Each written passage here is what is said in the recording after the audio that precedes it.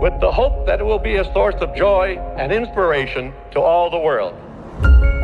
In Disney's 102-year history, there have been many defining moments and countless achievements. Today, we celebrate another thrilling moment, the creation of a spectacular new Disney theme park resort coming to Abu Dhabi.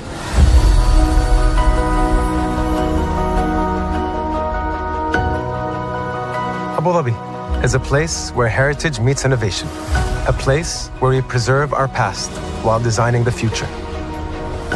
Bringing a Disney theme park resort to Yas Island, Abu Dhabi, marks a historic milestone in our journey as a global family destination. The 7th Disney theme park resort destination represents a new frontier in theme park ambitions. Our resort in Abu Dhabi will be the most advanced and interactive destination in our entire portfolio. The location of our park is incredibly unique. It's anchored by a beautiful waterfront, which will allow us to tell our stories in completely new ways. Ultimately, this project will be a celebration of what's possible when creativity and progress come together. What we are creating with Disney in Abu Dhabi is a whole new world of imagination, an experience that will inspire generations across the region and the world. This collaboration represents a powerful fusion of Disney's unmatched legacy in storytelling and Mirar's commitment to bringing world-class entertainment to our guests. Abu Dhabi's vision for the future is to create a legacy for generations to come. Disneyland Abu Dhabi will be authentically Disney and distinctly Emirati. An oasis of extraordinary Disney entertainment at this crossroads of the world. It will bring to life our timeless characters and stories in many new ways, becoming a source of joy and inspiration for the people of this vast region to enjoy for generations to come.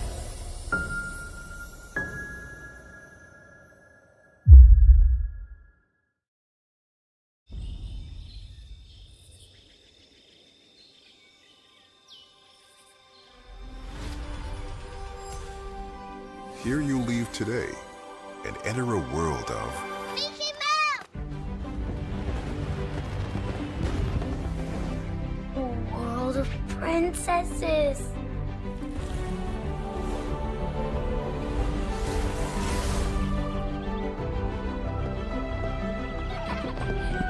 A world of villains. And heroes. Raise your sabers!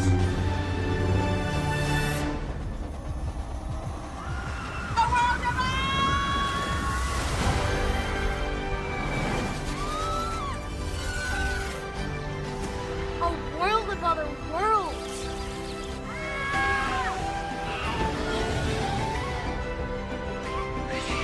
A world of all the favorites.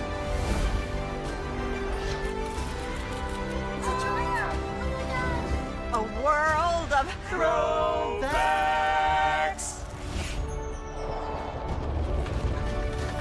A world of... for whatever you love. Infinite worlds await. Open your eyes. Think of the one place you've always wanted to see.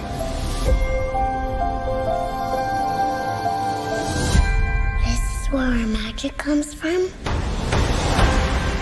They say if you dream a thing more than once, Please, please, please. it's sure to come true. Everything you see exists together in the great circle of life. There are stories about what happened. It's true. All of it. In every job that must be done, there is an element of fun. I told you she was tricky. Life is full of possibilities. What do you want to be remembered for?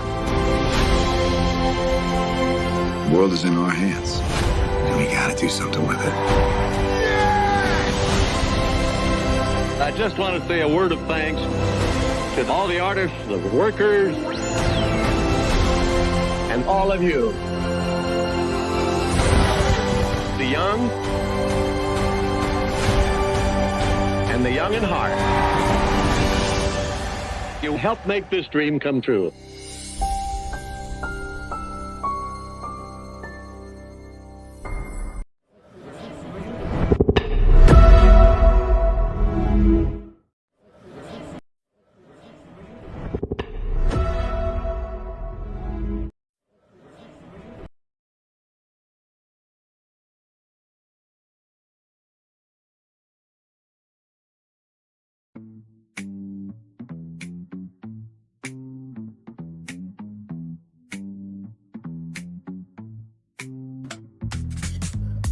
Well, hello to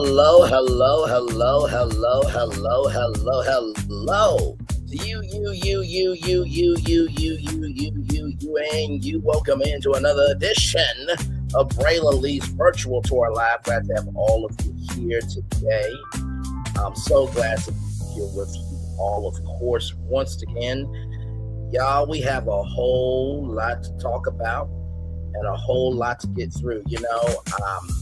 Today I was just kind of taking it easy. But as you all know, I don't take anything easy usually, right? And so, we're going to talk about downtown Toontown, but I also got some other things in store as well for y'all. I do. I absolutely do. And the way that I came to this path, right?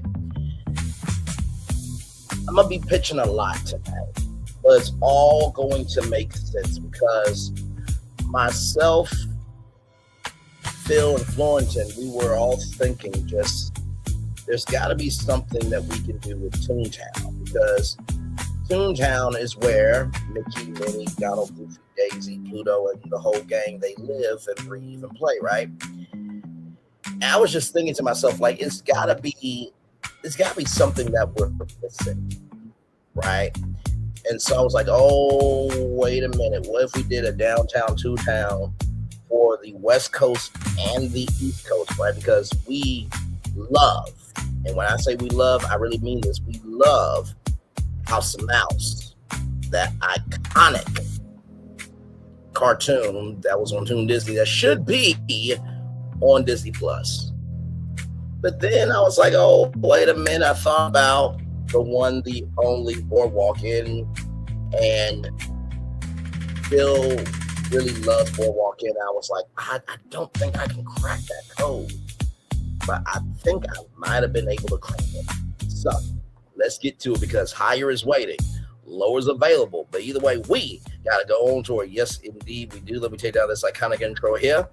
Shout out to the 3 people here. Thank you so much. Yes, indeed. Just arrived, and we got those fireworks up. Yes, indeed, we do. You see that virtual tour background? Yes, you do. You hear that virtual tour music? Yes, you do. And then there is me. Hey, everybody. Welcome in. Glad to have all of you here. As you all know, we cannot do this show without one iconic intro. So let's get to it. By the way, do y'all like the title of the live stream? I've been playing around with lyrics recently. So if you know that is from our Black Cinderella movie with our fairy godmother, Whitney Houston. Bunch of zanies and fools who don't believe in sensible rules or listen to sensible people. That is Disney. So let's get to it. Get Walt Disney up here to introduce this show. Oh, we got a lot to talk about, a whole lot to get through. Y'all, I think I might have solved some things for Disney, as we often do. So, let's get to it here. This here. Hey, Florentine, welcome in, good sir. Let's get to it. Walt Disney, do what you do, good sir. Here we go. To all who come to this happy place, welcome. What does a downtown Toontown look like? We're going to talk about that. Could there be some new resorts? that could help. And could something at the Magic Kingdom at Disney World help all this come together? We'll talk about that right from the space, right here, and right now. Oh, that never gets old. Let's see.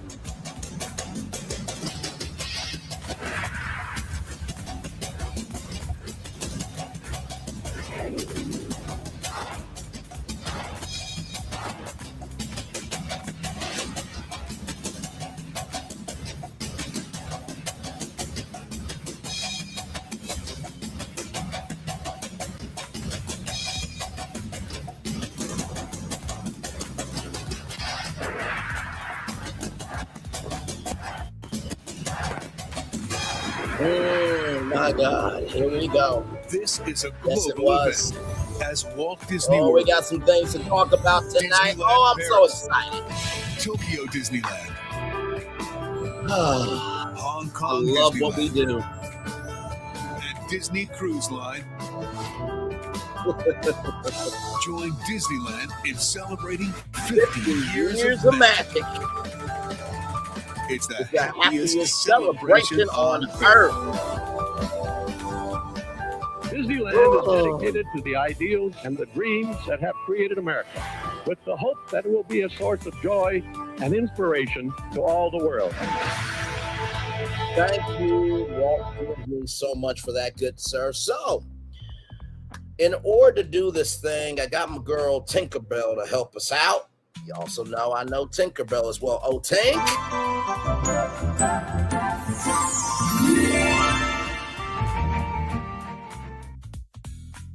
Thank you very much, my dear. So, when we think about Toontown, right, we think about Roger Rabbit, we think about Jessica Rabbit, we think about Mickey, Minnie, Donald, Daisy, Goofy, Pluto, the whole gang, right?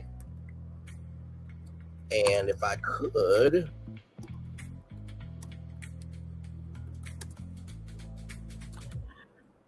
there is, I believe, something to show you the energy of Toontown.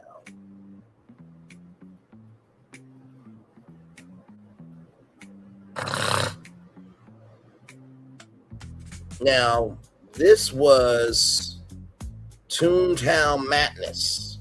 Okay, now I'm just showing you this because in order to understand where we are, we have to understand where we've been. Okay, so let me show you this here real quick. It's hard to believe that in the middle of record inflation, Mint Mobile is actually lowering prices. Here we go.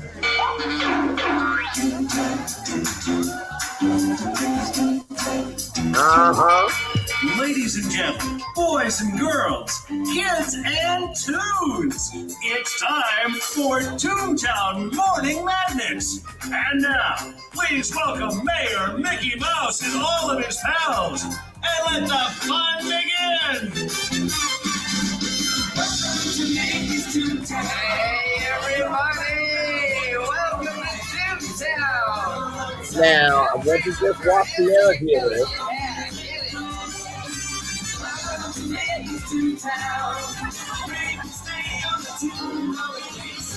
I believe that Mickey's Toontown Madness, you actually like got into the park early, and you also got character time with them as well. Hang on, give me one moment, y'all. Give me one momento.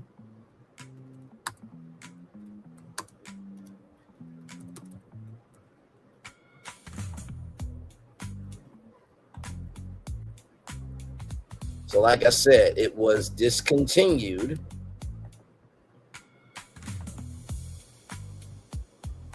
So let's keep playing it here.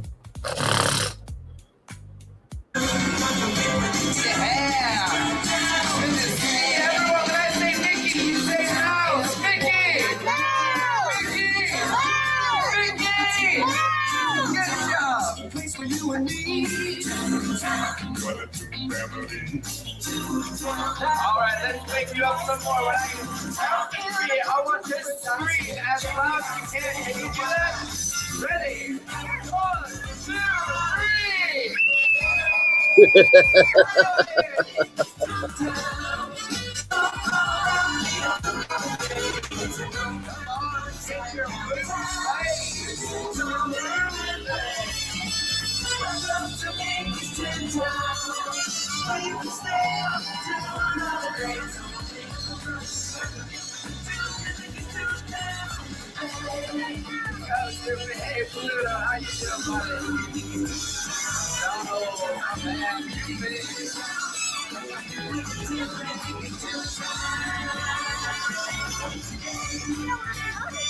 This was the official theme song. I remember all this like it was yesterday.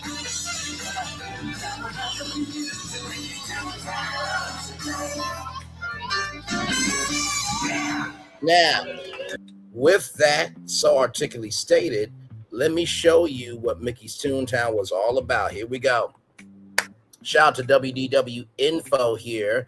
If you book your Disneyland package through the Walt Disney Travel Company or a travel agency such as Dreams Unlimited Travel, give it a moment. Come on, we're live here. There we go. Such as Dreams Unlimited Travel, you can wake up one day of your stay and join the mayor of Toontown for Mickey's Toontown Morning Madness an hour before Toontown opens to the general public. The mayor of Toontown, Mickey Mouse, is on hand for the ceremony where everyone becomes a citizen of Toontown. Your favorite characters will be showing off their homes and playing games. Don't forget to bring your autograph books. Mickey's Toontown Madness was available for one morning throughout the length of the ticket on Monday, Wednesday, Friday, or Saturday. You must have a valid multi-day admission ticket to enter the park. The characters and days offered are subject to change, so please check your daily schedule. So now that we got that, kid saw a spider, good Lord. So now that we got that together, if you're having this morning madness, right? And then as a tune, you're living your life and you're seeing your friends and you're getting to see all these people from around the world. You need a place to go. Now, I would love to play House of Mouse for you. Rock the house, shake the house, we're gonna have it a ball at the House of Mouse. Now, here's the mouse with the all. MICKEYMOUSE, Mickey Mouse. It's one of the most legendary cartoons that Disney has ever done because they were able to get pretty much every Disney character in one shot. Okay, they had House of Villains. Okay, so we're going to start off here on the West Coast. I know we normally do Disney World. We're going to get to Disney World.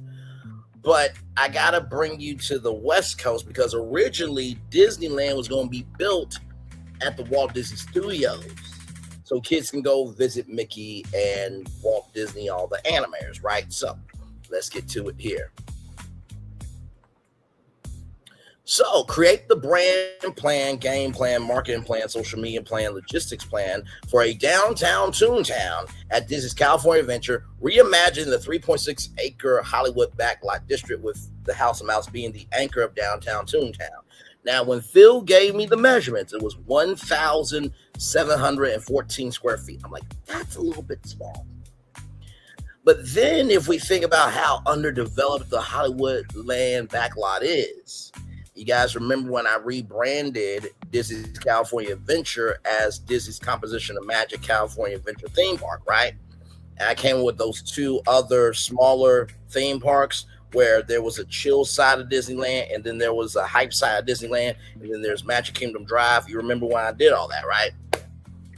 This is also creating a ping pong energy. You know why? Because guess what? The Toons are at Toontown at Disneyland. But in order to see what the nightlife is like, you got to go to Disney's California Adventure. Now we're doing the cross-promotion thing. Cross-pollinating.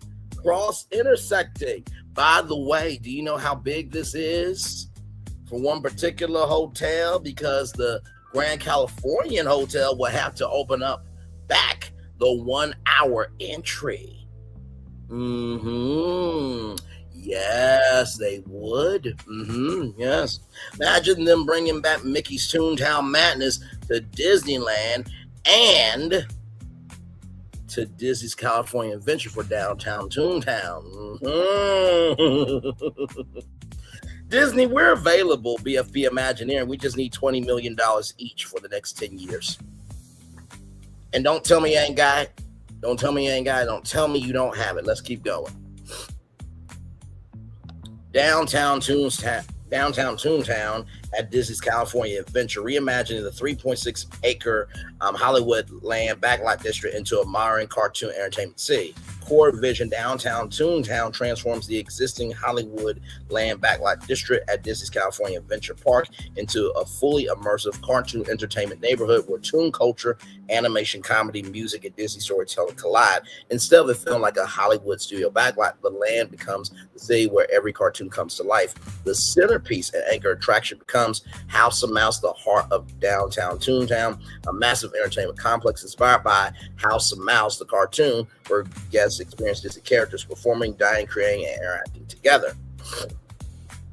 Number one, brand plan, brand name, Downtown Toontown, brand positioning, where Disney characters live, laugh, and entertain every day. Downtown Toontown is not a neighborhood frozen in town, it's a living cartoon city.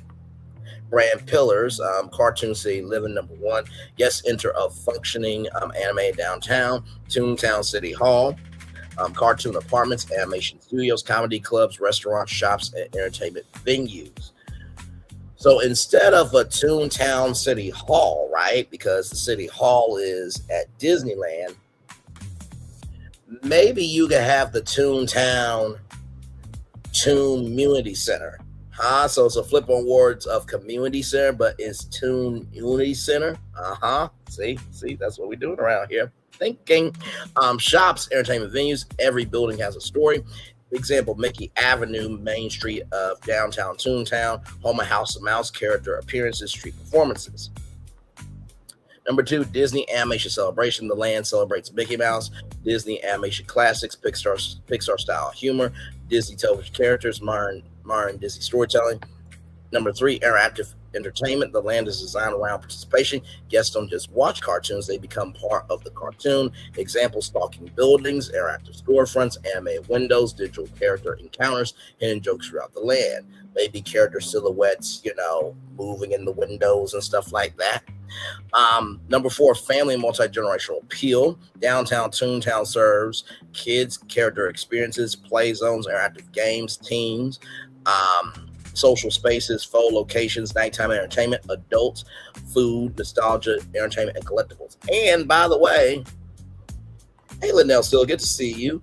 That's good. Now I seek to build the idea understood. And when Walt Disney, right, built Disneyland, the one thing you could not do was be able to go to other lands so smoothly. That's what the utilidors were created for. Can you imagine Mickey being like, all right, I'm going to leave Toontown. I'm going to downtown Toontown. And all the characters are just walking over to downtown Toontown in real life, in front of your face. Like, Mickey's in front of me. He's going down to downtown Toontown. What the hell? I'm sorry. I forgot to go back to my house. He's going back to his house. So now the characters are able to cross the street over to another park in the middle of the day, and it makes sense. Solutions, ladies and gentlemen. Yes, indeed. Let's keep going. Game plan, guest experience strategy, land layout, approximate size, 3.6 acres. District map, main interest, Toon Boulevard or Toon Boulevard. A redesigned interest replacing the Hollywood land backlot feeling. And I know what people are going to say. Could you not do Toontown land backlot? I think at this point, California Adventure has changed so much where it's not even about Hollywood anymore. But as you know, we do care about nostalgia. Yes, we do. And who's to say that Hollywood land backlot, sign cannot live as a, photo op somewhere, right? Even if we got to recreate, because y'all know I do care about history. We care about history over here, okay? So let's keep going. But I do believe at this point, I think having Toontown and the downtown Toontown makes the most sense. Anchor Experience House of Mouse Entertainment Palace, the centerpiece of downtown Toontown, a full-scale immersive restaurant and show experience. Interior inspired by classic Hollywood theater, Art Deco nightclub, cartoon exaggeration, large sign House of Mouse, interior zones, main stage, a rotating live entertainment venue. So shows, Mickey's Toontown Live, Disney character variety show, villain comedy night, princess celebration, Pixar Toon Showcase. House of Mouse restaurant dining concept, diner and entertainment or entertainment, menu, Mickey waffles, character inspired appetizers, cartoon desserts, and California cuisine. Backstage Toon Studio, interactive attraction. Guests help create a cartoon episode. Experiences, voice acting, animation challenges, sound effects, character creation.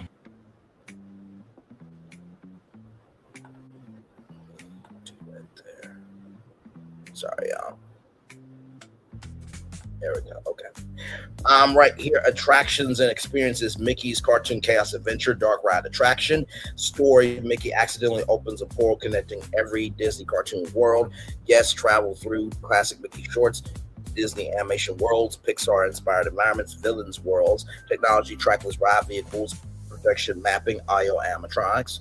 Toontown Hall, an interactive comedy attraction. Now, this could be cool because, as you guys saw, within that Toontown thing, it was just a door that opened up, right? You could actually go through it. So potentially this could happen at the Toontown Toon Community Center, right? The potential of Toontown's embrace theatric reaction energy. He is super spicy tonight, special spice of BFB. Thank you very much, good sir. I appreciate that very much. Interactive comedy attraction. Guests participate in cartoon court cases, character elections, comedy shows, and more. Maybe some meet and greets as well with Disney characters. And, maybe even some Disney legends can go over to, the Toontown Toon Community Center, and you can meet Jodie Benson there or meet Haley Bailey there. There's a lot of ways that this can go, plus a lot more. Animation Alley walking experience, guest experience, explore animation studios, character workshops, arts demonstrations, downtown Toontown playground, family area, cartoon playground, splash features, interactive walls, small kids attractions, dining plan, House of Mouse signature dining, Toon Burger Factory, quick service, cartoon burgers, shakes, loaded fries, Clarabelle's cartoon cafe, desserts, ice cream, milkshakes, character treats, Goofy's Garage Food Market, food stalls, pizza, tacos, snacks, and drinks. Retail plan, Mickey's Main Street Emporium, premium merchandise, downtown Toontown apparel, limited edition collectibles, Toon Maker Studio, guests create custom cartoons, the caricaturist, how they draw your face and stuff like that. That could be something in Toontown too, okay? Just imagine Mickey and it's like, I got a cartoonograph of me, my girlfriend, Mickey. Like, what the hell? You know what I mean? So I think stuff like that would be cool. Personalized merchandise, character artwork, marketing plan, campaign theme, welcome to the city where cartoons come alive. Launch campaign, phase 1 announcement, timeline 12 to 18 months before opening, marketing D23 announcement, concept art reveal, behind the scenes documentaries, Imagineering videos. Phase 2 construction, storytelling, content building, downtown Toontown, episodes, architecture, character design, food creation, attraction development. Phase 3 opening celebration, downtown Toontown, festival duration 30 days, events, character parades, celebrity appearances, live concerts, exclusive merchandise drops, potential partnership strategy, potential partners, Disney Plus, Disney Animation, Disney Consumer Products, Disney Music Group, Disney Publishing, social media plan, main hashtag downtown Toontown, supporting hashtag House of Mouse, Toontown LA, Disney CA. TikTok strategy, content a day in downtown Toontown, character POV videos, Mickey goes shopping, Goofy tries a restaurant, Donald causes chaos. behind the scenes built series Building a Cartoon City, episodes designing buildings, creating characters, testing attractions, Instagram strategy, content, concept, art reveals, food photography, character moments, nighttime lying videos, YouTube strategy, Disney Parks channel, creating Downtown Toontown, 8-part documentary, the vision, design of the city, House of Mouse, attractions, food, merchandise, characters, opening day, creator strategy, invite Disney creators, family vloggers, animation influencers, food influencers, pop culture commentators as well, create first day in Downtown Toontown, logistics plan, construction strategy, timeline, year 1, demolition, infrastructure upgrades, utility work, year 2, building construction, attraction installation, research development, year 3, testing, cast training, soft openings, guest flow strategy, capacity goal, approximately 8,000, 12,000 guests daily, depending on attraction mix and operating hours, transportation integration connection, Hollywood land entrance, adventure campus, pedestrian flow, animation courtyard connections, cast member plan, new roles, Toon citizens or Toon isms, entertainment cast, characters, street performers and hosts, Toon creators, specialists, animation educators, arts and performers, merchandise logistics, launch strategy, opening day exclusive, House of Mouse collectibles, Downtown Toontown pins, limited artwork, character apparel, nighttime strategy, Downtown Toontown transforms after sunset, Toon City lights at nighttime spectacular, features building projections, neon animation effects, character dance parties, music performances, economic impact strategy, expected benefits, increased guest spending through dining, merchandise, premium experiences, longer park hours, Downtown Toontown becomes a nighttime destination, increased Disney Plus synergy, content opportunities, behind the scenes shows, animated shorts, and character specials. Final Vision, Downtown Toontown becomes Disney California Adventures Main Street of Animation. So Main Street USA and a Main Street of Animation. How clever. A place where guests don't visit a cartoon world, they move into one. Combination of House Mouse as the anchor, immersive entertainment, dining, shopping, character experiences, social media friendly environments would transform the former Hollywood land backlot into a signature Disney destination comparable in emotional impact to lands like Cars Land and Adventures Campus. Now, I know, what can I say except you're welcome? I know. Now, that's just part one, right? And I know what you all are thinking. Well, Brian, what are you going to do for the East Coast? I'm so glad you asked. But before I get to my plan for Downtown Toontown at Disney's Hollywood Studios, there was something that was boggling my mind. And I didn't like it. And so I think we all remember that back in the day, there was a thing called Mickey's Toontown Fair, where you can meet Mickey, Minnie, Donald, Daisy, Goofy, Pluto, everybody. And that got, cast, that got destroyed for Storybook Circus, right? And Storybook Circus, leans into Fantasyland, New Fantasyland, all that. And I was just trying to rack my brain. I'm like, well, if we got Toontown and Downtown Toontown on the East Coast, on the West Coast rather, how are we going to do that for the East Coast? So I was racking my brain. And I'm like, I think I got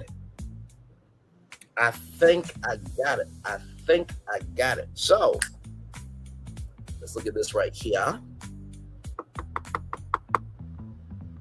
Now this took some configuring. I really had to sit down with this because I'm like, in order for this Downtown Toontown to work, we're going to need Mickey and the gang to have a home in the Magic Kingdom. But how do we do that, right?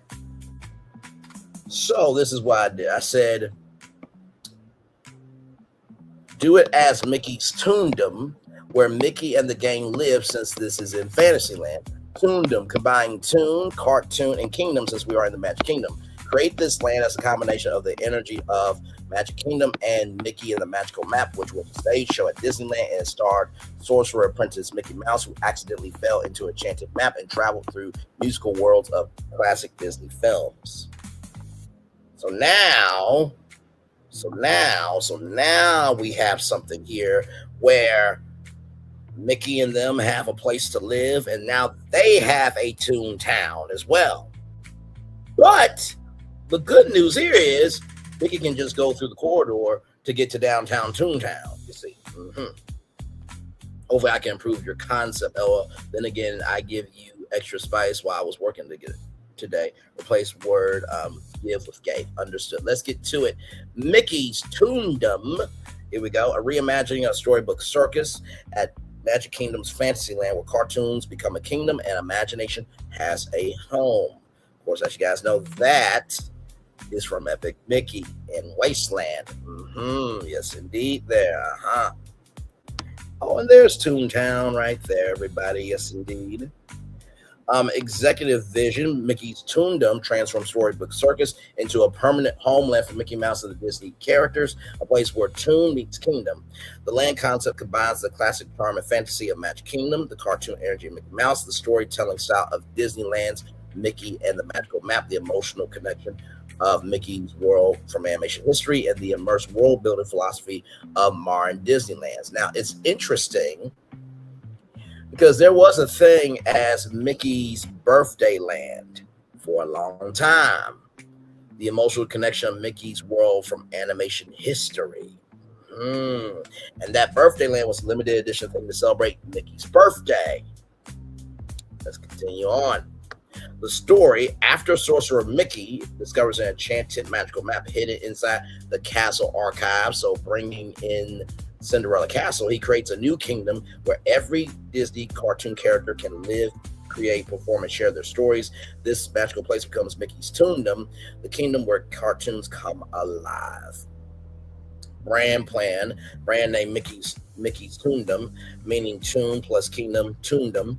Toon, animation, cartoons, humor, imagination, Kingdom, Magic Kingdom, fantasy, royalty, belonging. The name, I always hate this part. Sorry, okay, it just happened. Get my charger. Yes, indeed, here. The first cartoon kingdom inside Walt Disney World. The name positions the land as the first cartoon kingdom inside Walt Disney World. Brand promise, step inside Mickey's imagination and discover the kingdom where every cartoon dream comes to life. Brand personality, magical, connected to fantasy land and Disney fairy tale storytelling, playful, full of slapstick humor, animation inspired details and character interactions, musical, inspired by Mickey and the Magical Map, with music driven storytelling, nostalgic, celebrating Steamboat Willie, Mickey's classic cartoons, Disney animated shorts, modern Mickey Mouse adventures, family center, a land designed for parents, kids, and grandparents. Now, if you're thinking, Braylon, did you? Wait a minute, Dwayne. Really, Dwayne The Rock Johnson? Okay, hang on, y'all. Apparently, Dwayne The Rock Johnson wants to say something about the greatness of this land. Just give me a moment. Yeah, oh my God.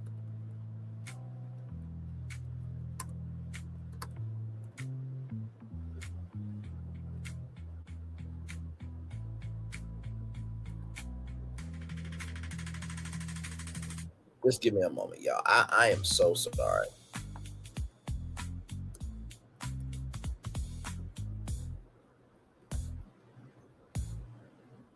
Just give me a moment, y'all. I am so sorry. Yes. All right, Durain, what do you have to say about this, good sir? About the fact that I made Mickey's Toondom? What do you have to say, sir? Because we're live here. Okay, here we go. Now, what you're going to see here is why the hierarchy of power in the DC universe is about to change. Sir, I need you to go back because I didn't show you right away, so I just want to respect you. So what do you have to say about Mickey's Toondom real quick and the hierarchy of, the theme park universe for Disney rather? What do you have to say about it? Now, what you're going to see here is why the hierarchy of power in the DC universe is about to change. The hierarchy of power in the DC universe is about to change. The hierarchy of power in the DC universe is about to change. The hierarchy of power in the DC universe is about to change. Things will never be the same because the hierarchy of power in the DC universe is about to change. Now, I don't know about the DC universe, but I don't think you're off about my idea, because as we all know, he wants to say, what can I say? You're welcome after, right? But let's lean into Dwayne "The Rock" Johnson's words here of the hierarchy of power of the Disney theme park universe about to getting ready to change and about to change. Did we hear a rumor about Villains Land being more family friendly? We did hear that, correct? So Mickey's Toondom fulfills that family, very kiddish, but very home-like feeling, right? So now the hierarchy of the Disney theme park universe is in balance, because Mickey's Toondom can't stay safe too long because there's a whole Villains Land. So now we have good and evil in the Magic Kingdom, but it makes sense, ladies and gentlemen. Okay, this is how you work, Josh D'Amaro and Walt Disney Imagineering. This is how you do it. This is how you roll. This is how you do it. This is exactly how you do it. Let's continue on. Brand pillars, the kingdom of animation. This is number one. Mickey's Toondom is the home where cartoons live. Characters include Mickey Mouse, Minnie Mouse, Donald Duck, Daisy Duck, Goofy, Pluto, Chip and Dale, Disney animated friends. Number two, the magical map experience, the land storytelling device, the Toondom map, a giant enchanted map created by Sorcerer Mickey. Yes, discover different cartoon neighborhoods: Mickey's Main Street, Minnie's Garden District, Donald's Dock, Goofy's Fun Factory, Pluto's Play Park, the animation archives. Number three, Fantasyland meets animation. Architecture, Fantasyland castle-like buildings mixed with cartoon exaggeration. Imagine curved buildings, animated windows, moving signs, talking fountains, musical pathways, character-driven details. Number two, game plan, guest experience strategy. The guest story, the guests are not visiting cartoon, they are entering a cartoon kingdom. Land layout, entrance, the Toondom Getaway, replacing Storybook Circus entrance, a massive golden sign, welcome to Mickey's Toondom, featuring Mickey wearing sorcerer robes, a magical map opening behind him, animated stars moving around the entrance. Area 1, Mickey's Magical Map Plaza, the centerpiece attraction, Mickey's Magical Map Adventure, a next generation dark ride / show hybrid inspired by Mickey and the Magical Map. Story, Sorcerer Mickey accidentally activates the magical map and guests travel through Disney animation worlds. Possible scenes. Is that the Jungle Book and the bare necessities, the simple bare necessities? I think there's been some people talking about the Jungle Book here recently. Of course, the Little Mermaid. How can we forget about her? Underwater musical sequence, Aladdin Flying Carpet Adventure, Lion King, Pride Rock Celebration. I'm reading it because it is in the prompt. Frozen, an ice palace transformation. I think Big Hero 6 could do a lot better than Frozen, but hey, that's neither here nor there. Just saying. Fantasia finale, Sorcerer Mickey restores the map. Area 2, Mickey's Cartoon Castle. A character attraction and meet and greet experience inspired by Mickey's Clubhouse. Features Mickey and Minnie meet location, interactive rooms, animated effects, photo opportunities. Area 3, Goofy's Toon Factory, family play area experiences, Goofy's Cartoon Workshop, interactive attraction, guests help Goofy create animated cartoons, activities, sound effects, drawing, animation, color creation, cartoon physics. Absolutely. And Goofy has the arm length to help make these cartoons. What was that offensive Did I piss you off? Are you disgusted with my behavior? I don't care. Olaf said he cannot draw. That's what was said in the recording when Josh Gad did it. Okay? All right. Moving on. Don't get mad at me. Get mad at Disney. Moving on. Okay. Area 4, Donald's Duckburg Harbor, a cartoon, a waterfront cartoon neighborhood, rather. Attractions, Donald Duck's Dash, family spinning coaster. Theme, Donald accidentally launches a cartoon boat through Duckburg. Area 5, Minnie's Garden District, a beautiful Fantasyland style neighborhood. Features character dining, gardens, boutique shopping, and photo locations. And of course, don't know Florentin is I'm Phil. Oh, my bad, brother. My bad. By the way, Dumbo will still be a part of this. I mean, come on. Like, when you go to Disney, you have to be able to ride Dumbo, right? Of course you need to. Entertainment strategy, Mickey's Magical Map Celebration, a nighttime castle-style stage spectacular. Location, Toontown Plaza, features live performers, production mapping, fireworks moments, animated characters. Marketing plan, a launch campaign, a new kingdom has arrived. Phase 1 announcement video story. A mysterious magical map appears inside Cinderella Castle. Sorcerer Mickey opens it, and the map reveals a kingdom where cartoons live. Reveal Mickey's Toondom. Construction, Phase 2 construction marketing. Social series, building Mickey's Toondom. Episodes behind the story behind Toondom.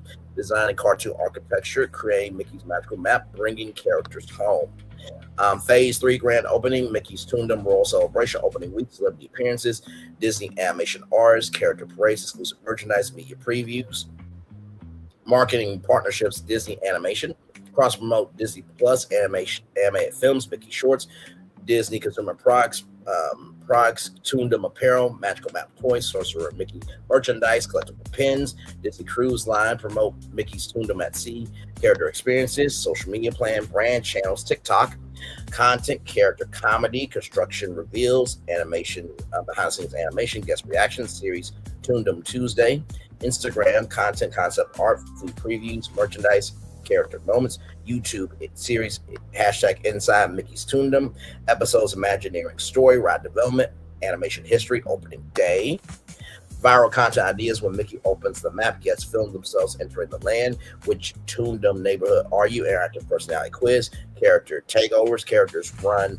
Disney social accounts, example, Donald posts angry restaurant reviews. I think that will be absolutely hilarious. Goofy post invention videos, logistics plan, land footprint, storybook circus footprint provides a natural transition because it already has family atmosphere, character present, fancy land placement, circus cartoon energy, construction strategy, phase 1, retheme existing buildings, character areas, merchandise locations, major additions. This is phase 2, Mickey's Magical Map Adventure, Donald Duck Attraction, Entertainment Plaza, phase 3, full land completion, dining, interactive elements, nighttime show, operations plan, hours match Fantasyland, 9 a.m. to park close, cast member theme, cast members become citizens of Toondom or Toondom isms, roles, map keepers, tune creators, kingdom guides, merchandise strategy, signature merchandise, the Toondom collection, products, Sorcerer Mickey robes. So imagine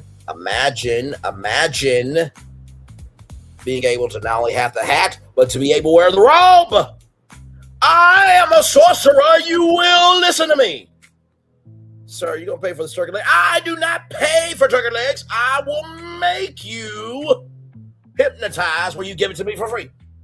Sir, that's gonna be $10. Damn it. But because you did so good, I'll give it to you for $5. Bill. Ooh. You know what? 2 for $10. Say less. Okay, guy. Yes, it's not Moy. Dang, I said because Magical Map will have add to my concept. How many acres is Toondom? Anything map is a friend to Phil. Absolutely. I don't know how many acres would be Toondom. I'm basically taking Storybook Circus and however big that is, and all that's going to fit into Storybook Circus. Right here, the Toondom collection, Sorcerer Mickey robes, Magical Map replicas, character Kingdom pins, animated spirit jerseys, Toontown ears, food and beverage, Mickey's Magical Kitchen, character dining, menu, Mickey waffles, cartoon-inspired desserts, magical color-changing drinks, Goofy's gadget snacks, fun treats, cartoon popcorn buckets, character churros, animated desserts, economic impact strategy.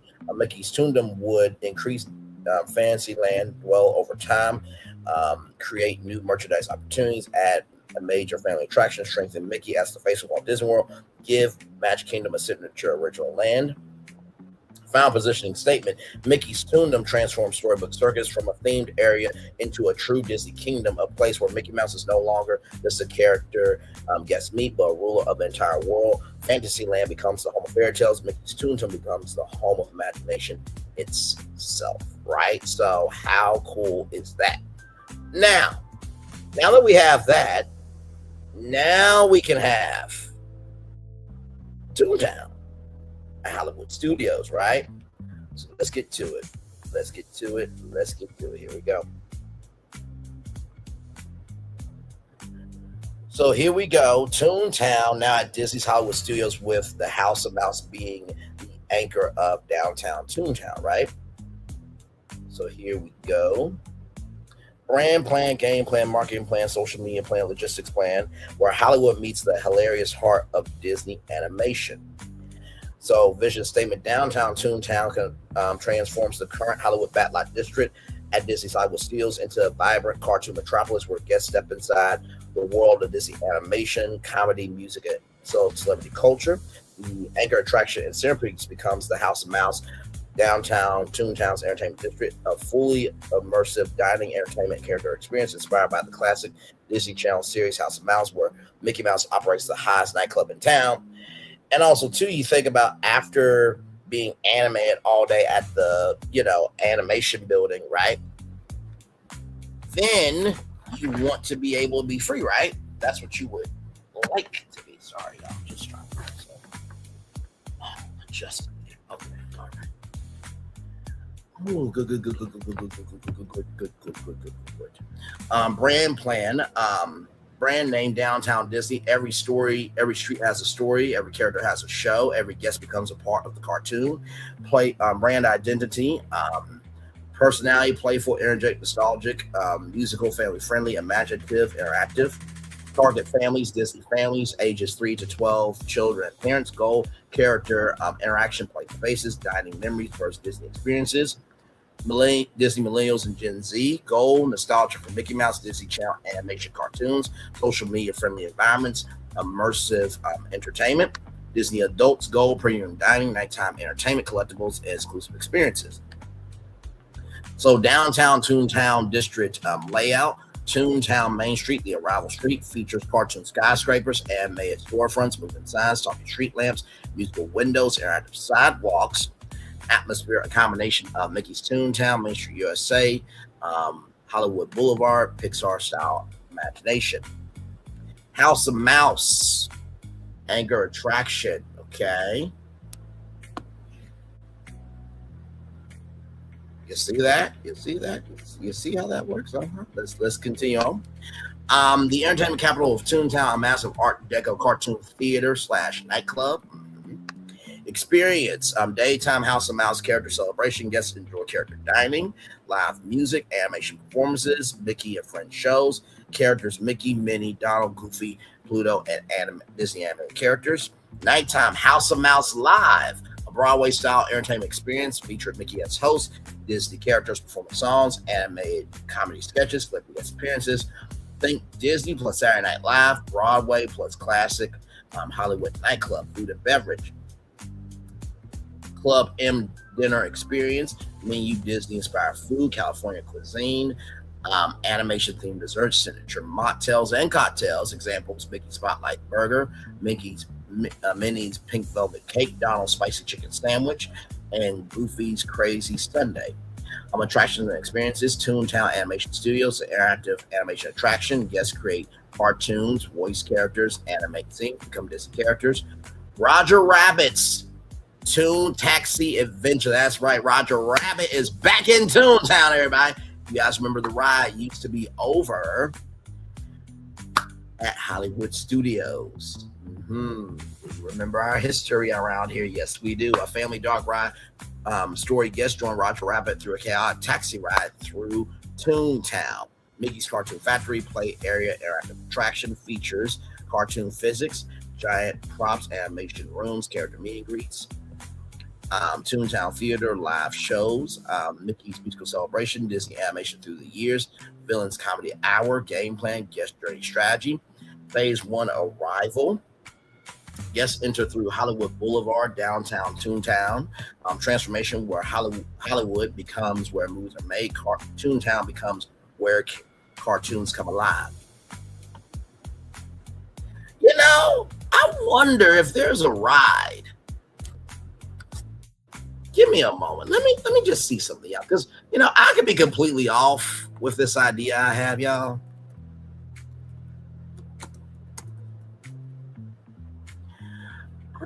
I could be off.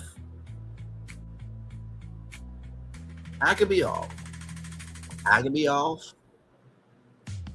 And I really could be off, but I just want to see something. If there's any ride that could help, you know, downtown Toontown, I just want to see something. Just let's see. Wait a minute. What is this? What is this? Oh my Lord! Oh my God! Oh my God! That's Art Deco. Downtown Toontown Entertainment.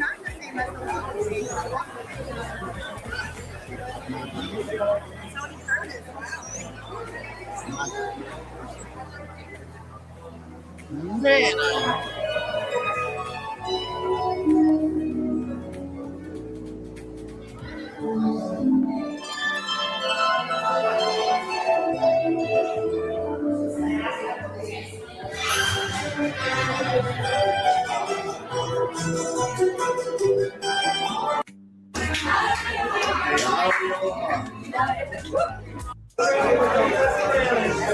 Let's push this in.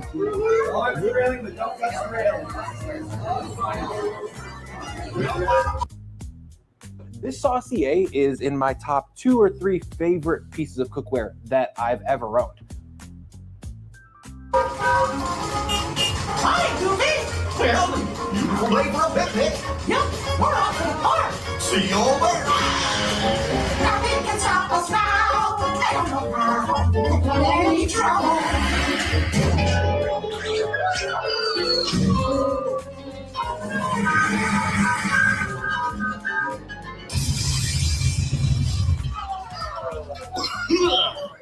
Oh, hiya, folks. Want to take a ride on the train? Excuse me, you lady. Do you mind helping these good people into the cartoon while I fix this here locomotive? Sounds like a lot of paperwork, Goofy. Actually, that's not going by break. Thanks. Be back in a jiffy to pick you all up. Well, folks, you worked a dog. I hope you have a great time with the cartoon. Oh. Downtown Toontown, huh? Is this making Magic Kingdom Disneyland again, or is it ever creating its own identity, as others want to put, because they're fine with no Disneyland clones disappearing? You know, that's an interesting question. I will say this, right? Toontown, you're only going to get to experience that at Disneyland, right? But Mickey's Toondom, you're only going to get to experience it at Walt Disney World. So that's going to make people want to fly back and forth. The only thing that's going to seem similar is going to be Toontown, downtown Toontown. But here's the good news about that, right? You can incorporate Florida culture inside downtown Toontown for the Florida edition, and you can incorporate California culture inside the California version of downtown Toontown, right? Oh, then 9 acres between Muppets Roller Coaster and Toy Story Land is open for redevelopment. is what I'm gathering in my mind. Understood. So, with that being said, let's keep going here on this here. Here we go.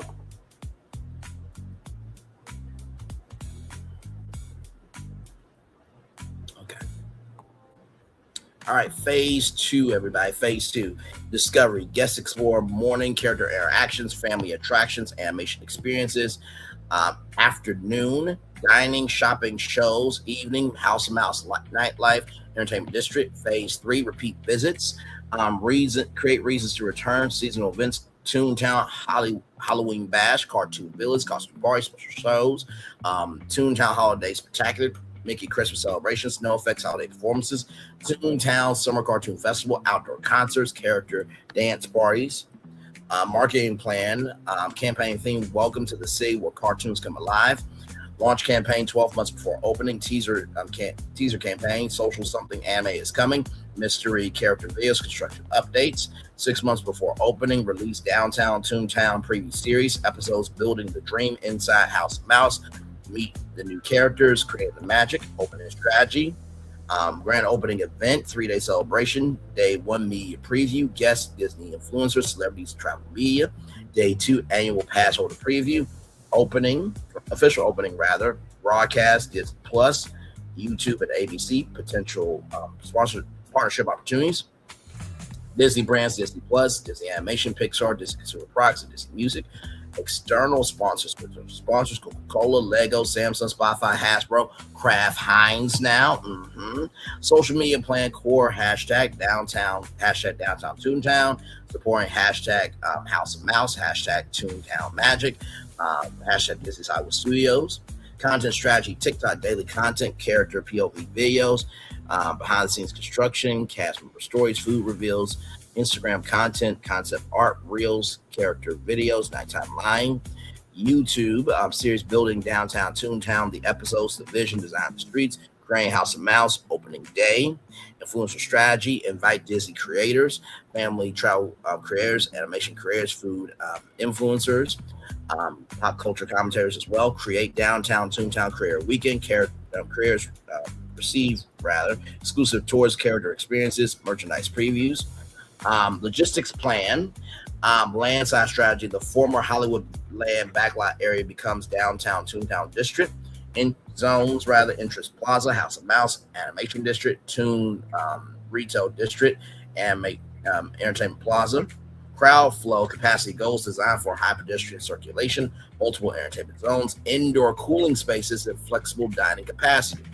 Operations team, entertainment staff, teams, character performances, musicians, street performers, hosts, animation educators, dining operations, House of Mouse, 2 formats, breakfast and lunch character dining, dinner, premium entertainment offering, late night adult friendly lounge atmosphere.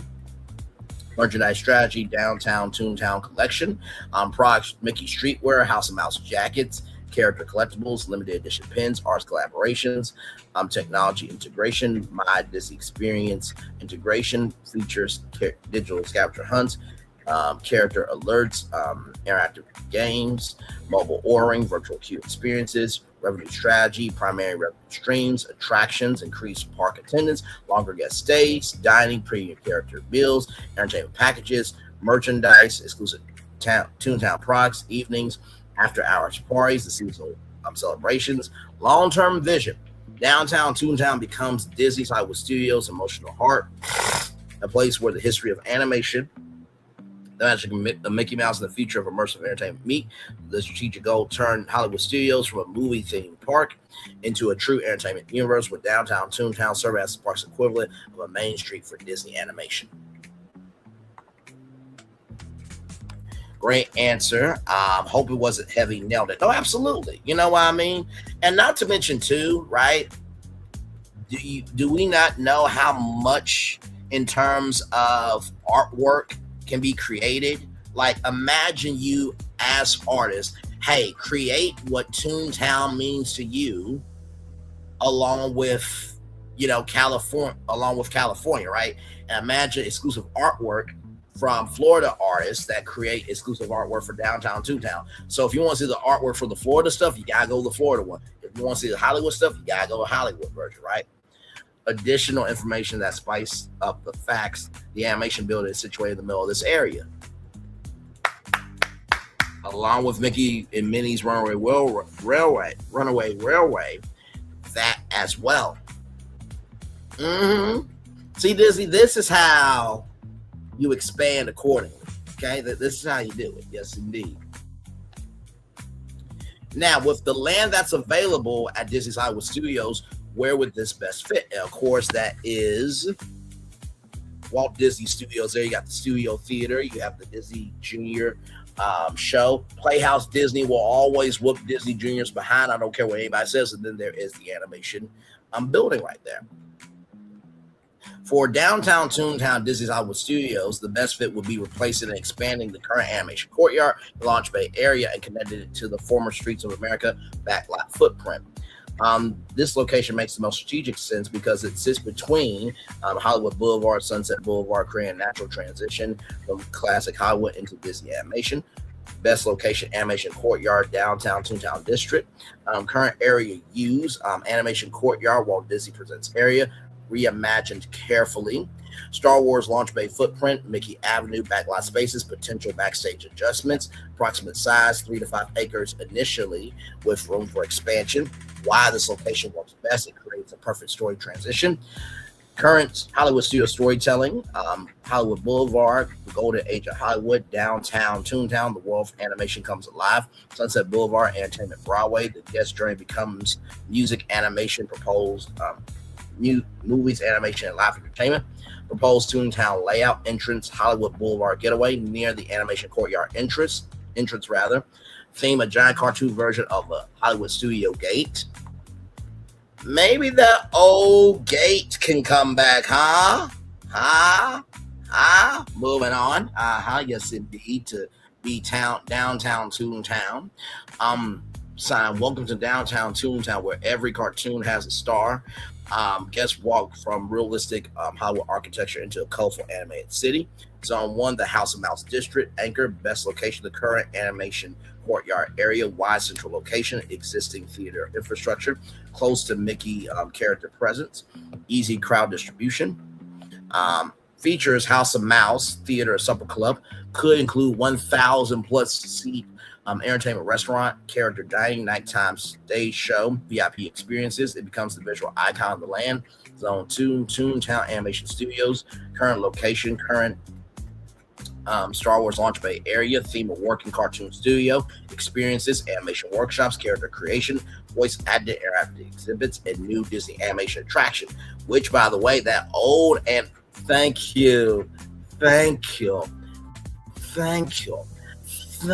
so much.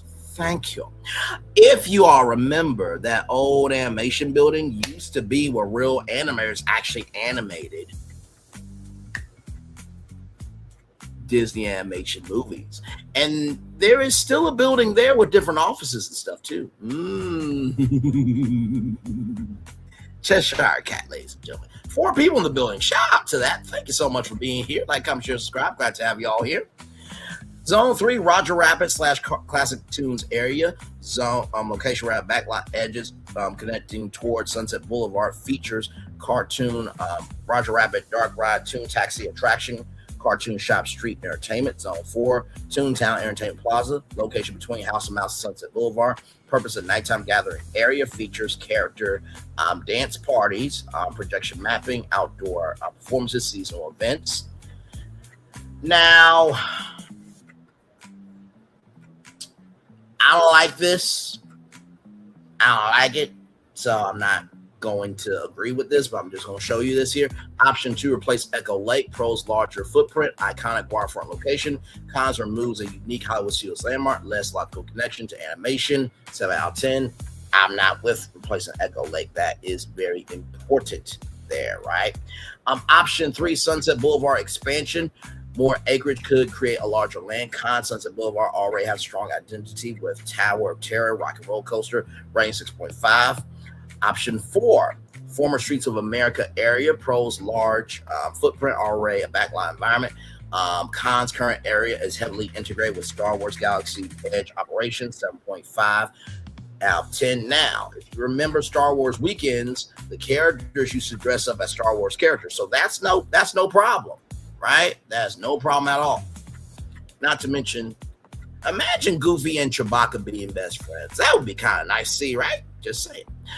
Yes, indeed. Their recommended master plan phase 1 highest impact: replace animation courtyard, Star Wars launch bay, create downtown Toontown size 3.5 acres, includes House of Mouse, Toon Retail District, character dining, animation attraction, street entertainment, phase 2 expansion, use nearby backstage and underutilized areas, add Roger Rabbit Dark Ride, larger theater, additional restaurants, grow downtown Toontown into Disney's Hollywood Studios version of Modern Main Street. Strategic impact: this placement would solve several part challenges. More family Hollywood Studios needs more family attractions, more daytime entertainment, more Mickey presence, more indoor capacity, more reasons to stay after sunset. Downtown Toontown will become the park's emotional centerpiece, similar to how Fantasyland anchors Magic Kingdom, World Showcase anchors Epcot, and Cars Land anchors Disney's California Adventure. The strongest version is Animation Courtyard, becoming downtown Toontown with House of Mouse as the icon building. So, say goodbye to Gertie. Oh, so sad. So sad. So sad. Now, I've been trying to rack my brain around something. I really have. And I think I might have figured out something. Maybe, right? Because Phil, he loves boardwalking, and I cannot figure this out for the life of me. And I think that I have figured out a way where it is reimagined, but it's all new again. Ladies and gentlemen,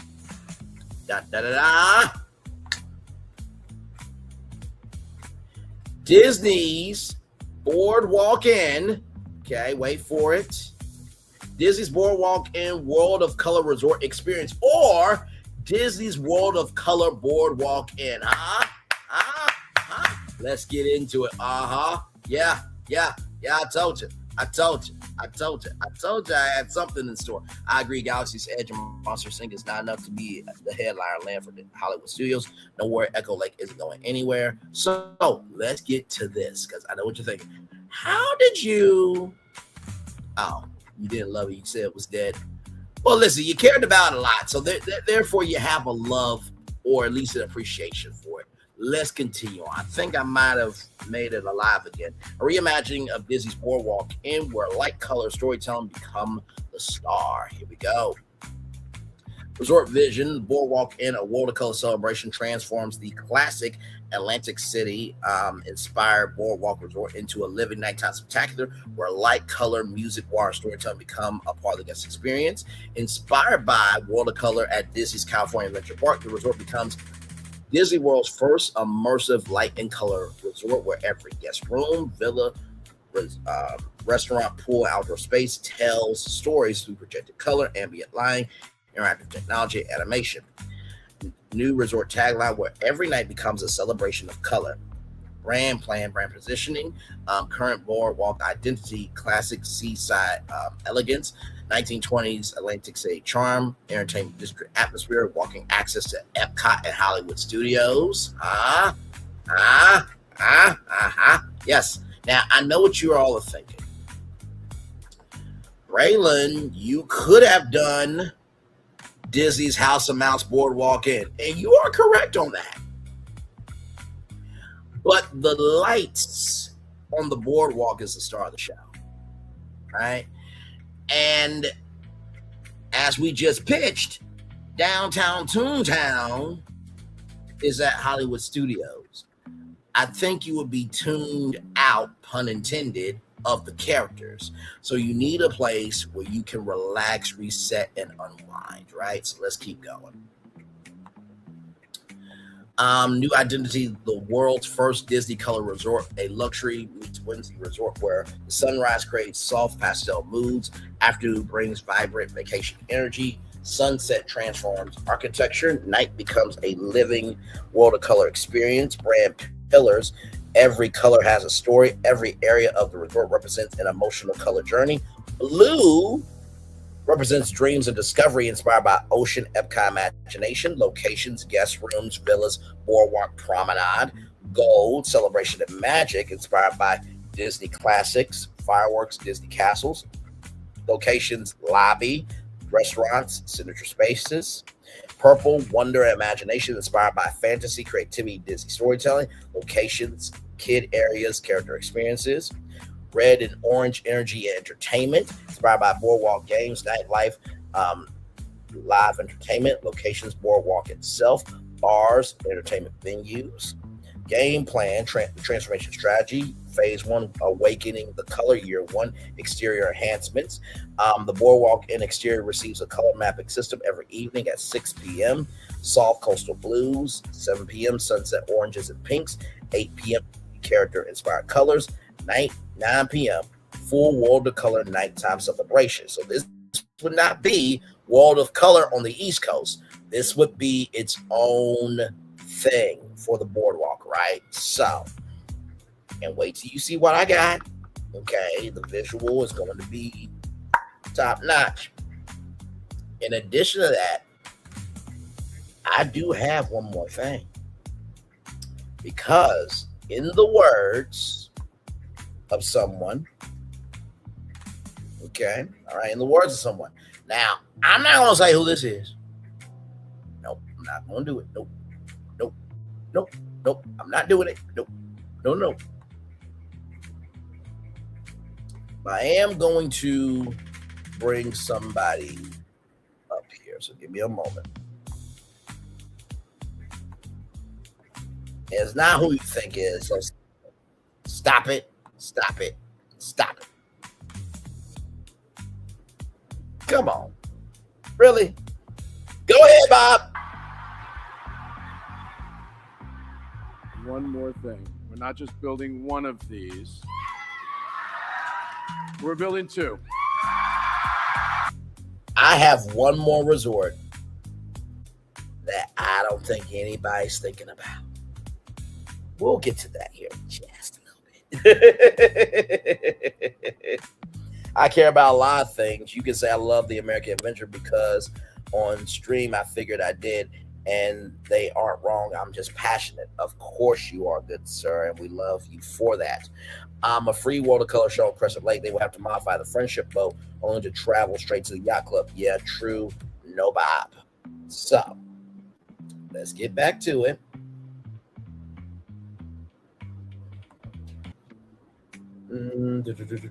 All right, here. This is what I was good for. Okay. Interactive building line. Guests can use the My Disney Experience app to paint the boardwalk. Guests choose favorite Disney color, favorite Disney movie, celebration moment. The resort responds by changing lighting colors. Example, a guest celebrating a birthday selects Encanto. The boardwalk lights transform into purple, orange, and tropical colors. Phase 2, room transformation. Disney Boardwalk and Color Suites. Every room becomes a personalized storytelling environment. Standard rooms, color coast rooms, feature smart lighting, guest control ceiling colors, window glow, nighttime ambiance modes, morning magic, bright coastal sunrise colors, park day energy, vibrant Disney colors, relaxation mode, orange, blues, and soft purples, good night story, slow changing stars and colors. Deluxe rooms, World of Color story rooms. Each room celebrates a Disney theme. For example, Pixar Color Room, Lying inspired by Toy Story Inside Out and Up, Animation Room inspired by Frozen, of course, Moana, Tangled, Disney Parks Room inspired by Epcot, Magic Kingdom, Hollywood Studios. Boardwalk Villas transformation to color canvas villas. Premium villas becomes immersive homes. Features color changing kitchens. So imagine the LED lights under and the whole kitchen is transforming. Like, can you imagine? Be prepared. And it's all lighting up red. Oh my God, I can just see it now. Light up dining spaces, private balcony lighting, interactive Disney art walls. Dining experience plan, flying fish, ocean of color. Okay, so flying fish won't be going away. We're just adding ocean of color. A redesigned signature restaurant, the experience. The dining room slowly changes colors based on ocean storytelling. Dinner progression, appetizers, blue, underwater tones. Main course, golden sunset colors and dessert rainbow celebration. Triana al Forno, Italian sunset spectacular, a romantic restaurant experience, lighting Mediterranean sunset colors, anime projections, glowing lantern effects. Boardwalk Bakery, Color Cafe, a day to night transformation. Morning yellow sunshine, afternoon pastel colors, night neon boardwalk glow. The Abracadabra, the Color Illusion Lounge, a magical bar where drinks change color, walls react to conversations, magical effects appear through lighting. The signature drink, the World of Color Cocktail. Okay. The West Coast don't have that. A layered drink inspired by Disney colors. Pool experience plan, Laguna Park Pool, World of Color Lagoon. The pool becomes a nighttime attraction, daytime. Classic boardwalk fun, family activities, pool games, character appearances. Nighttime, a mini color World of Color experience. Colors Under the Star, a 15-minute nightly show, includes pool fountains, projection mapping, music, and Disney animation. Themes: Monday, Disney Classics. Tuesday, Pixar. Wednesday, Princess Stories. Thursday, Villains. Friday, Disney Parks. Saturday, fan favorites. Sunday, New Disney Stories. Boardwalk experience plan. The boardwalk becomes a nighttime destination. Boardwalk illuminations. Every evening, 8:30 p.m., a 10-minute night spectacular. Features building projections, animated Disney colors travel across hotels, shops, and restaurants. Interactive sidewalk, guests step on glowing areas. Examples: stepping on blue, ocean waves appear. Stepping on gold, sparkles appear. Stepping on purple, fantasy effects appear. Entertainment expansion, color street performers. New entertainment, glow performers, light dancers, LED musicians, color painters. Boardwalk color parade, nightly mini parade. Route, Boardwalk Inn, Boardwalk Promenade, Atlantic Dance Hall area featuring Disney characters, color floats, glow costumes. Marketing plan: your vacation, your colors. Target audiences, families. Message: every child can create their own Disney world. That would make that commercial, right? You know what? Instead of talking about that commercial, how about I just show you that real quick? We'll be back right after this. Roll it.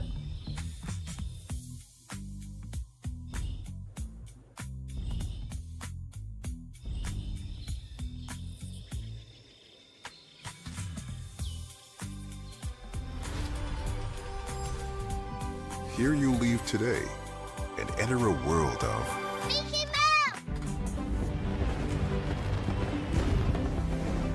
A world of princesses.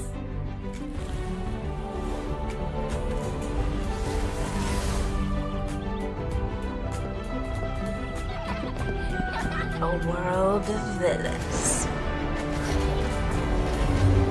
And heroes. Raise your sabers.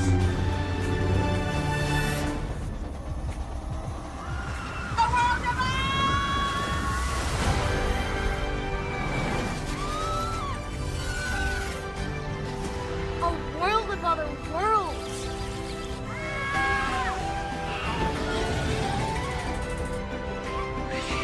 A world of all the favorites.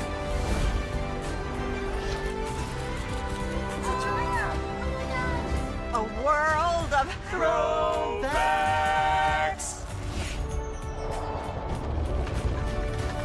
A world of for whatever you love.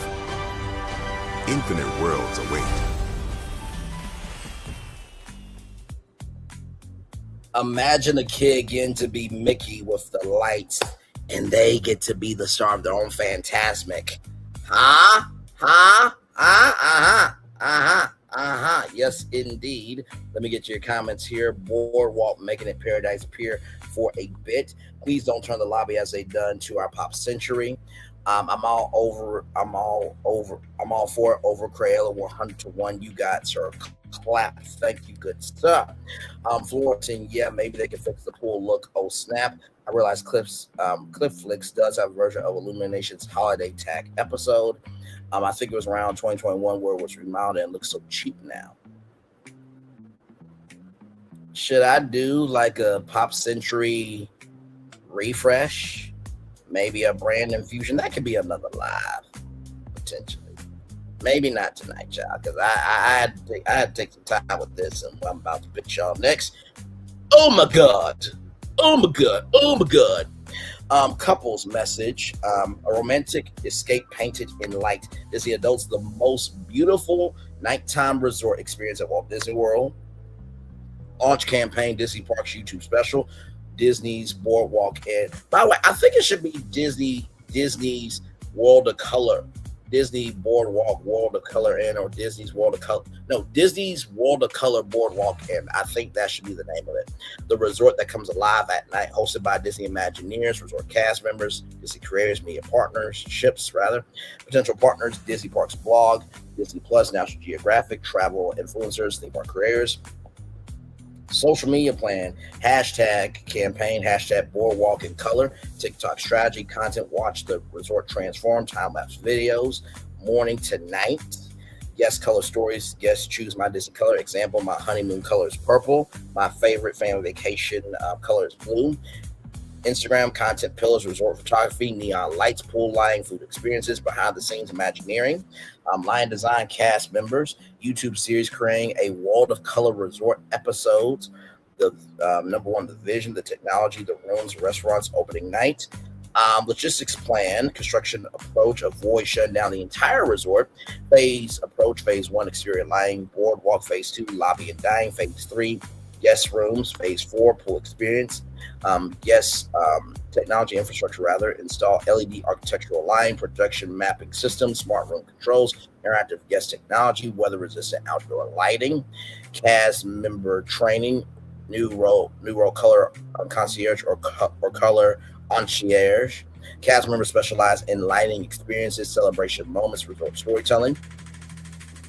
Revenue opportunities, premium experiences, World of Color balcony package includes preferred room location, private viewing area, special desserts. Remember the dinner parties for illuminations and everything in between, right? And of course, there's dessert parties for World of Color on the West Coast. Color celebration package includes room transformation, custom line moment, character visit, photo package, after hours color party, private nighttime boardwalk events, weddings, corporate events, Disney Vacation Club celebrations, and more. Expected business impact increased resort occupancy, premium room pricing, dining revenue, merchandise sales, social media engagement, Disney Vacation Club interest, final vision. Disney's Boardwalk Inn becomes more than a hotel. It becomes a nighttime theme park without admission. Because, there are people that just get a pass. They just go to the parks just to chill and relax. You can literally go and enjoy that, right? For free. Well, you're paying for it, but you get what I mean. A place where guests don't just watch this magic. They live inside the colors of Disney storytelling. Disney's World of Color Boardwalk Inn, or Disney's Boardwalk Inn World of Color Edition, where the lights never stop telling stories. Come on. Do I not come through, or do I not come through? Yes, indeed, I do. Let's see here. I'm referring to the Boardwalk Pool. We already got the sort of Disney's Color Fragilistic Espialidocious Boardwalk Resort. That'll be a little too long. Aren't you funny? Laughing emoji there.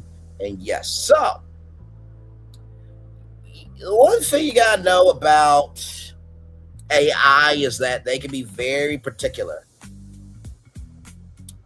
Very particular with images, but I do have an image. Okay. All right. Everybody ready? 3, 2, 1. Wait for it. Should be showing up here. Oh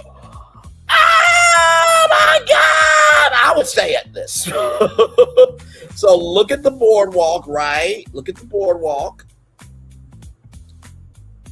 I mean, come on. Like, imagine you are inside your boardwalk room. You had a long day, and you can watch everybody watching the Disney movie on the water, right? Okay, and then let's look at the interior. Here is the lobby. The dining World of Color bar with the glowing orbs above you. Look at the bar. Look at the bar. Look at the bar. Look at this. Look at this. Look at this.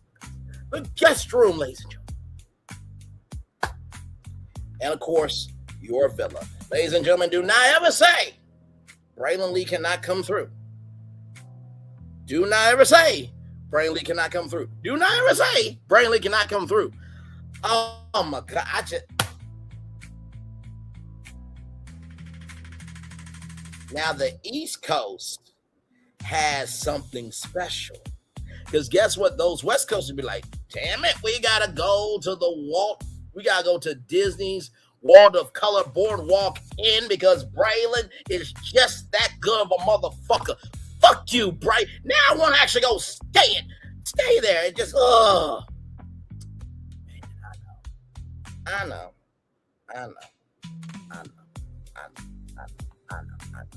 Silly me. Now, this would be a D23 announcement, but Disney is not this creative to do this, okay? They're just not. That's why I'm here. So, I was thinking, is that all Braylon Lee can do tonight? Your despicable times of Thank you so much. But is this all Braylon Lee can do? Is it? I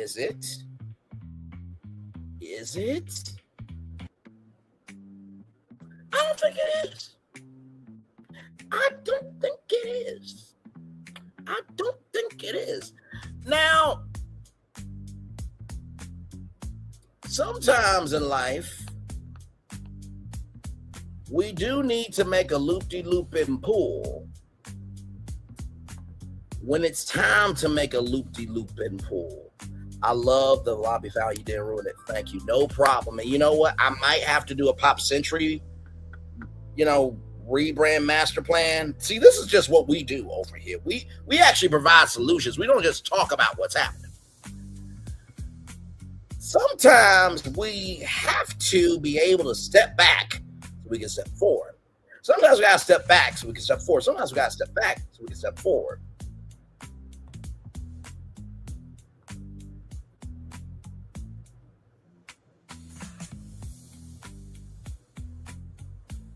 Now, how about a Toontown resort, a moderate resort at Walt Disney World, right? So, just follow the bouncing ball, okay? A moderate resort concept at Walt Disney World where every day becomes a cartoon adventure. Toontown Resort will be a new moderate level, okay? Now, those of you who don't know, Boardwalk Inn is already a deluxe hotel. Let me show you before anybody says, why isn't this deluxe? Give me a moment.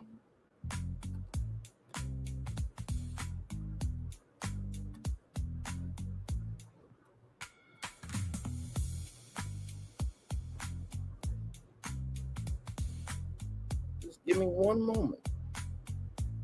Because I want to show you. I do. I just want to be able to show you. Okay, I just want to be able to show you that this is a deluxe hotel that the one that we just did is a deluxe, right? And the thing about Disney that we got to recognize is everybody has different price points, okay? Everybody has different price points. So here it is right here, okay? Here it is right here, right here. Right here. So, Disney's Boardwalk Inn is a deluxe resort. It made no sense to make this a deluxe resort because I believe, regardless, you should be able to enjoy the characters anytime, anywhere. And this brings the characters in a way that is still a premium experience, but you can at least afford it. Okay? All right? Good damn. Are we now adding free entertainment to each resort like Steve Wynn? No, we are not, good sir. Theming, it's about the theming, good sir. The bowls are just fine, 20 minutes, just 20 minutes not used. Crap, I should have kept my mouth shut during work. Or great mind singing like, haha, fakes Fullerton. Absolutely. So let's do it here. Toontown Resort will be a new moderate level Disney resort hotel at Walt Disney World that brings guests into the world where Disney cartoons come alive. The resort blends the playful energy of Mickey Mouse, the creativity of classic animation, and the comfort level expected from Disney moderate resorts. Disney's current moderate resorts focus on immersive theming, comfortable accommodations, dining, and recreation between value and deluxe offerings. What if guests didn't just visit Toontown, they lived there? Brand plan, resort name Toontown Resort. Okay, so Toon, cartoon creativity, animation, imagination, town, neighborhood, community where characters live. Double Toontown creates a playful style similar to Mickey's Toontown. No, it is Toontown Resort. I just was trying to get it all together here, but y'all can follow the iridescent bouncing ball here. The first Disney resort where families become part of the animated stories. 5 brand pillars. This is the brand personality, cartoon creativity. Every hallway, room, restaurant, and pool feels hand-drawn and animated. Examples: moving paintings, cartoon sound effects, cartoon sketches, animation Easter eggs. Number 2, Mickey and Friends Hospitality. This is the resort's the official neighborhood home for Mickey Mouse, Minnie Mouse, Donald Duck, Daisy Duck, Pluto, Goofy, Pluto, Chip and Dale. They aren't visiting characters; they are neighbors. Give me a moment.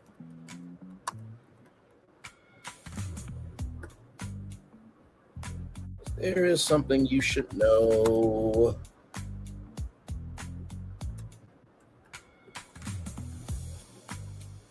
Now, some of y'all may not know this, okay? But there is something you should really know. You really should know about this. Now, it's been on hold for a good long minute, but if you do not want to stay on property, but you still want to hang out with the Disney characters on your vacation, if you stay at Hilton Lake Buena Vista, okay, every Sunday at Letterpress, the characters actually come to the Hilton Hotel, okay? So now, ladies and gentlemen, if you are at the Toontown Resort, the gang comes to the resort. And guess what? Come on. So instead of just seeing Mickey and the gang at Topolino's Terrace, where that's a very expensive hotel and the reservations are booked up to the gills, you're around the characters for all 7 days. This is better than Chef Mickey's. Like, what are we doing here? This is what we do, BFP Imagineering. In the words of Walt Disney, we restore order with imagination again and again and again and again and again and again and again and again and again and again. How can you restore order if you don't know what's out of order? How can you restore order if you don't know what's out of order? How can you restore order if you don't know what's out of order? Now, I know Phil and Fullerton is like, you took the House of Mouse Hotel and just elevated it. A ring-a-ding-ding, a ring-a-ding-ding, hashtag a ring-a-ding-ding. Let's keep going. The guests aren't visiting characters, they are neighbors. Family adventure designed for families with children, multi-generational vacations, Disney first-timers, animation fans. Nostalgic, Disney magic inspired by classic Disney shorts, Mickey Mouse cartoons, Disney animation history, Mickey's magical map energy, moderate comfort, positioned above value resorts and below deluxe resorts, deluxe imagination at moderate price. That's the goal. Resort location game plan, recommended location, former river country area for wilderness expansion area. Why near Magic Kingdom fits the storytelling of a Mickey neighborhood, allows immersive landscaping, creates a dedicated character district. Alternative near Disney's Hollywood Studios, could connect with animation history. Mickey and Minnie's Runaway Railway, Animation Courtyard, and downtown Toontown. Resort size, phase 1 development, 900 to 1,200 rooms breakdown. Standard room, 700 rooms. Theme, Mickey's Neighborhood Apartments. Family suites, 200 rooms. Theme, Toon Family Rooms, sleeps 5 up to 6 guests. Premium rooms, 100 rooms. Theme, Animation Arts Loft, inspired by Disney animators. Resort lands and neighborhood design. Of course, that is Pixar Place on the West Coast. So you can basically say this is our Pixar Place on the East Coast, but you also have Art of Animation, which is a value resort. Okay, here we go. Main Street Toonville, the resort entrance, features oversized cartoon buildings, Mickey Fountain, animation marquee, character meet and greet. Guests walk into a living cartoon. Mickey's Neighborhood room area themed around Mickey's house, red, yellow, black design. Minnie's Garden Villas, pink floral whimsical. Goofy's Garage, family suites with playful mechanics theme. Donald's Dock, water inspired rooms. Daisy's Boutique District, fashion inspired rooms. Animation Road, the behind the scenes neighborhood, inspired by Disney Animation Studios. Storyboards, concept art, room design, pencil sketches, animator desk, character drawings. Number 4, resort amenities plan, lobby, the Toon Studio, a fully immersive animation lobby, features a giant animation desk, a Mickey silhouette chandelier, guests appearing through animated screens, live cartoon drawing demonstration. So imagine you walking into the lobby and Floyd Newman just happens to be there drawing a character, the first black animator that Walt Disney ever hired. Thank you very much. The pool, Toon Lagoon pool. I'm sure that, Universal would not want to have a conversation about Toon Lagoon, but let's just keep going here. Signature moderate resort pool features giant Mickey water tower, cartoon splash zones, goofy water slide, interactive fountains. Could a ear-filled tower saying Toontown Studios be a thing to honor Disney MGM Studios? Come back? I think so. Secondary pool, Animation Ink pool, quiet relaxation pool, theme ink and paint department, recreation, daily activities, Toon Academy, guest learn, animation drawing, voice acting, cartoon storytelling, character neighborhood visits. Characters randomly appear around the resort. Examples: Goofy needs help fixing his garage. Minnie is hosting a garden party. Evening entertainment, Toon Light Cinema. Outdoor movie experience includes Disney animated films, character appearances, fireworks viewing nights. Dining plan, Ink and Eats Hall. Food hall, rather. Quick service centerpiece stations, Mickey's Kitchen, classic American food, Daisy's Bakery, desserts and pastries. Donald's Dockside Grill, seafood and sandwiches. Goofy's Grill Garage, barbecue favorites. That's where I will be. Signature restaurant, the Animator's Table. Now, if you remember Animation Palette on the cruise line, Moderate to premium dining concept. Disney guests dine inside a Disney animation studio. Features animated characters interacting with guests. Sketches come alive. Character dining breakfast. The bar. The Toon Tap Room, adult focused lounge theme, 1930s cartoon theater. Now, before anybody says anything, there are bars upon Disney Cruise Line, and there are bars at Disney World, Disneyland. I don't want to hear it. Okay, all right, moving on. Marketing campaign, launch campaign, move into the magic. Campaign message: Mickey has a new neighborhood. Your family has a new home. Target audiences: families ages 25 to 45. Secondary: Disney adults. Animation fans, international visitors, multi-generational groups. Advertising strategy, television. Commercial: family opens their resort door. Inside Mickey waves, paint splashes become real. Room transforms into cartoon. Welcome home to Toontown Resort.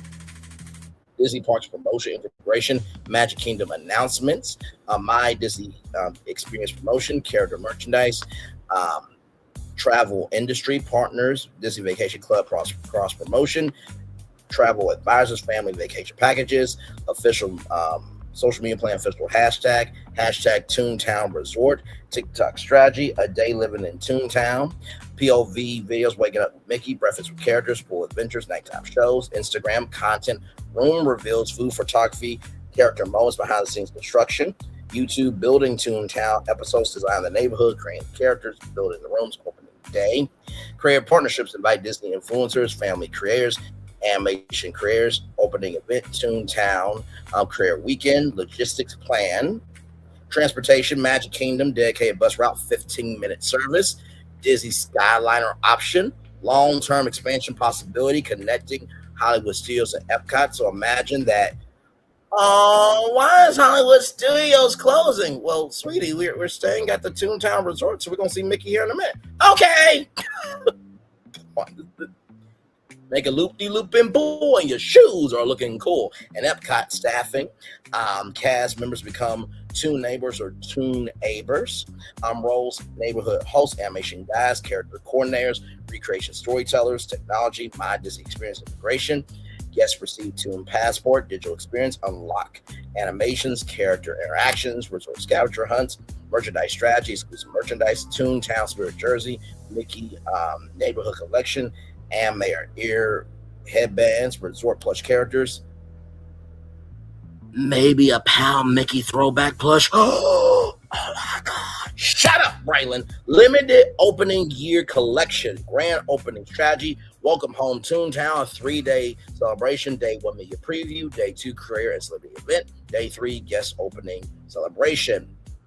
Long-term expansion opportunities. Phase 2, Toontown Villas, Animation Convention Center, Character Dinner Theater, Interactive Cartoon Attraction, final brand positioning. Toontown Resort will become Walt Disney's flagship moderate resort for animation lovers. Combine the affordability of a moderate hotel with the emotional storytelling of a Disney Park land. It will sit alongside resorts like Disney's Caribbean Beach Resort and Disney's Coronado Springs Resort as a new generation of moderate storytelling hotels. For a promise at Toontown Resort, you don't just watch cartoons, you live inside them.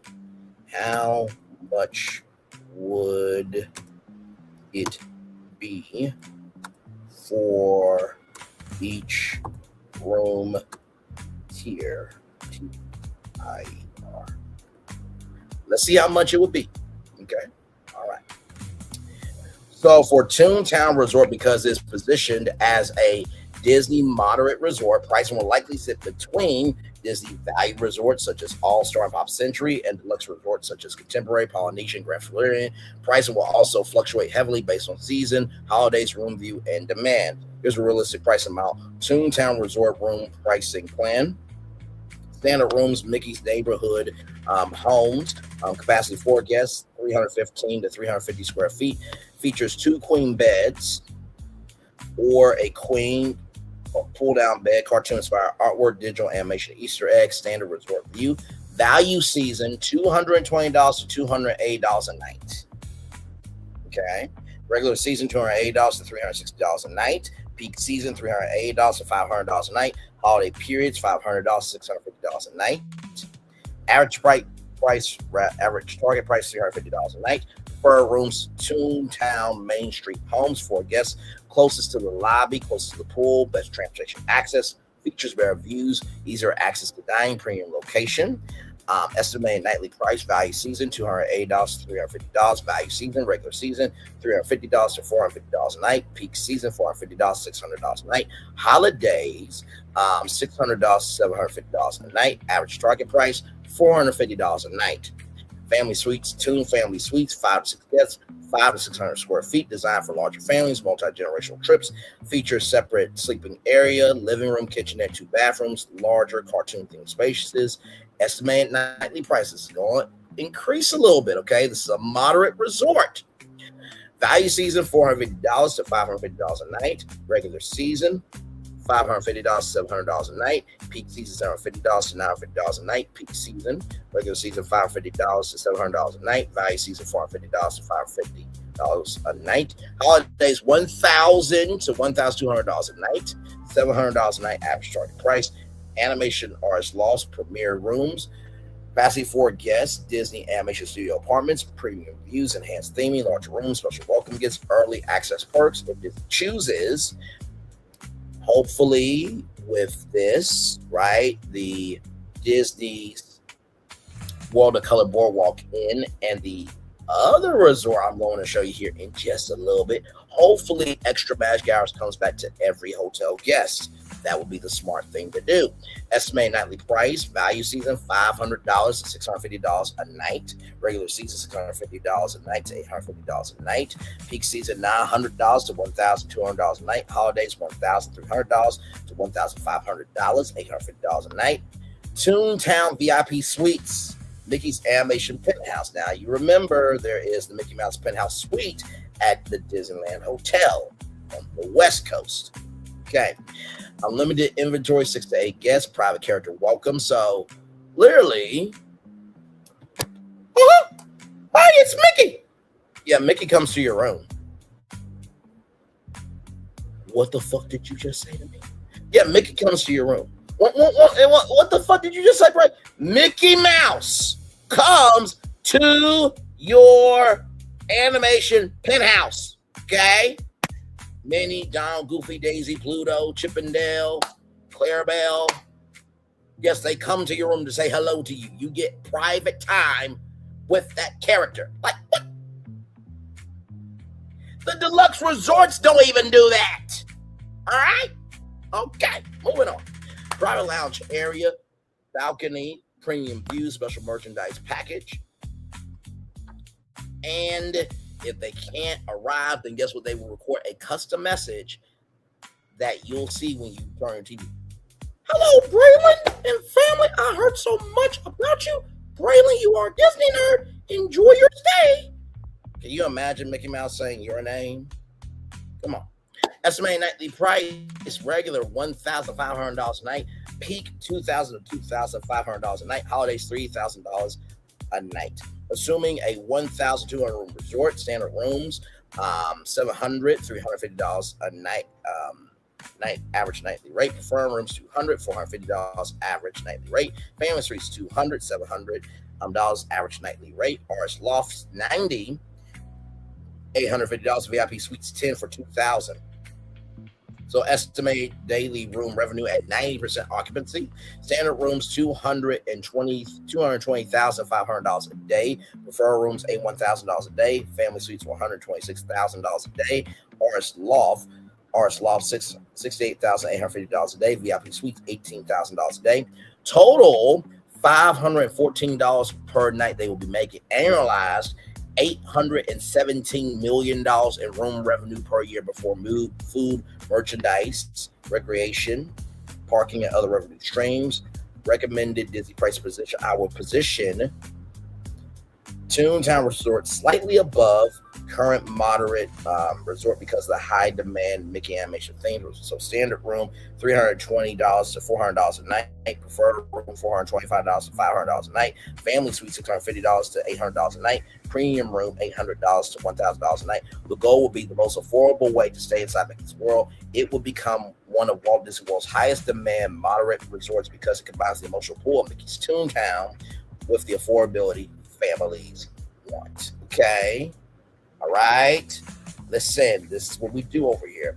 Asher Ray would say, who many gonna check people? What you gonna do? What they gonna do? My Lord, smile emoji. Anime palette. Now it's the guy with 1,000 voices that sound like Mickey. I'll take either. Understood there. So with that being said, do y'all think I'm done? You think I'm really done? You think I'm really done? I'm not done yet. I'm not done yet. I'm not done yet. No. I got something else for you. So we talked about, right? We talked about Deluxe, right? We did talk about that. Yes, we did. We talked about Deluxe. Talked about Marit. Now we got to talk about value.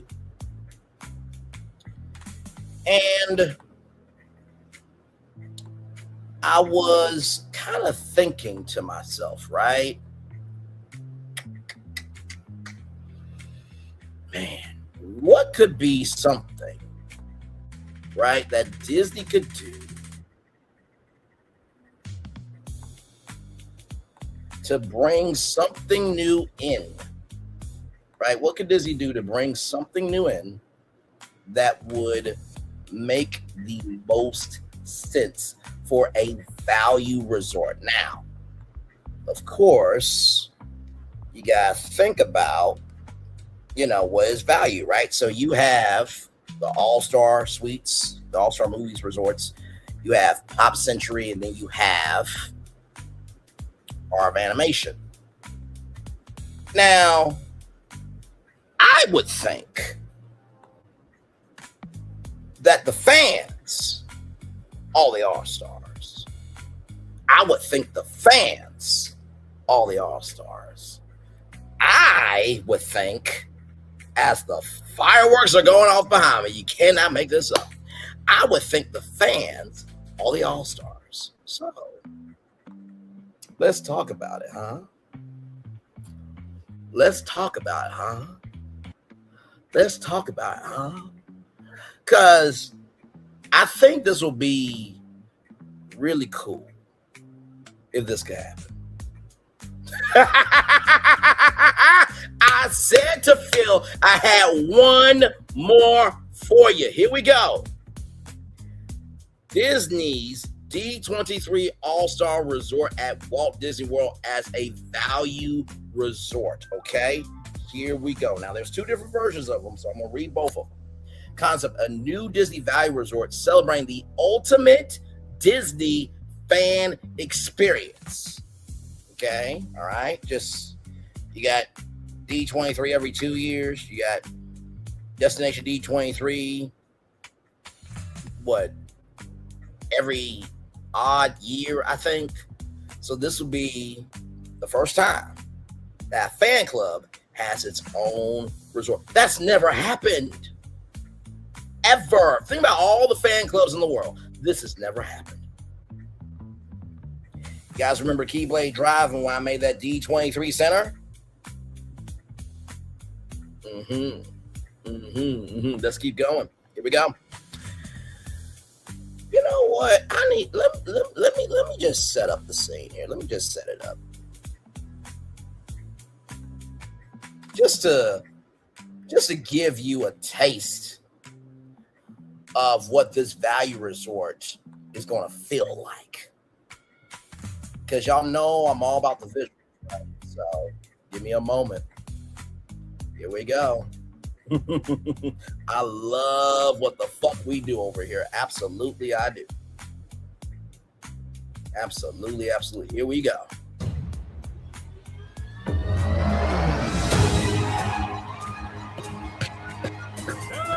D23. Let's go. It's incredible. It's Come unbelievable. Welcome to the most magical showcase on earth. There's so many things to see. Who else but Disney could pull off a weekend like D23? It's everything Disney. It's a huge part of our life. You're going to love what comes next. Dr. Doom. This is a once-in-a-lifetime experience. These truly are my people. The surprises are going to be huge. We are building a villain's land at the Magic Kingdom.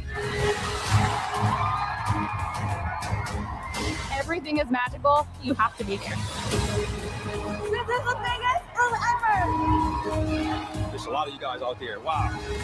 23. There's nothing like this. Come on, baby. You guys are the best fans. You are the magic.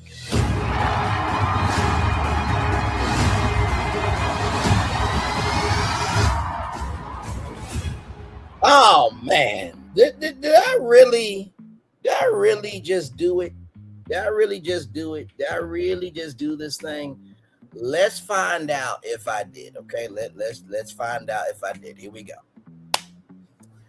Resort concept overview. Disney D23 All-Star Resort will be a new value resort at Walt Disney World, designed as the ultimate home base for Disney fans. It combines the affordability and accessibility of Disney's existing value resort category with the passion, nostalgia, and community of D23, the official Disney fan club positioning statement, where every Disney fan gets their moment in the spotlight. The resort becomes the first Disney hotel designed specifically designed around Disney fandom, Disney history, Disney collectibles, Disney storytelling, fan events, and behind-the-scenes experiences. Brand name Disney's D23 All-Star Resort tagline options the home of Disney fans, where Disney legends live on. Your all-star moment in Disney history. Celebrate yesterday, imagine tomorrow. Okay. Brand identity, core brand pillars, a Disney fan celebration, a resort where guests feel like they are attending D23 every day. Experiences, fan meetups, collector showcases, Disney trivia nights, animation workshops, costume celebrations, and Disney history exhibits. Maybe Becky Klein from the Walt Disney Archives could do a Walt Disney Archives exhibit inside the D23 All-Star Resort. Disney Legacy. The resort celebrates Walt Disney Animation, Pixar, Marvel, Star Wars, Disney Parks, Disney Television, Disney Music, Disney Imagineering. Affordable Magic, the Gold Premium Disney fandom without deluxe resort pricing. Similar to how All-Star Resorts provide an affordable way to stay inside the Disney bubble, D23 All-Star Resort will make fan experiences accessible. Resort theming, 5 resort neighborhoods. The Animation Wing, inspired by Disney Animation Pixar, features giant character statues, animation pencil fountains, storyboard hallways, animation-inspired rooms. Number 2, the Legends Wing, inspired by Disney history, features Walt Disney quotes, Disney Legends Hall of Fame, vintage park attraction posters, classic Disney memorabilia. The Imagineering Wing, inspired by Disney Parks creativity, features attraction blueprints, ride display vehicles, interactive design stations. Galaxy Wing, inspired by Star Wars and Marvel, features galactic murals, superhero environments, sci-fi pool area. The Fan Celebration Wing, the heart of D23, features convention-style spaces, fan lounges, merchandise experiences, live entertainment. The Lobby, the D23 Experience Center, combination of a hotel lobby, museum, and fan convention floor, includes Disney Timeline Walk, yes, through 1923. Today, future Disney. Fan Showcase Gallery, rotating exhibits, Disney animation history, theme park history, movie props, costumes, Imagineering concepts, and fans will be able to, let's just say if you are an artist, right? Imagine your art is a part of the Fan Showcase Gallery as a rotating exhibit. So fans will get to be a part of this. Imagine you make a model for a Disney ride. That's an exhibit. And many more other rotating exhibits as well. Dining, the D23 Food Hall, quick service restaurant, animation kitchen, Mickey Waffles, Disney Pixar inspired meals, parks around the world, Epcot flavors, Disneyland classics, Marvel Energy Cafe, superhero food, the Fan Club Lounge, a nighttime location featuring trivia, karaoke, Disney music performances, celebrity appearances. Pool concepts, the main pool, Celebration Pool, features giant Mickey fan icon, D23 projection shows Disney music underwater. Secondary pool, the Imagineering pool features interactive water effects, ride themed decorations. Game plan, strategic goals, create. Number 1, strategic goals. Sorry, I'm so excited about all this. Goal 1, create Disney World's most passionate value resort. Number 2, increase D23 membership engagement. Goal 3, create a year-round fan destination. Number 4, turn hotel guests into Disney brand ambassadors. Target audiences, primary Disney adults 25 to 65, interested in collecting Disney history, fan events. Families who want affordable Disney vacations, immersive theming. International guests, especially Japan, United Kingdom, Canada, Australia. Content creators, the resort becomes a content creation destination. Now, I suggested D23 weekends before, but somehow it's in this too. Monthly themed weekends, examples: January, Disney Animation Celebration; February, Marvel Fan Weekend; March, Disney Parks History Weekend; April, Pixar Celebration; May, Disney Star Wars Fan Weekend, going back to the, of course, Star Wars weekends back in the day at Hollywood Studios, Disney MGM Studios before that. June, Disney Music Festival, annual event. D23 All-Star Resort Fan Festival, a mini D23 convention at Walt Disney World, includes panels, merchandise, celebrity appearances, movie previews, and park experiences. Maybe that House of Mouse Expo could be at this thing. The thing we just talked about on the show, I know. Marketing plan, launch campaign, welcome home Disney fans, phase 1. Announcement, channels D23 website, Disney Parks blog, YouTube, Disney Plus, Hulu, ABC. Construction storytelling, create a documentary, building Disney D23 All-Star Resort episodes, the vision, imagineering the experience, designing the rooms, bringing fans home. Phase 3, grand opening weekend, invite D23 members, Disney influencers, celebrities, and media. Partnerships, internal Disney partnerships, Disney Plus, Hulu, ESPN, ABC, Disney Cruise Line, Disney consumer products. Brand partnerships, potential sponsors, Lego, Coca-Cola, Mattel, Loungefly, Funko, Hasbro, and Kraft Heinz. So pricing strategy, okay, value resort pricing. Estimate standard rooms, $180 to $250 a night. Hello, does anybody like that pricing?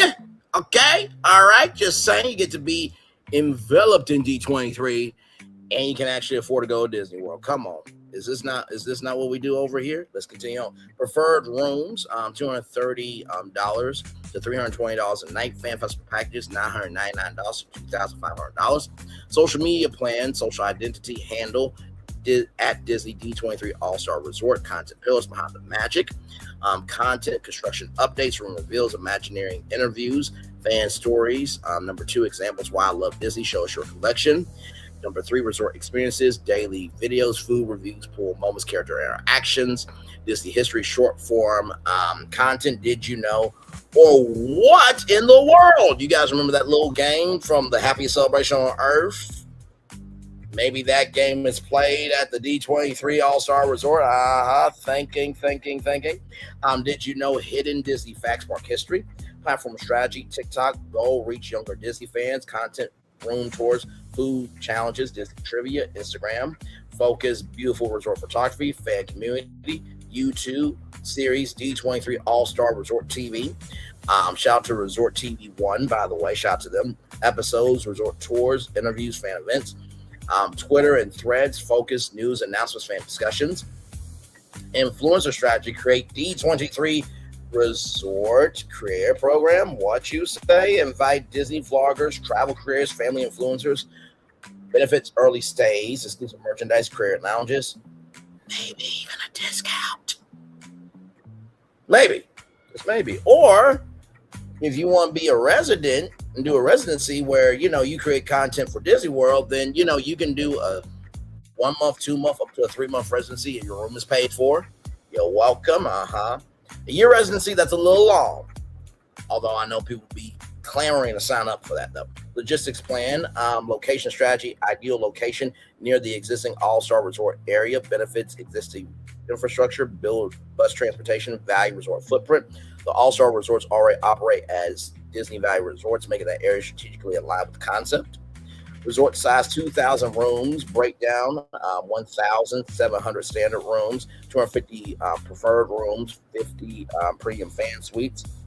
Transportation, Disney bus transportation, dedicated routes, Magic Kingdom, Epcot, Iowa Studios, Animal Kingdom, Pleasure Springs, because we destroyed Disney Springs, right? Special transportation, D23 fan shuttle during fan festival, special events, resort celebrations. Staffing plan, estimate 800 to 1,000 cast members, departments, front desk, housekeeping, food and beverage, entertainment, merchandise, fan experience team, social media team, technology, D23 resort app integration, features digital room key, event schedule, fan badges, resort scavenger hunts, merchandise drops, revenue opportunities, rooms, primary driver, merchandise, dedicated D23 marketplace, exclusive resort pins, spirit jerseys, collectibles, limited edition artwork, and other exclusive stuff as well. Events, revenue, fan weekends, VIP experiences, workshops, special dining events.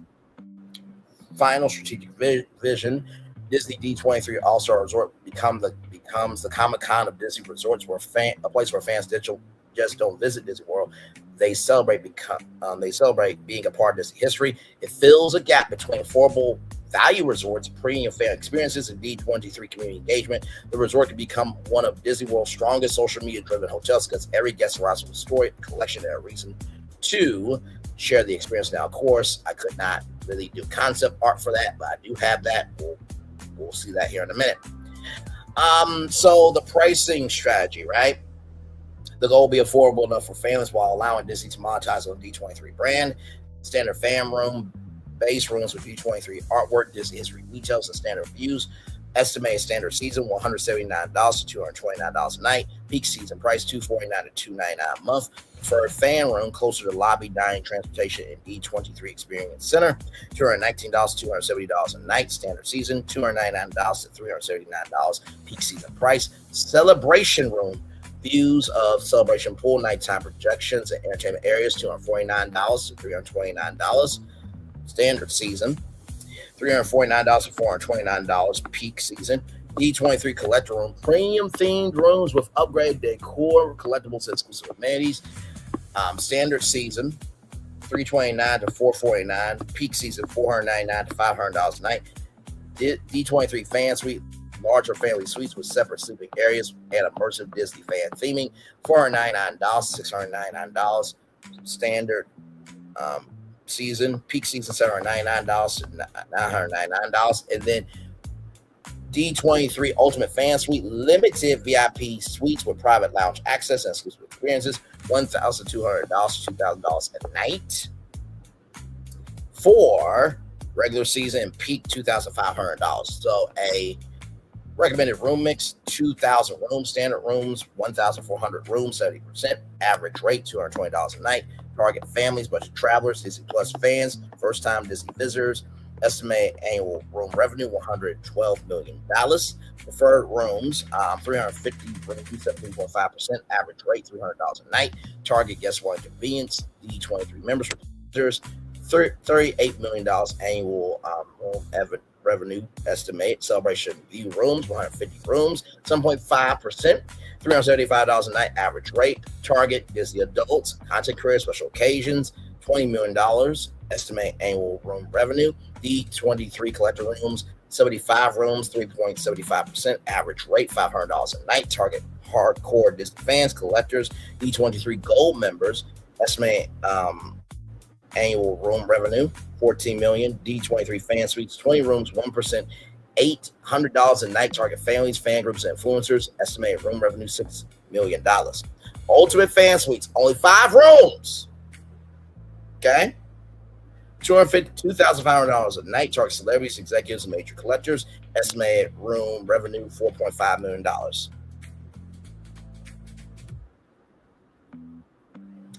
$190 to $200 million annually for this value resort. Okay, all right. Listen.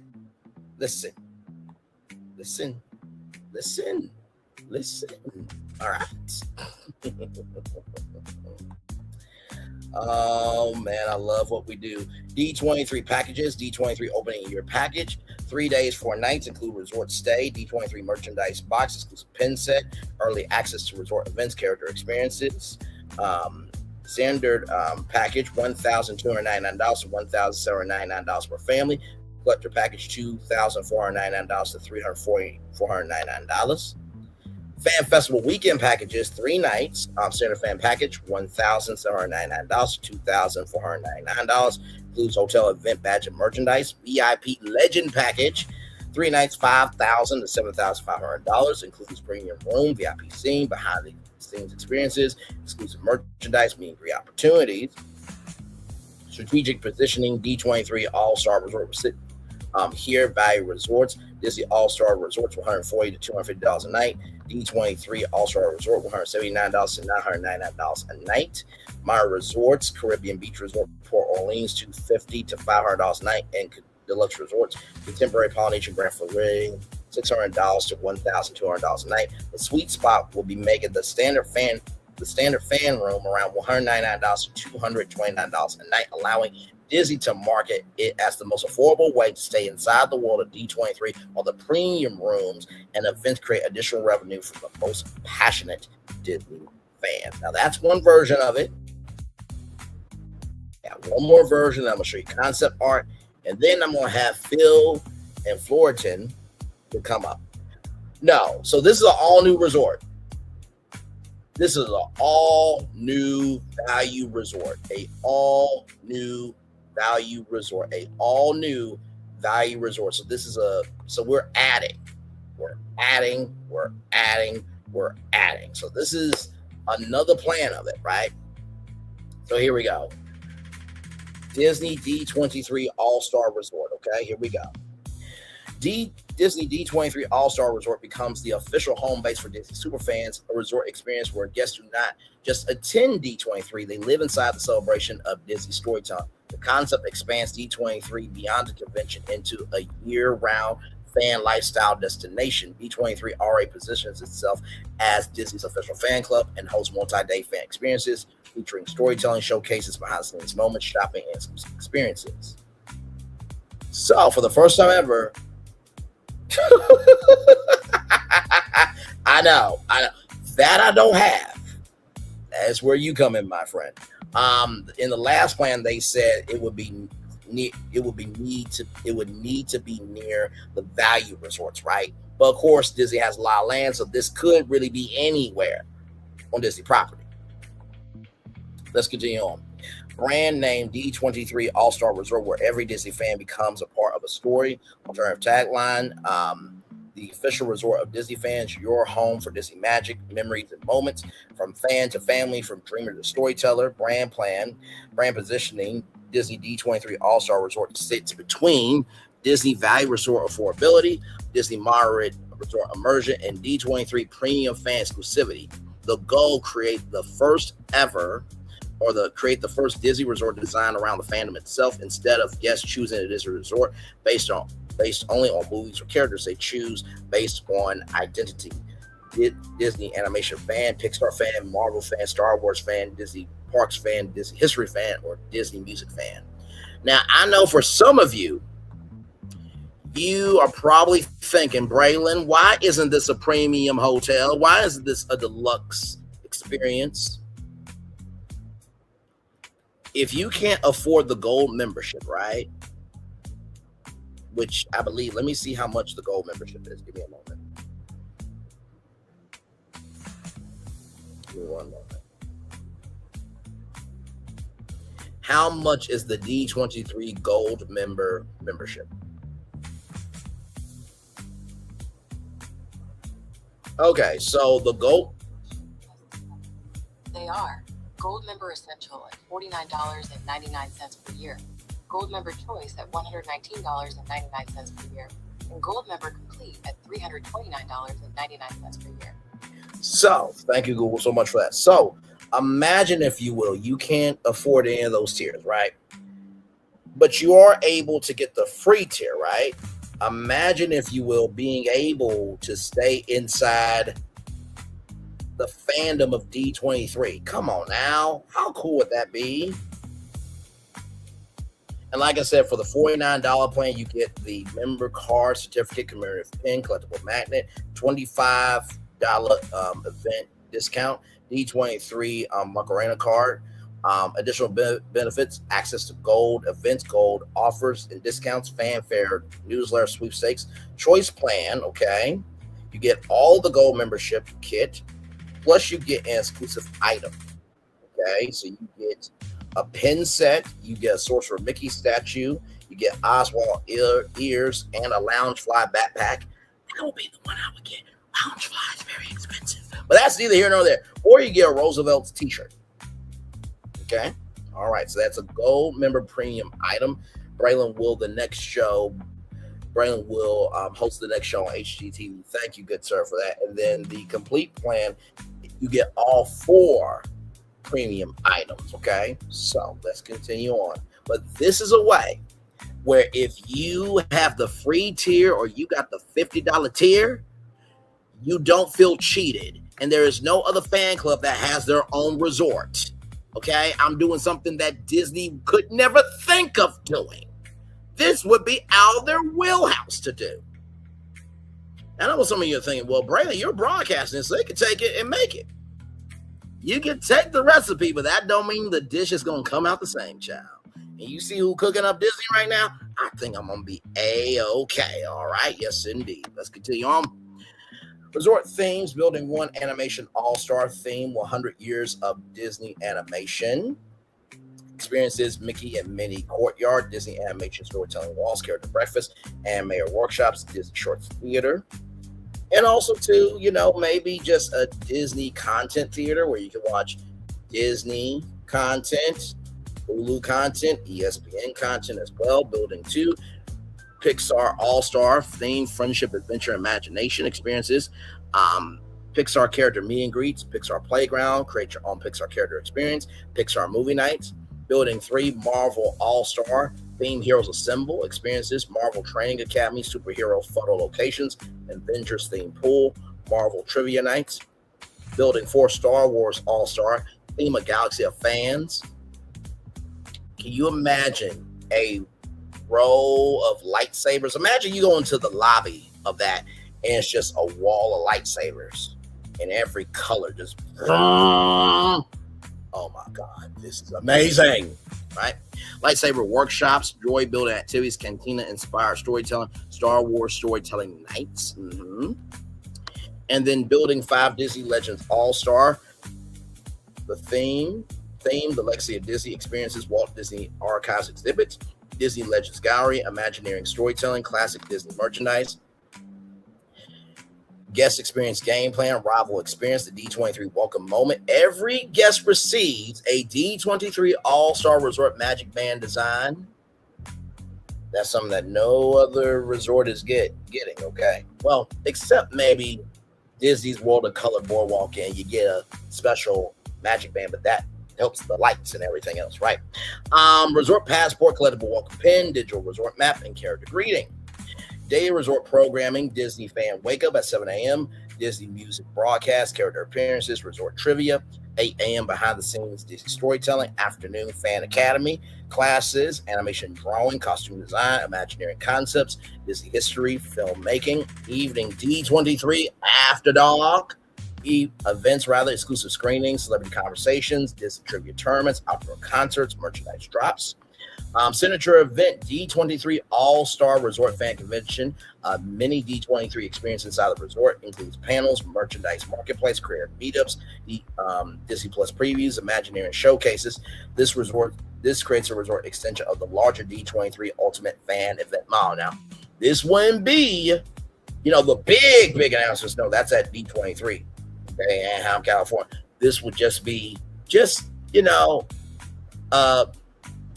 a touch-up event leading up to D23, right? So this will probably happen pretty much like maybe October, November, like after D23 is over with. Marketing plan, marketing goal position the resort as the Super Bowl of Disney vacations for fans, target audiences, Disney adults. Your messaging, your childhood memories deserve an adult vacation. Clock that T, clock that T, clock that T, clock the T. Because what do I always say? Disney does not know how to respond to adults because adults are kids that just grew up. Imagine how many Disney adults would love to stay at this. And it's a value resort, ladies and gentlemen. Families, every generation has a Disney story, collectors, exclusive merchandise, limited experiences, lifetime memories, content careers, your ultimate Disney content studio launch campaign, phase 1 announcement campaign, something magical is coming. Assets, mystery videos, concept art reveals, character silhouettes, D23 member emails. Phase 2 reveal live event, D23 All-Star Resort Reveal Night, featuring Disney executives, Imagineers, Disney legends, celebrity guests, stream on Disney Plus, YouTube, and Disney social channels. Phase 3 opening, be among the first fans. That's the campaign. Packages, Fan Star Package includes resort stay, D23 welcome gift, park transportation. Ultimate Fan Package includes VIP merchandise, character dining, behind the scenes tours, exclusive events. Legends Package includes celebrity panels, premium rooms, collector merchandise. Social media plan, create at D23 All-Star platforms, TikTok, Instagram, YouTube, Threads, Facebook, Snapchat, Twitter. Okay, don't want to forget that, blue sky. Content strategy, TikTok, daily content, room tours, character moments, fan reactions, merchandise reveals, behind-the-scenes construction, goal, create viral Disney fandom moments, Instagram content, resort photography, fan repost, character announcements, exclusive merchandise, YouTube series, building Disney D23 All-Star Resort, episodes of Green Begins, designing the rooms, creating the characters, first fans arrive, opening day, career program, launch D23 All-Star Career Squad, invite Disney YouTubers, TikTok creators, theme park influencers, animation creators, and pop culture commentators like myself, benefits, preview stays, exclusive content rooms, creator lounges, interview opportunities, discounts on your stay, or even, like I said, a residency, okay, up to 3 months, because the year is dragging out, okay? At that point, you might as well just go Golden Oak and get you a house.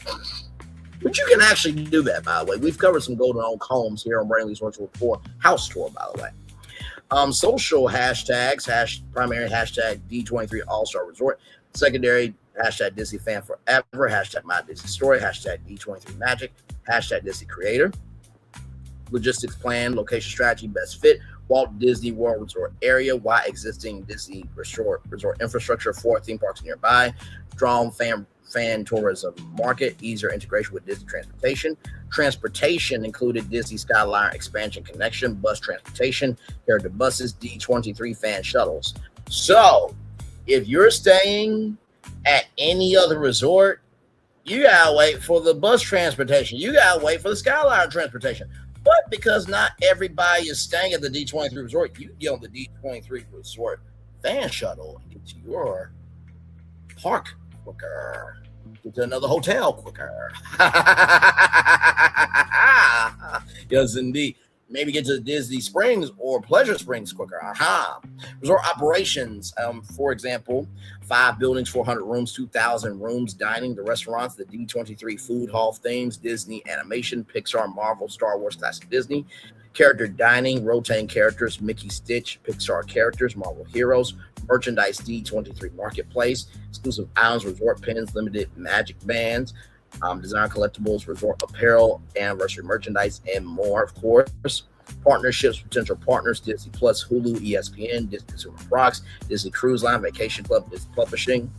Revenue opportunities, hotel revenue, room bookings, premium suites, event packages, fan experiences, VIP tours, exclusive panels, workshops, character events, merchandise, limited edition collectibles, apparels and pins, sponsorships, possible sponsors, Visa, Coca-Cola, Hasbro, Lego Technology Brands, Kraft, Heinz, of course, as you guys know, there is a long-term partnership with them. Now, that is already started, and you will get to see that at D23 with Heinz and the Sauce Vault.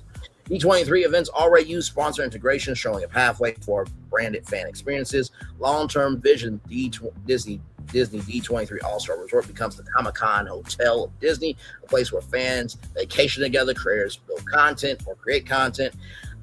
Disney reveals new stories, collectors celebrate, families create traditions. The ultimate goal, turn D23 from an occasional event into a permanent Disney fan destination. How much will it be for each room tier? So right here, value resort-based pricing, $150 to $250 a night. Disney All-Star Resort pricing, $220 to $700 a night. Premium fan experiences, $1,000 a night packages. So the D23 standard room, fan room rather, 2 queen beds, D23 theming, digital fan guide, resort activities, $229 to $320 a night, estimated nightly price. Preferred fan room, closer lobby, pools, dining, transportation, $229 to $399. D23 character immersion room, enhanced theming, Mickey, Pixar, Marvel, Star Wars, also the Legends, Imagineering, all that, $379 to $499 a night. D23 collector room, premium decor, exclusive collectibles, upgraded menus, $499 to $699 a night. D23 celebration suite, family suite with themed living area, premium views, $699 to $999 a night. And then D23 Legend Suite, VIP fan suite with exclusive experience for $1,200 to $2,500 a night. So the standard fan room, $229 to $329 a night. Target families, first-time Disney visitors, D23 members. Include D23 artwork, Disney Plus themed welcome screen, limited edition resort pin, digital D23 scavenger hunt, access to resort activities, Comparable positioning, higher than Disney All-Star Movies Resort, but still a budget-friendly Disney experience. By the way, did we mention that in addition to the 1 hour early entry that's available for every hotel guest with these hotels coming back, that we also are bringing back extra magic hours? But bigger than that, free ESPN. Okay, so free ESPN in your hotel room, free Hulu in your hotel room, and free Disney Plus in every motherfucking hotel room at Disney World and Disneyland. It's been overdue to do the fucking damn thing, Disney. Damn. Moving on. D23 preferred fan room, $299 to $300. $399 a night. Location perks near main lobby, near transportation, pool views, everything from standard room, premium Magic Band design, early access to resort activities, or a booking window for select experiences, including dining and attractions. Oh, did I mention Fast Pass will be coming back as well? I did. I forgot to mention that. My bad. D23 character immersion room, $379 to $499 a night. Theme rooms, Mickey and Friends room, classic Disney artwork, character touches, Pixar room, Pixar Easter eggs, active elements, Marvel room, Avengers design elements, Star Wars room, Galaxy themed decor, includes character photo opportunity, exclusive room merchandise, themed room lines. So imagine, if you will, if you get one of these, it's like, oh man, I didn't see Mickey da. You get to have exclusive time with them, and you will get a guaranteed photo with them. So here and then at the Toontown Resort are the only two places that you can get full-on character time. Yes, indeed, there. Well, you get more full-on character time at the Toontown Resort, but here at least you get a guaranteed photo with them, right? So you ain't gotta wait for them in the park. D23 collector room, $499, $699 a night, designed for hardcore Disney fans, includes premium room finishes, display cases for collectibles, limited edition artwork, D23 merchandise package, exclusive lounge access package. Example, Disney collector experience, $599 a night, includes room, annual D23 membership. Say what? That's a gold membership that you get with that? I know you lying. Exclusive pin set, behind the scenes store, and merchandise credit to spend at the resort or inside the parks. Oh my God, might as well add a food and dining. Might as well add dining credit and a drink credit too while you at it. Maybe discount your reservation or an excursion. Who knows? D23 Celebration Suite, $699 to $999 a night for families, fan groups, and careers. Features separate bedroom, living room, dining area, large Disney storytelling wall, premium balcony and view. Includes character breakfast, VIP event sitting, resort merchandise bundle. D23 Legend Suite, $1,200 to $2,500 a night. The ultimate Disney fan experience inspired by Disney legends, Imagineers, and filmmakers. Includes private concierge, VIP D23 access, behind the scenes Disney experiences, exclusive merchandise, celebrity Imagineer meet opportunities, premium transportation, annual special event pricing during major D23 events, D23 fan convention week, standard room $399 to $499 a night, collector room $799 to $1,000 a night, legend suite $2,500 to $5,000 a night. Recommended average daily rate, ADR, a realistic resort mix, $600 standard / preferred rooms, 25% character rooms, 10% collector rooms, 5% suites, with estimated average $400 to $450 a night, approximately 2,000 rooms, average nightly room revenue, $800,000 to $900,000 a night. Annual room revenue potential, $290 million to $330 million per year before food, merchandise, events, and experiences. The key difference is that the Disney D23 All-Star Resort would not just sell hotel rooms, it would sell membership into the Disney fan lifestyle. And of course, I have some concept art for you. Like I said, it's difficult to get AI to do what you see because of copyright shit. I got something.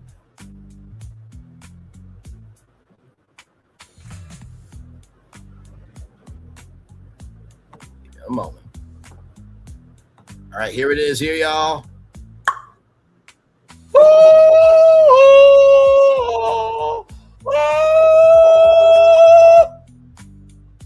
my God, is that the D23 logo? Yes, I brought that in. Okay, so let's look at all this here. Okay, so you got the vault right here in that. You got the Parks and Imaginarium here, Lucasfilm and Marvel. The Sorcerer Apprentice Pool. The Sorcerer's Hat is back. And yes, that would be a bigger pool there. Then you got Grill, okay. So, of course, then on the inside, registration, commissary. You know, it is the commissary, the ink and paint shop, registration. And then the history. Then there's a history exhibit there, or a welcome statue. And then all the places that Disney are is around the world. Then the vault guest room with all of the artwork and everything. Iridescent bedding. Yes, indeed. I love that color, as you guys know. And then, of course, here is the interior room right here. And then, of course, all this is diamond encrusted, hanging above you. Y'all, come on. Is this not what I do? Is this not what I do? Is this not what I do? So now I'm gonna turn on my camera now because we done the whole show for over 2 hours. Just we have Phil Florentin. I know you guys got a lot to say, and I got a lot to hear. So I can't wait to hear what you guys have to say. So brought to you too. Hang on, wait a minute. I don't know why it's doing that, but anyway, I will just have to do this instead. Give me a moment, y'all. I don't know why it didn't do that. Give me a moment, y'all.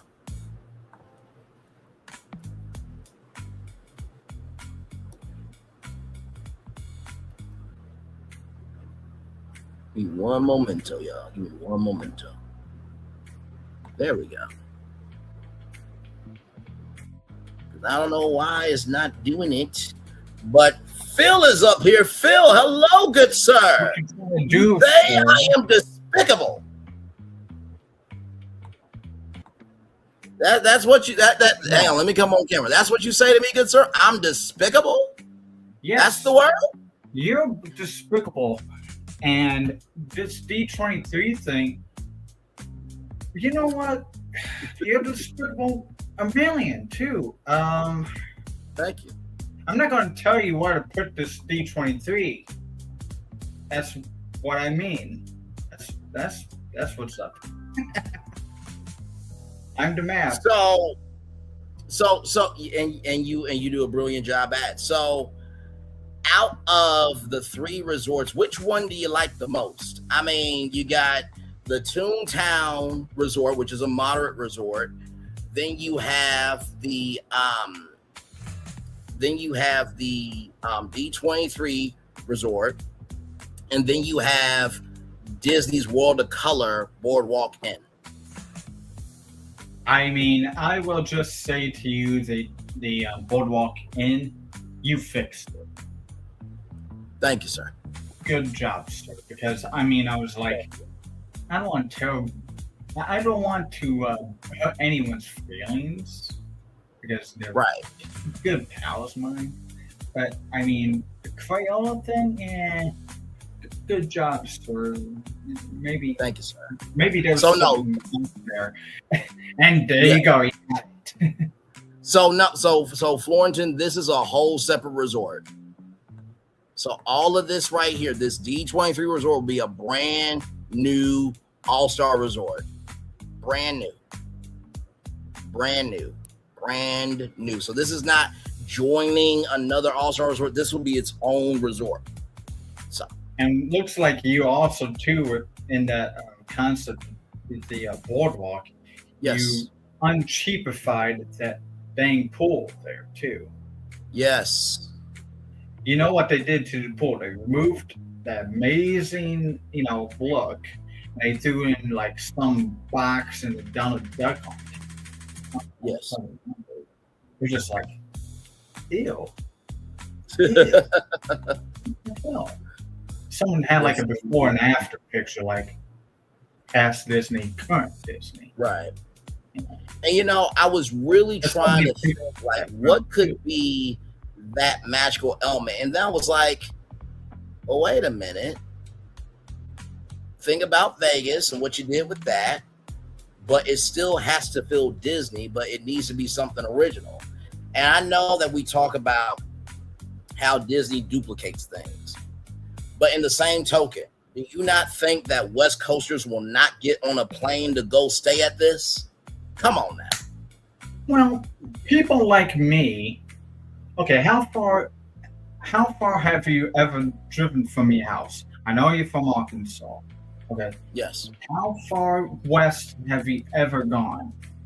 The closest, the only time I've ever gone west was California while I was on Nickelodeon. Me and my family went to California. Oh, you went to Nickelodeon. Well, okay. Yep. Thornton, we were talking about this yesterday. How far west did you go? Say the question again. How did you ever make it to the West Coast? How far west did you go? Oh, me? Man, not at all. I mean, I had family who went to Texas, but not Texas, but I was not born. So the west I've been is what's it called? The Panama City Beach. Well, see, there you go. Yes. I'm an East Coaster. I'm a Midwest person. By the way, can one of y'all send me the logo of our show so that way I can have it in my background too? I know I always have to say one, but for the next time. Yeah, but mine is kind of different. I took a screenshot of Phil's, and I took off the bottom of the tree trunk. Gotcha. I think it's cool. So if you enjoy it, yeah, send me that so I can be one with the group here. But yeah, like I said, I was really trying to rack my brain around it. I was like, okay, we got downtown Toontown, and then of course Mickey's Toondom, right? So the cartoon version of Magic Kingdom to be able to make that downtown Toontown make sense. And then this resort, and then Toontown Resort being a moderate hotel, and then D23 All-Star Resort. So out of this live, we did 3 resorts, 2 downtown Toontowns, and a brand new land in one show. Yep. That's what I we was do. saying was I'm only made it as far as St. Louis. Right. And I don't know if I have any reasons to go traveling. And many people do go to maybe the West Coast. Yes. From the East Coast. Not everybody goes over there. Not everybody goes to California. Right. So all the East Coasters mean that 70% of this country of the U.S. lives east of the Mississippi River. Correct. Like me and Florence and you. Yes. Will experience the same thing that the West Coast experiences at the boardwalk. And the Wonderful World of Color is an amazing show I can gather from watching videos from the West Coast, and he brought it here to the East Coast, and there's competitors up north at Epic Universe. Or is this at Islands of Adventure 2? A show that has fountains and projections. So I believe that's that's like to it, isn't it? I think that's the cinema something spectacular, because with that show they can't like launch fireworks like they can at Epic Universe. Then we got our own cinema universe here. Yes. To compete with those hackers up there. Correct. So and not to mention too, like, I mean, can we just look at the bar real quick? Like, who would not go on a date night in that bar? Like, I mean, just brilliant. Oh yeah, and half. I never I've probably been to one place other than dance hall. Dance hall was for DC welcome home celebrations. Yes. Now, I don't know what dance hall isn't even used for anymore. God only knows. But I did walk into one of the places in the boardwalk, and that bar right there kind of already exists in some way or form. That image. One of those areas looks almost like that, just unthemed and not themed to that though. Gotcha. Okay. Definitely true. Could be done. But yeah, I really, when I thought about boardwalk, and I'm like, well, the lights are the star of the show. So Actually, lean looks, into the lights. you know what? Almost might be looks like the ESPN thing there. That picture. I'm not sure. I've never been in there actually. So Florentin, welcome up, sir. Glad to have you in. So, what was your favorite part? I mean, like I said, 3 hotels, right?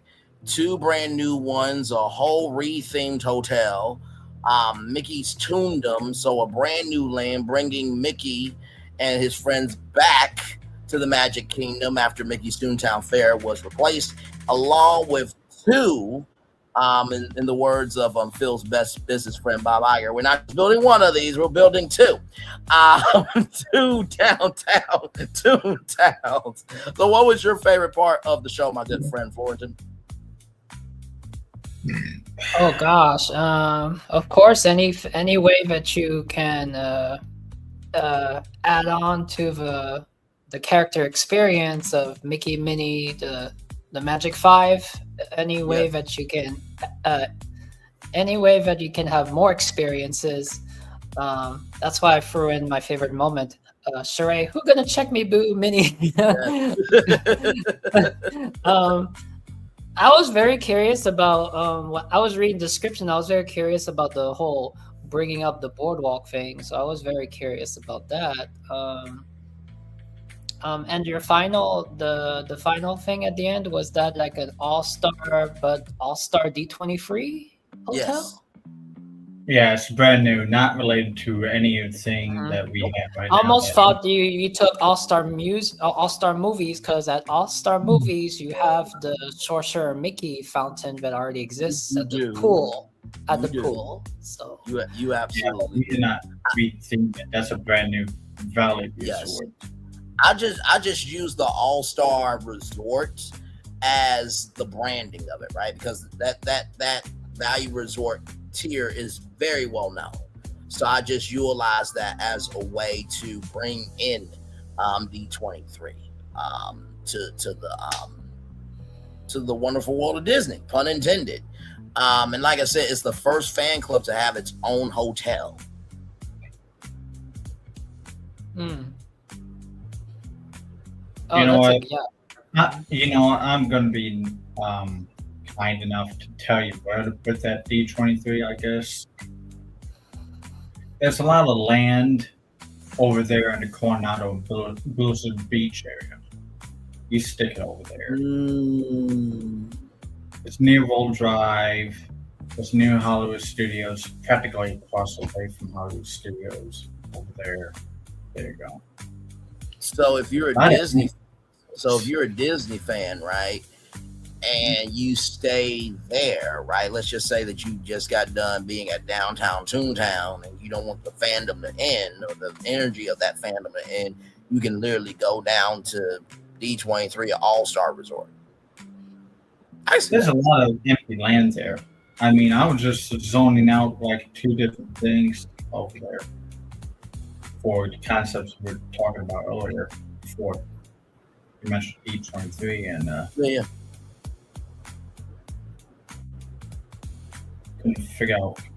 It was just like 2 different concepts and just 2 different spots. Right. Yeah. Which one? So you said did you say that Phil had inspiration to the boardwalk one somehow? Yeah, because Phil kept asking us like, how can boardwalk be revitalized? And I played around with I played around with Ring Pop for a while. I thought that would be kind of cool to see the lights as like Ring Pop and stuff like that. But then I thought maybe that was kind of too cartoony and kiddish, and so I just kept playing Crayola. And Crayola, yes. And when I saw your comment about I like this better than Crayola, no disrespect to Crayola. And listen, the Crayola experience is a huge attraction for families. I feel like Crayola will eventually get into theme parks and hotels and everything else. That's a brand that's on its way. But for I found out that they're doing. I found out on YouTube there's this woman that she went. They did for one night. They did they call it an after hours adults only experience at the Crayola experience. Oh, well, there you go. See, there it is. Is Crayola in any of the malls? Yeah, it's at the Florida Mall. The Florida Mall. Okay, that's what I thought.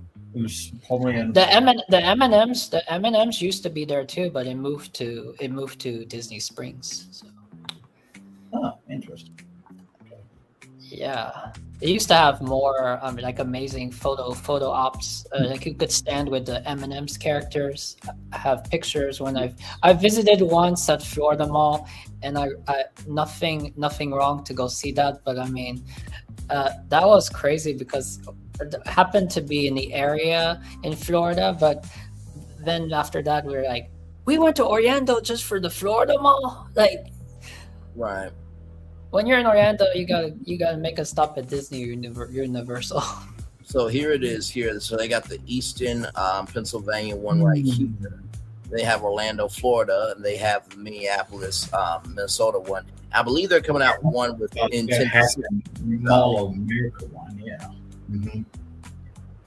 So yeah, it's they are definitely on their way for sure. In due time, they will definitely be doing theme parks and hotels and everything else in between for sure. But when I thought of this and I saw this concept art, I'm like, game over. Like this is what you should do, Disney. Now, will you do it? Of course you won't. I'm not holding my breath for this amount of greatness. But still, yes. I would actually stay at this. I would. Well, since Thornton asked you about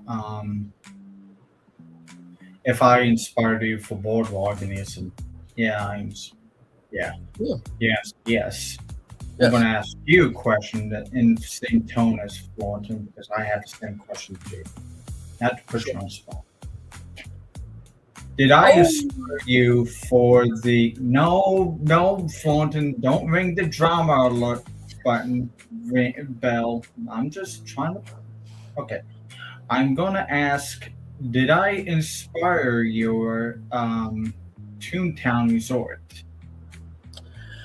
I would say yes, but also I had a phone call with you at 1:00 today. Yes, there's a lot of things that seem very similar. No, tell him. You felt like no, you don't have to. I felt, I'll tell him. You know what? Because we're all good. We're honest here. We're honest here. Over here. I felt like Walt Disney after the 1941 strikes, where he became a changed person. He just keeps to himself. Right. And afterwards, like, God damn. No, absolutely. And then when you think about the live that we did when we talked about the House of Mouse Hotel, you know what I mean, and we were really trying to figure out how to make that happen. I felt like, okay, well, if you have downtown Toontown with the House of Mouse being the signature attraction, you really don't need the hotel, but you could make Toontown a resort. And like I said before, I know that for some people, they're going to be like, well, I believe Toontown should be a deluxe resort. I believe D23 should be a deluxe resort. Well, guess what you can do? You can take ChatGPT and go do your own show. We try to be realistic over here to recognize the spectrum of that every single Disney van deserves to be seen, heard, and embraced. So whether you have big bucks to stay here, whether you have a little bit extra to hang out with Mickey, Or if you just only got enough, but you still want a quality Disney experience, you can stay at D23. You're covered either way. And that's the problem. When you keep going to the top, guess what? Eventually the top, they can go to Dubai. They can go Africa. They can go other places. This is just because they want to. The middle class is the one that has kept Disney afloat all these years. So you need new options for moderate and value. So that way a rising tide can lift all those boats. So that way when they do feel the energy of, oh, you know what? The D23 All-Star Resort was great. Wow, well, I got a new job. I got a little more money. All right, I want to hang out with Mickey and them. All right, wow, this was great. You know what? I really want to stay at the Disney World of Color Boardwalk Inn. Now they have been through each level to appreciate that every hotel has value. You dumb fucks. I feel like my dumb fucks is the black version of your filthy animal from Home Alone. But I think, in all honesty, I think that it just naturally happens that we have the minds think alike, and sometimes That's what I said to myself. Like, yeah, to be honest, I'm not. No, because I have the proof of that. Because months ago when we did the Happy Feet and the Ice Age show, I've mentioned it that it wasn't really a concept that I was not really enjoying to do that concept, just out of the natural. So I was working on Australia, but at the same time I took some effort in. I said, let me just make the Happy Feet and the Ice Age the best that I could.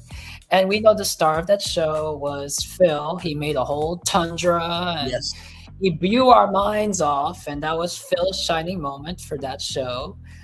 For that show, but then I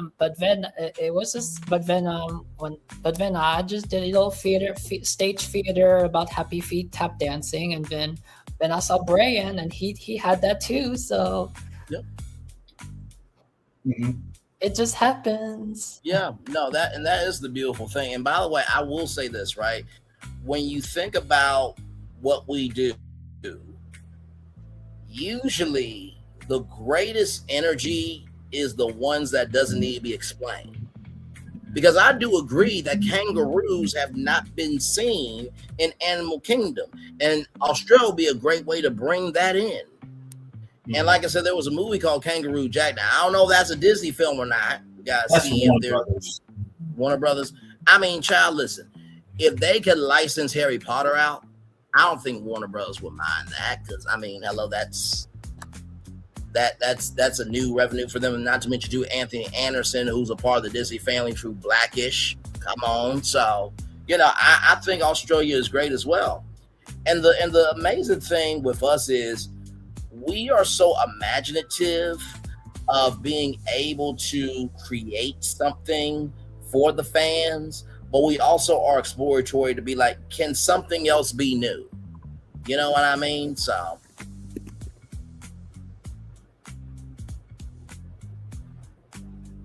I think Phil would stay at the Disney World of Color Boardwalk Inn. Florentin, which hotel would you stay at? The D23 one, the Toontown Resort, or the World of Color Boardwalk Inn?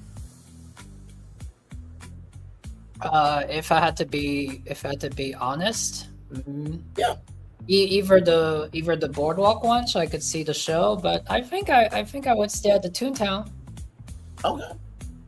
Because you said that there's the Toontown, you get more interactive experiences with Mickey and Minnie. So yeah, and you have animators you're bringing, and you brought in animators palette, the amazing experience restaurant from the Disney cruise line. Yes. So I think that's if I can go experience all of them, just like a fan event. We're all fans. We're all Disney fans, so they're all great. I think the iconic one would be the Toontown. The Toontown would be iconic, and then the D20, the Boardwalk. Yes. What about you? Which one is your most? That's what I mean. They're different. They're different experiences. Yes, no, for sure. You know, I honestly think that to see World of Color in that fashion at Boardwalk, I would love to stay at, because I mean, think about it, I can get me a funnel cake and watch colors light up in front of my face. Like, where else can you do that in the world? You know what I mean? So for me, I think it'll be the World of Color Boardwalk in for the fun of it. But then, of course, to like see Mickey every day, you know what I mean, for a full week, you know what I mean, and be around people who love the Fab Five. Yeah, I was saying, wouldn't it be amazing if you turn Chef Mickey at the Contemporary into Chef Mickey Neighborhood, and imagine if Minnie delivered your Chef Mickey meal to your room at the Contemporary. No, absolutely. No, and that definitely could be an option for like the higher tier suites. But yeah, that's when I thought about the Toontown suite, I'm like, the Toontown Resort route, I'm like, this is Chef Mickey's times 10. That's basically all Toontown Resort is. You know what I mean? So, but yeah. So, I may have to play around with Pop Century and see if there's a brand infusion I can do to give that some new life as well. Because y'all know I am the brand man, as y'all well know. So we'll see. We'll see. I may do another live coming up this week. So. But I want to say that I think that Phil shared me a concept, one image of his what he was doing, and I want to say that Brian did his, I did mine. Mine is completely different, but I think that when we see Phil's concept, it has a combination of Brian's and Florentines. On the top, for your show tonight. Yes, that's what Florentines talking about. Yeah, gotcha. Okay, I got a overview map, you know, drawn out. Yes, I sketched it out, and I told you there was 3 districts that overflown, and it was sketched out like that. Oh wow! No, I did see in the chat like, dang it, Braylon. Dang it, you! You have a downtown. You got a gritty area for, you know, the Roger Rabbit, you know, Valiant area. Yes. Or I'm going to try to make things different than what you did, because you know we are going to do a show Saturday, or maybe it's going to have to be postponed a whole week because what you just did today, sir. I don't mean a residential area, which I told you over the phone, like, oh, maybe it's going to be the resort, and what do you know? Gee, it's part of the resort. And you probably overheard that, like, I was going to do a hotel behind it, which, oddly enough, I did not tell you exactly what the resort hotel was going to be, but it looks like the animation courtyard building. Yes. In a way. So. And by the way, for anybody saying, well, why didn't you do a Muppets resort or a Playhouse Disney resort? Those can be done too, y'all. Come on. You know, just because we don't say everything doesn't mean we're not thinking everything, okay? Listen. Yeah, you know what? That's kind of funny you bring up Muppets, because that's all I'm going to say. Okay. Because I did not choose that area, right, at all as my first choice, because I might be the only one out there amongst all of you who wants to bring back a great movie ride, but you know, whatever. Well, honestly, tell you the truth, I think it was a great ride. You know, I think it was. It could just been rethemed, you know, swap out some movies and stuff and put the new scenes in and those. I was about to say, I think it's been suggested many times, like, why didn't Disney go into the 20th Century Fox archive and, retheme it to some of those films along with their own films? Or why didn't they use the Fab Five to do interpretations of films, with cartoon gags and stuff like that? So those have been submitted. I think those are great perspectives. Yeah. You just take out the Tarzan movie, because what is a Tarzan movie?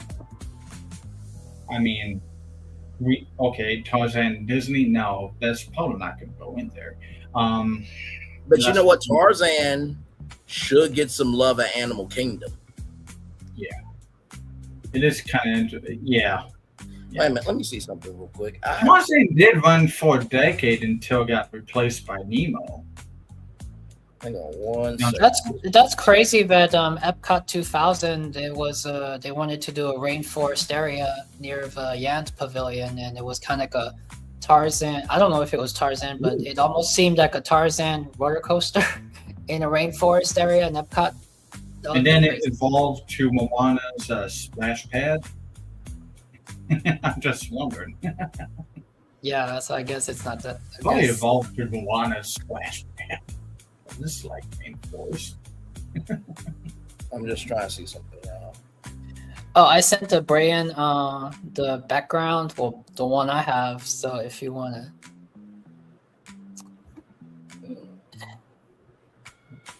It'll be cool if each of us have like a different font, like a different color scheme. Next color scheme. Now the opening scenes, first scenes that we passed by, which was a part of the silent era. Maybe I may just keep them there because, silent era. I could think of other few more scenes other than the Tarzan being changed up, for adventure. So there was no Australian accent or character in Tarzan. Damn it. I was trying to take that to make that, but I hear the Teletubbies are behind Florky, because I heard oh no.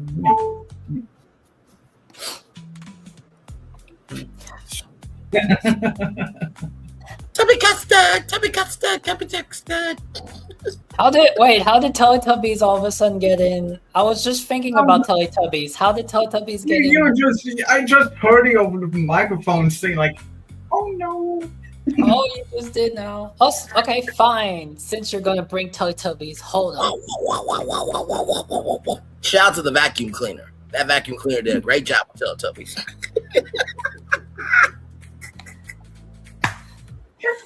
Throw me for whatever reason clips and Teletubbies, and it's like.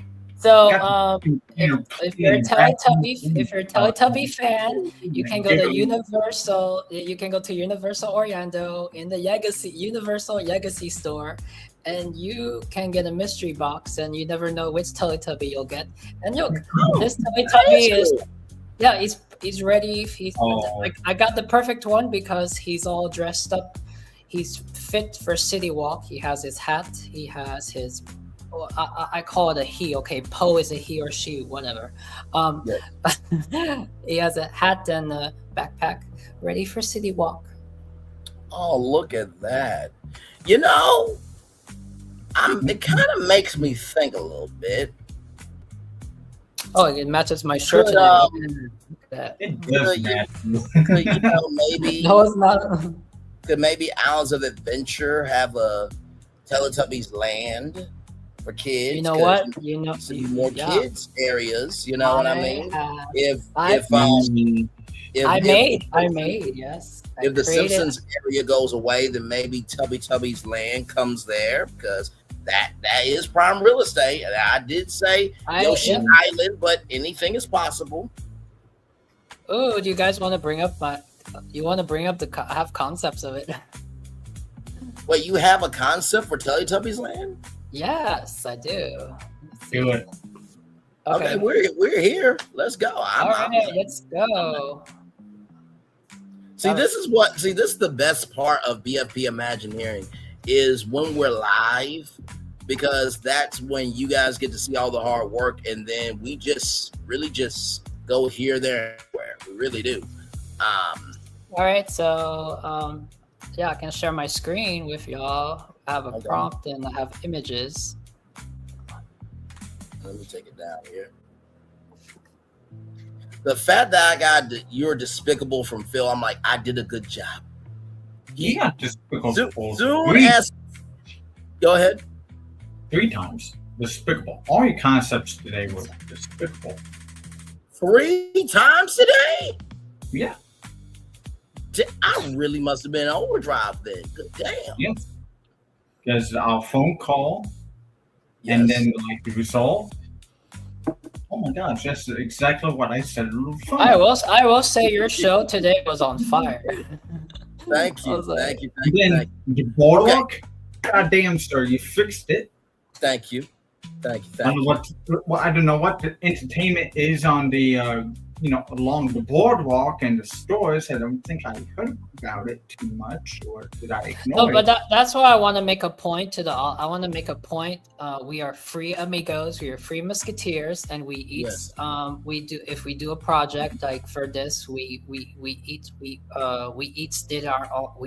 did something, and the thing is, you never know what's gonna happen when we come in and one of us presented or we all three presented. You don't know what's gonna happen. You don't know what's gonna happen. One of us is gonna be one of us is gonna blow our socks off, or one of us is gonna be the star of the series, or we're gonna end up where, hey, you just did what I just did. So you know what? To be honest with you, but it's still. But you know what? No idea is no idea is never identical, 100% identical, because it can even if it's the same. I mean, it's good. It's good. Sometimes you have the same thing because you see it in a different way. We've shown something where we saw in a different perspective. Like perfect example is the when we did the shopping, dining, entertainment for Epic expansion. Yes, Epic expansion. Yes. So even though mine and yours, Brian, was kind of like the same, but it was like we got to see it in a different. It was the interpretation of it all. To your point, Phil, what I would suggest is, does anybody remember Vinylmation? Those limited edition Mickeys that had like different designs on and stuff like that. If you could get to Mickey, Minnie, Donald, Goofy, Daisy, and Pluto for them to have different, I feel like that could be Vinylmation Boardwalk, where you could play games for like exclusive designs and stuff like that. And then the games could, be different, colors from the world of color. That I feel like that could be something potentially, but that's just off the top of the top of the dome there. But that's good. All right. And you know what? This is the thing too. Like, the thing that I love about us the most is we don't just do the theme parks, ladies and gentlemen. We get into hotels, we get into restaurants, we get into anything and everything that relates to the experience, right? So being able to see that a hotel can be a whole attraction too is something, to behold as well. That's why, I'm gonna play around with Pop Century, because you guys talked about the lobby. I'm like, maybe there's like a particular thing that can get I'll ask you guys this question, since it came to me this morning. I was questioning because it seems that the floor, for me, when I haven't seen it in person. But it seemed to me when I saw the images, it's as if the floor is still the same, the ceiling is still the same. It's almost as if, I'm not saying they upgraded it, but it's almost because if they changed the floors and they changed everything, but it just seems like they just removed the props. And then I was asking myself, now why would you remove these props? And I was thinking, do they want this generation to not know the past?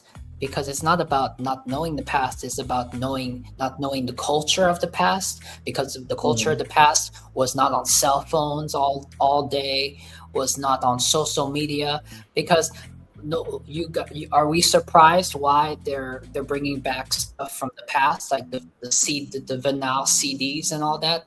That's because the generation now, they're thirsty for that. So I was wondering, are they removing the props to hide? I mean, it's not broken. I mean, it's just props. I mean, it's almost as if the props came from somewhere else and now they have to give it back. What do you guys think about why they removed just the simple props that was hanging there in boxes on display just to put Mickey and Minnie on the wall? Well, I mean, here's the thing, right? If and maybe I might be tapping into Phil's, not so much psychology, but Phil's, whatever you don't open up this door, nerd energy of being the map. So follow the iridescent bouncing ball with my answer here. If you are the Pop Century Resort and you want to keep everything up to date, wouldn't it make the most sense to take things that may seem dusty, this, that, and the third, to place a Mickey or Minnie in there to go freshen it up, right? Or you're ordering something new to put in there, or it could be a new installation or interpretation or brand partnership, right? So that's kind of how I'm thinking about that. I'll throw it over to Phil to see if I'm on the target or if I'm off. Yeah, you're on target. So I wouldn't be too worried about that. I think it might just be maintenance, man.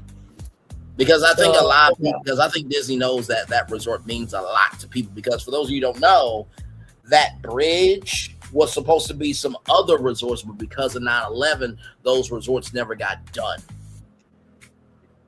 It was supposed to be a whole generation of decades. You know what I mean? So what they did to the lobby, I was just asking if something's going to happen, what can we do? So. Well, so I'm kind of confused. You say they're gonna bring branding into it, like branding. Well, I mean, for example, with Dunkin' Yo-Yo is a thing, right? So imagine if they wanted to do like a Dunkin' Yo-Yo wall for like a limited edition brand thing. So I'm not saying that that's happening, but that could potentially happen. But I think more than likely it'll probably just be maintenance.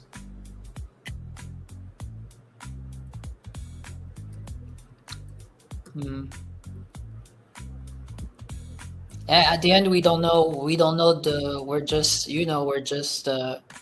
saying what we're just speculating. We don't know the reasons why the decision was made. So, but I mean, I'm not gonna say I'm not the one making the comments. People in the comments, they're all saying, "Oh, it's boring now. It's boring. Defaming."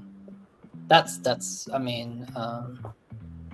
their feedback. But for me, the important of Pop Century is the exterior. So if you're not touching my Mogi with Bayou, we're good. Right. Oh, I just played around with something with Pop Century. I may do that live this week because I actually like what I just did. I just did live here, and no, y'all not going to see it. I'm just going to play around with different brands, and whatever I come up with, y'all will see. But I think I do very well with just adding brands to things, and like I said, I know that.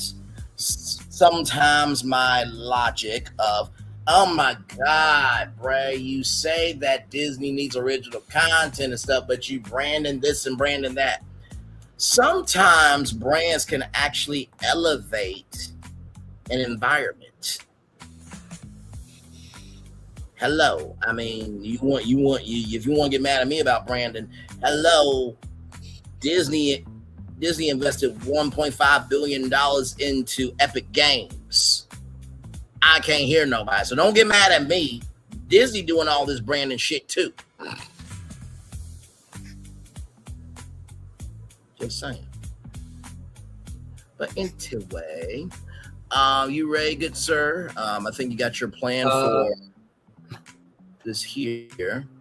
Hey, it's cool that I'm presenting this because ignore this is all for fun, folks. Ignore the epic universe because you can build this anywhere. You can build this in Islands of Adventure. You can build this even in Universal Studios Florida. You can. This was at the time I don't think it would be bad for Epic Universe, right? Because actually no, because it would give a portal for the really small kids. Yes. So right now, and smaller kids than Isle of Burke, because those kids are they're like what 9, 10, 7, 8, somewhere around there. So these would be for even smaller kids.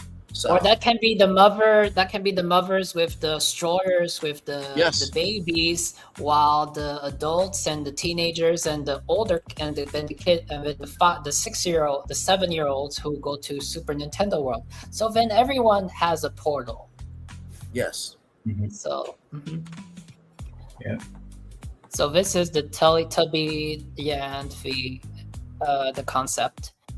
This concept integrates the whimsy of Teletubbyland in the high energy environment of Epic Universe, if focusing on immersion, tactile play, and distinct aesthetic shift from the park's more intense thrill rides, which is a good balance. Yes. Or here's an idea if you want to add this to Universal Kids Park to help it out. The landscape. Yes. The landscape, the home dome and beyond, rolling hills. The terrain utilizes undulating artificial topography, mimics the iconic hills, hidden paths that guests wander through, flower patches that interact when approached, ping chimes are glowing. Then you have the central hub, which is the home dome. You have the windmill, which is the symbol, the kinetic sculpture, which brings kinetics to the area, which we all know. Oh, here it is. At night, the dome at night, it uses projection mapping. Interesting. So it's kind of like a projection mapping to display Teletubbies tummy screen content to the surrounding area. Oh, so it's kind of like a nighttime entertainment for the toddlers on projection mapping. Tell Tubby go bye-bye. Yeah. I will say, yes. I will say one of the cool things, I don't know if it's in here or not, but I think one of the cool things would be to actually go inside the dome. I think that would be really cool, right? Like to actually see the inside of where the Teletubbies live. I think that would be know, and I think that any age adults, teens, any age who is familiar with Teletubbies, they would all want to go and experience to go get some Tubby custard or have a Tubby toast. So I think everyone wins at the end. So it's no more different than you go get a Mickey waffle at Disney, right? True. And I think it's also a way for family members. It's also a way for maybe for the adults and the teenagers to have to enjoy some memories and enjoy some time with the smaller kids. That's why you go to Disney. You go to Fantasyland.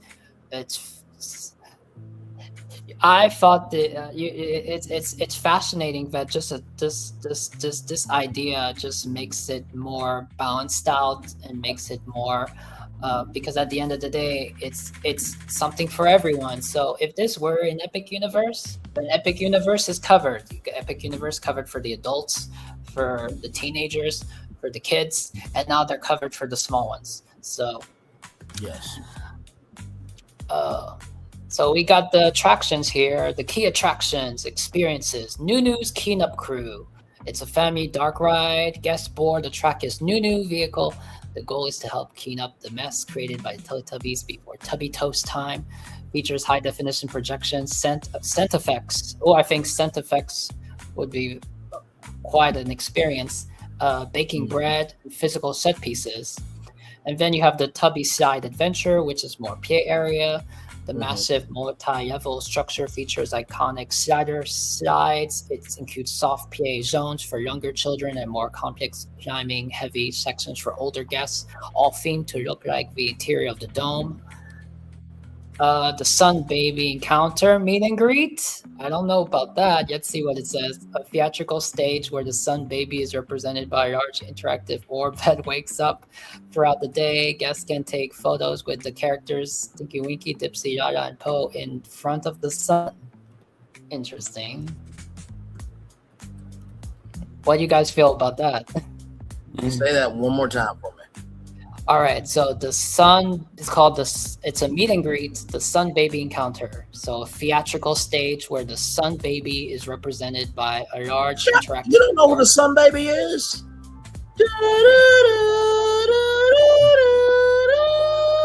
The Sun Baby is all grown up now with her own kid. That would be amazing to see the Sun Baby. Yes.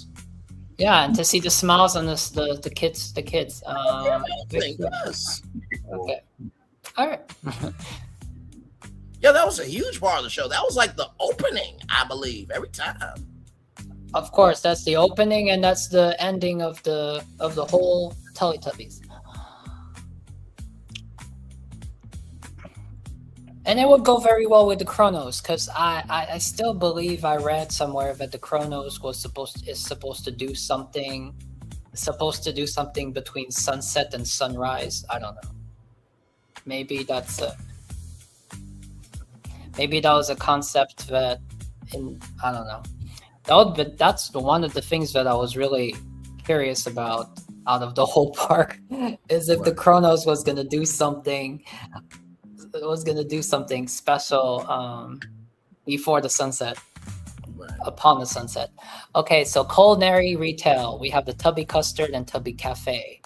Toast Cafe, a quick service location specializing in warm, comfort-focused treats. The signature item is Tubby Toast, of course. Artisan toasted brioche with sweet, savory spreads.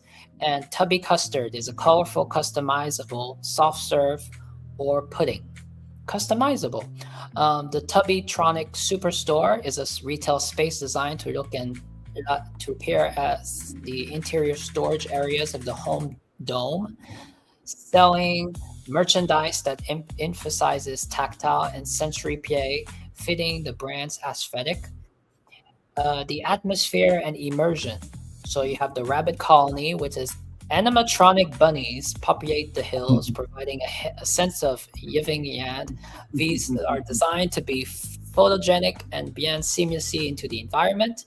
You have the audio landscape. The area features a gentle ambient soundscape of wind chimes, soft music, and the iconic "Hello" greetings that trigger when guests enter specific zones. Now, I was just going to say very quickly, for anybody who may believe that Tubby Custard will not be a thing, may I introduce to you a concept called butterbeer and how crazy butterbeer has went all over the place. Shut the fuck up. Tubby Custard will do just fine. You can continue. I just wanted to say that. No. I'm just reflecting on it. Kind of like, don't they have something? Wasn't there something in the Minions in Universal Studios that was supposed to be a win, something banana or something? I know. It was probably something. It was probably something of a banana flavor, something probably. Yeah. Just like we know that Donkey Kong, the soft serve, that pineapple, I think it's pineapple banana. They're banana, just like the Minions, but it's pineapple banana soft serve. If that thing is a hit, then of course we never know. The Tubby Custard can be the #1 experience everyone wants. Yes. Everything sounds good. So the lighting scheme is pastel dominant during the day. As the sun sets, the Sun Baby orb changes to a soft, warm glow, and the hills come alive with bioluminescent fiber optic flowers. So we got a little Avatar going on, but it's Teletubbies. What specific element of the Teletubby Ant concept would you like to refine? It says the layout of the home dome or perhaps the ride mechanics for the new attraction. So I have some images here. Ready? So here's an example of what the portal world could be. Shut up and take my money. I would so go to that. Yes, I will be a big kid for a whole week. Yes. Yeah, this is kind of giving. You know what this is giving? This is giving kind of a Mickey and Minnie's friendship fair that was in Magic Kingdom. It is a little bit. It is. Mm-hmm. And it wouldn't be much different than Super Nintendo World at the same time. It's very colorful and vibrant. I was about to say, color-wise, yes. Game-wise, no. But I feel where you're coming from, though. Mm-hmm. I like it. I like it. And I do think that it would fit. I do think that it would fit with the. For me, it would fit with the Epic Universe landscape because the Epic Universe doesn't have so much greenery. Right. Especially when you see the Constellation Carousel kind of goes with the domes of the. Kind of goes with the dome shape of the dome Teletubby house. Yes. And then you have kinetic energy, which the windmill is kind of like the kinetic energy of the Chronos gives. Can you imagine the merch? Oh yeah, absolutely. Without souvenirs. Question. I think I saw somebody with a keychain attached to. Or you can even make lounge fly bags, kind of like they do in Disney. Or instead of Mickey ears, I seen a group of adults. They made it themselves, and they were at Epcot. It was during the Food and Wine Festival, and I saw 4 adults, and they made it themselves. Teletubby ears, but you know how each one is a different shape. That's so cute. Yeah, so Tinky Winky is the triangle, and then Poe is the circle. Yeah, you can have Teletubby ears. Yes. Walton, can I run a new concept by you? Yeah, go ahead. You take this same concept because when little kids, toddlers, like 5 or 6 and under, you replicate this, but this time it's going to be the Clubhouse Mickey Mouse. Oh, Mickey Mouse Clubhouse. Yeah. Clubhouse. Yes. Yeah. Yes, because Mickey Mouse Clubhouse is kind of the same. It has, that can be Disney's response. Yeah. Mickey Mouse's Clubhouse. And that's. So do you think that if they did that with Mickey Mouse Clubhouse, that they would have a Mickey Mouse Clubhouse performance show? Of course. Yeah, I would like in the to house. I think the house should be like a playground. Like you get to. The house looks like a playground in that show. I mean, what little I did see. Yeah, and I think a Mickey Mouse Clubhouse would be very kinetic energy too, because you would have all the things moving. Because the Encanto house, we don't know. I hear that the exterior of the casita might be very kinetic, and things might happen. So, right. If you have that for the Mickey Mouse Clubhouse, the way. It's funny. It's interesting you brought that up because the Mickey Mouse Clubhouse environment is very similar to this. So. Yeah, exactly. That's why I bring it up. It's got the same layout, outside and interior. So here I made it more as a map, but I prefer the first one that we saw. Here, make an image of Nunu's Tummy Toast ride. Here we go. No, the first time I made this image, I believe I just for fun I shared it to one of you guys. Oh, And wow. my favorite yeah. I wanted to tease one of you guys, and you can see on the canopy there's the Epic Universe logo on there. This is hook, line, and sinker of nothing but a win. Nothing but a win. Nothing but a win. By the way, as I'm multitasking here, so I'm watching what we're doing here, but also too, and this is the thing about us. Sometimes we will say things out of our mouth in conversation because it's a conversation. But other times, that conversation can lead to paths. And all I'm going to say is... That's always happened here. Oh, absolutely. Like we did the Kronos Hotel, literally inspired out of us doing this. All I'm going to say is thank y'all for bringing up Pop Century. There will be a live this week. Because as we're doing this, I am plugging and playing some things. And oh my God, some brands definitely could give Pop Century a lift in so many big ways. But y'all will have to wait to find out which brands I think that me and Phil, we have a different concept for Pop Century. Of maybe for you, it's to upgrade Pop Century, but I think since Phil has been on he's made an episode on the American Adventure. His mission is to save, however way he can save notable important attractions, a way to save Pop Century if, for example, Pop Century was at risk of being changed.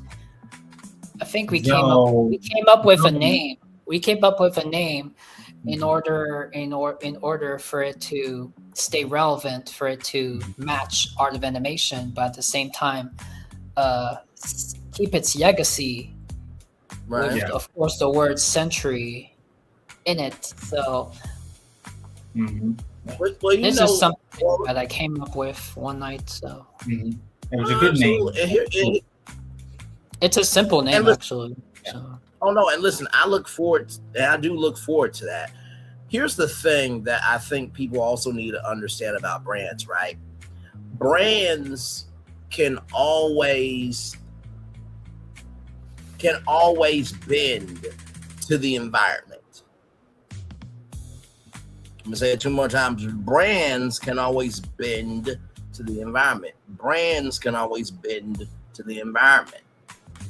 So believe me, if I'm bringing in a brand, every decade of that whole century will be a part of whatever I infuse into that.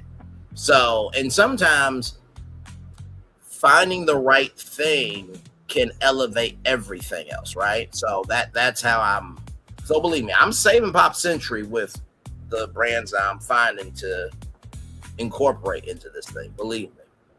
Do you see here how you're sitting on like toast? That's again something else that came to me when I was watching the Chez Remy restaurant in Disneyland Paris. Yes. What if you took the restaurant from that we don't have in Epcot, the Remy restaurant from Ratatouille, and you brought it over to Walt Disney World, for example? But instead of it themed to Ratatouille, you theme it to Alice in Wonderland, because in Alice in Wonderland you are shrunk to when she was tiny. And imagine if you sit and your booth was that soft piece of bread with all the flowers in the middle, with all the flowers and the house. So that's why when I see here, they're sitting on tubby toast. Yes. And again, another, and of course, if the Alice in Wonderland, which they are doing the Alice in Wonderland, they're doing it in the form of a playground. for the magic of animation Mhm. at Hollywood Studios. Yes. So I'm very curious to see how that appears in real. All right, here we have the Tubby Custard Cafe. It would be nice if the Alice in Wonderland playground turns out just as good as the Honey I Shrunk the Kids. Yep. I've been wondering that too, Phil. I absolutely have been. That's right. That's the playground think that Alice in Wonderland needs, because you remember she took a piece of bread for making her big. There's a piece of bread to make her tiny, tiny, tiny. Yes. And it's the caterpillar. And she And I have a feeling that the Mad Hatter will have a great deal will be involved a great deal in that playground. I feel like the Mad Hatter and the Cheshire Cat have some different ways to play with the environment. So I'm looking forward to it. We'll see how it comes out. Can you guys feel the vibe here? I think that this would be so bright and so. Oh wow, that's basically the kids resort in Texas times 10. Yeah. It's as if you the kids resort, and you know it's giving Toadstool Cafe, but another theme. That's what I've been saying to myself privately the whole time. I know, if this was like a Universal Kids, this is better than even the current DreamWorks area and studios. If this was Universal Kids Resort, I think people wouldn't care if it is Teletubbies. The most important is the theme and immersion. Right. Yeah. And now we have Brian imagines entering the dome. Yes. I think. Yep. Well, the dome could be better than that. We know how the inside of the dome is, but But still, I mean, this is all concept art, you know. Or this is more a kid. This is more a playground dome, I think. Yeah. But that's the thing I always say to you and feels like whatever comes out, let it be the foundation, but don't let that be the end. And this is not a bad thing, right? There can be the play dome for the kids, but then there can be the actual dome where it's a meet and greet. You get to play around and stuff, right? Just like Mickey's house. So, you know, it's all about the versatility of how you utilize it, right? So it's all good. No, you can, different domes for different experiences. Yeah, it's all good, man. But what did you guys think of it? I just did it out of curiosity, and no, I absolutely loved it. I really think that Teletubbies really could be a theme park player for sure. And this is the brilliant thing about it, right? Anything that is available can be an option. It's all about how you utilize it, right? I want to take this down for a minute because I see something very cool that I want to bring up here. Let's bring this up here. Yeah. Good morning. Sunday morning. That's so cute. Good morning. You said that's cute. No, it is. I was gonna say we should bring one Teletubby clip, but I didn't expect you was gonna bring. Well, you know how copyright is, so you know we gotta dance around it. But no, that was great. That was absolutely great. So yeah, that was the time when she kind of like didn't know what to say, I guess, on live TV, and she like flipped some words together, like "Good morning, Sunday morning." Like, oh. Yes, indeed. She said that. So Poe would like to say thank you for presenting his dream. No, that was very good, Florentin. That was very, very good. And the stepping stone begins at the Universal Legacy store. Yes, absolutely. We've just begun to dream. Oh, absolutely. And that's the thing about is it's like we don't mind like taking an inch and like making it a mile just to see what can be. Like, even if it doesn't happen, the fun is in the discovery of, oh my God, we actually did this and it came out this good. Okay, then, you know what I mean? That's why sometimes it's good we take something out of our archives and present it, because that's why I did just like the door coaster. The door coaster was something that was shelved in the archives and now it's back. Yeah, no, absolutely. Yeah, so what I just said about Mickey's Clubhouse, I will just replace whatever the heck it was at Magic Kingdom, Braylon's concept with maybe the Mickey's Clubhouse there. Instead of Storybook Circus. Yes. I just only made that happen because I felt like in order for there to be a downtown Toontown, you need something else to bring that together. You know what I mean? So I'll just build it behind the train station if I want to. There's land back there.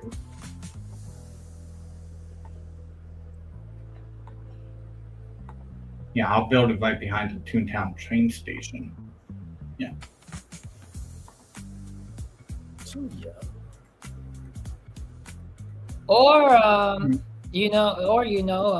Since we spoke about it this week or the past a week ago, when we were going through, we were trying to make a legacy park. We spoke about this, a legacy park, and for Walt Disney World, and it has sections that has section from each of that represent each some significant and popular section from each of the parks around the world.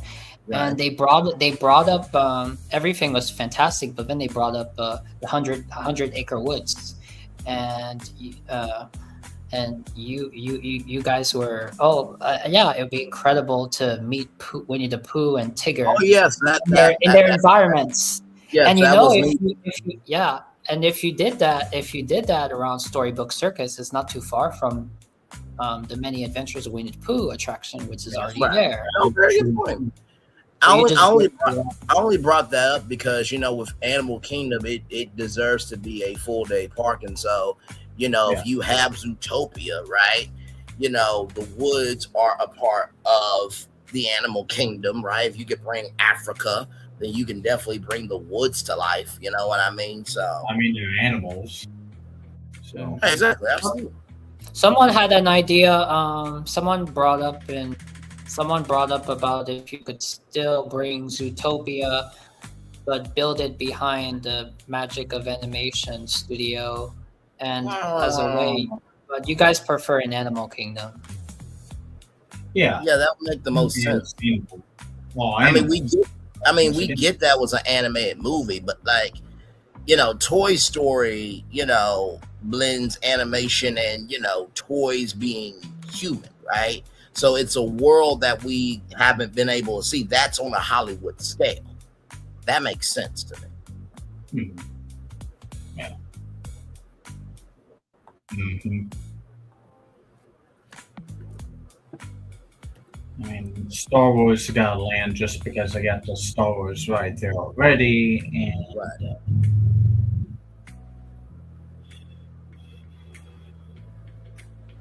by the way, you know something that I really would like to see. I would love to see a Darth Vader horse riding academy. I would love to see that. I really would. I think that would be great. Get on the horse.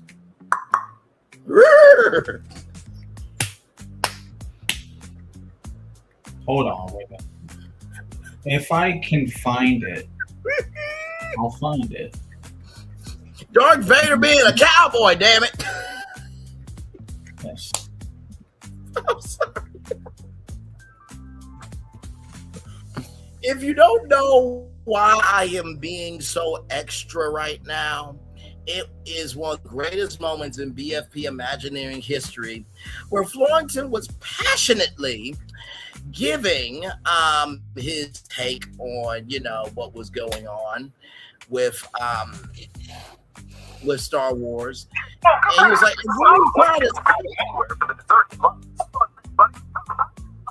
well, and that was was that our episode 1 or episode 2? That was our very first BFP standalone episode.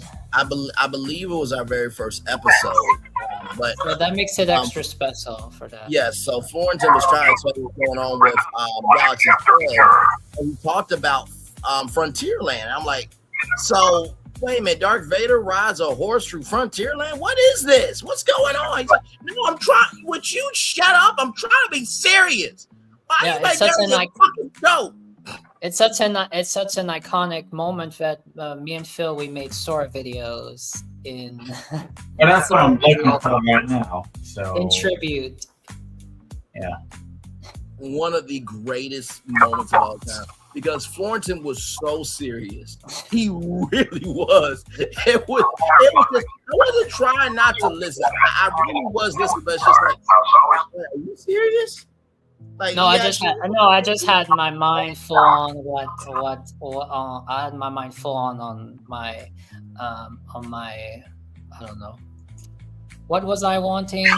Wanting something. Oh, I was saying if Galaxy's Edge and Disneyland didn't happen and you brought in I don't remember. I'll have to go back and watch that to see what in the world.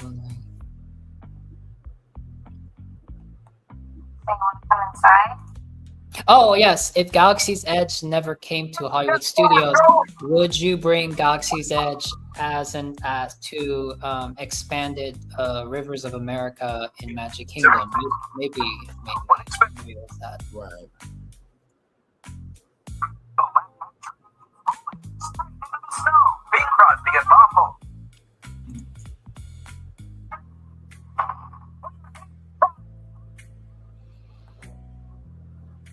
Oh man. I made a short from it. It's on the BFP Visions channel. Understood. Oh man. Whew. Looking for it. That's where I am. Here's something funny. Here is something funny just for fun. I finally figured I did what Brad taught me about asking on the asking. So it's easy to find now timestamps for anything because you just press the ask button. Yep. So I just did for fun, and I said for the Disney Mountain episode, I just said I just asked in random, what is the funniest moment from BFP or BFP Imagineering or Brian's BF Florentin Brian with what is the funniest moment? And they brought this up, which was something that was not on the episode, but I don't know why I brought that up. It says here, the comedy comes from the perfect contrast between Florentin's deep, unfiltered, analytical passion for grandiose music theory and Brian's quick, teasing reality check, treating Florentin's musical obsession like a breakthrough in a therapy session. Repeat that again? What? Yes, please. What?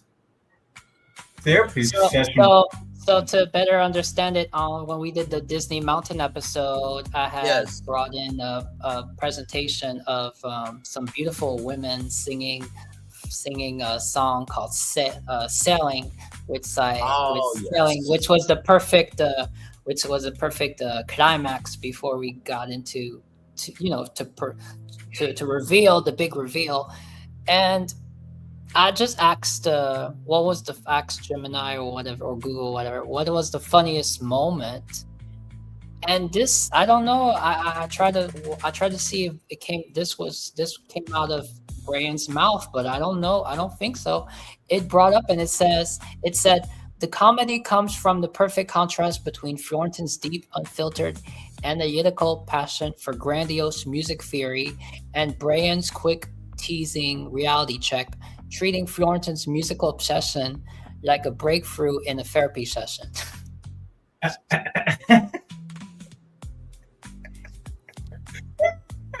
You know, that does happen from time to time. We do have breakthroughs about some through my quick wit. That is true. That is true. That is a hilarious interpretation. Wait a minute. Okay, so I want to know what my videos say now. Right. So for anybody that really wants to know how to do it, let me just bring it up here. Yeah, do it. Yeah, because I want to read. And y'all, this is on most YouTube videos, so you can do this absolutely free. It doesn't cost you a thing. So I'm gonna pull up the Toontown Madness thing, right? So what you do is you click right here. You see that ask button right there? I'm gonna zoom in on it. Yep. So you click that ask button right there. You click that. And then it's going to say, hello, curious about what you're watching. I'm here to help, not sure what to ask. Choose something. So you click summarize video. And if you say, what is the funniest moment, they'll give you timestamps to, but it's not perfect. Like if you just want just put laughing and then they'll show you timestamps when Brian makes a laugh. Yes. And then it gives you the timestamps here of everything that happens in the video. So it's absolutely free. You can utilize that to, figure out where do you like the content? Do you want to, how do I put it? By summarizing the video, do you actually want to watch the content for the full context? So that kind of helps. And then also too, it helps, you recap things. So whenever I'm utilizing our content or my content to showcase, another show, then all I got to do is just go to that, get the timestamps, and then we don't got to watch the whole thing. So it's a very useful tool. I'm going to use two examples of what you just did on the screen.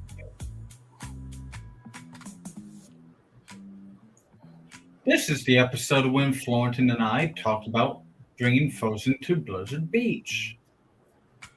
BFP hangout, and it's the one. Arendelle Frozen Shores. Okay, interesting. Mm-hmm. Yeah. This is before the Typhoon Lagoon expansion. This was like 2 months ago, May 6th of 2026. Yeah. By the way, as a side note, I did watch that Alicia Stella video about a 3-story Dark Universe expansion. Saving in design, 31 to 33, dining in retail, 33 to 34, 4 minute. Disney bus advertising, additional topics, was in the opener. And theme park philosophy, before we're going into talk about it in the, in between. That. Mm-hmm. It was a good one. It was all generated by Claude, Okay. This one was. And that was the only time I have a sense to use the Claude.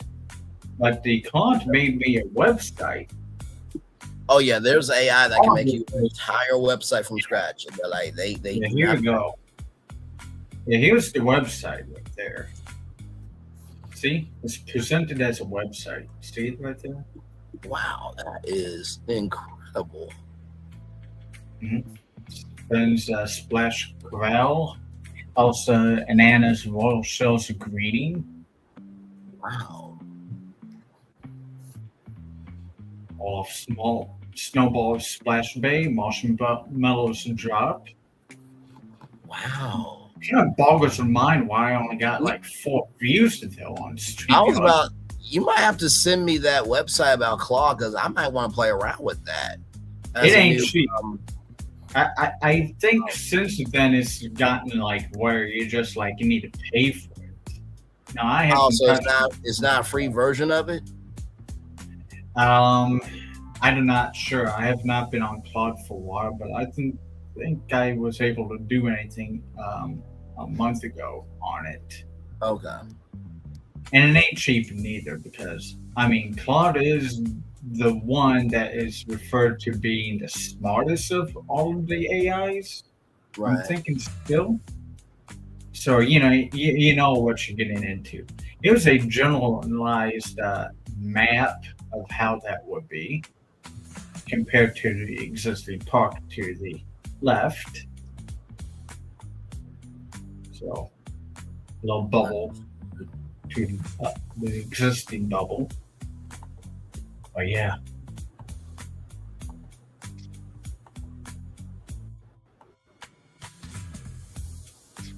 Understood, good sir. I'm gonna pull up one more video. Yeah, go right ahead. We're just chillaxing. Let's pull up the video that I just did, which was, unless you want me to pull up the UK, that won't be. Like I said, we're just chillaxing at this point, man. We're just making it do what it do.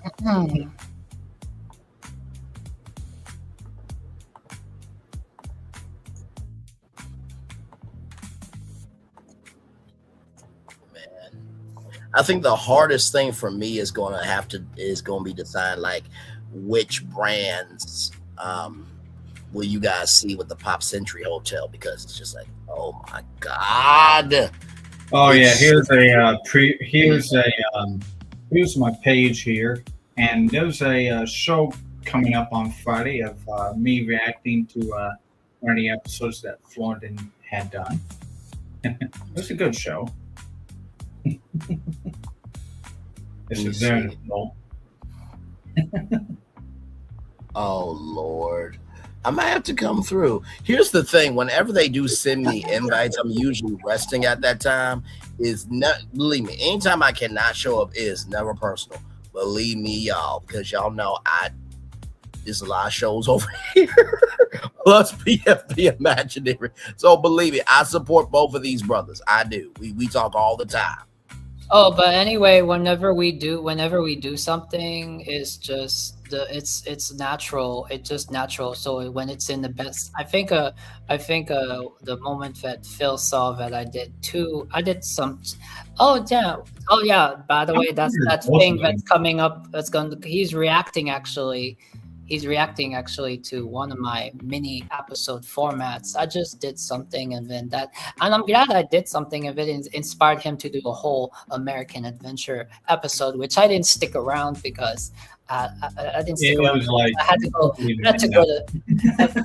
But then I told you, carry on the show, and he carried on the show for maybe 2. Yeah, it's kind of funny how like I watched you guys finish your show like an hour after I went to bed, and I watch it back, like Florkin says, like, my wish is that Phil carries on the show, and well. But if you watch the conclusion, if you watch the conclusion of him speaking on the conclusion of how much it means to him, this, I mean, there we go. There we go. That's the kind of episodes. Like I said, we can each do our own episodes, but we each have our own. We each have our own style of doing it, and I mean, that could be the closer of tonight's show on Green's channel too. Yes. We're already here. We'll click on the what the heck is GB?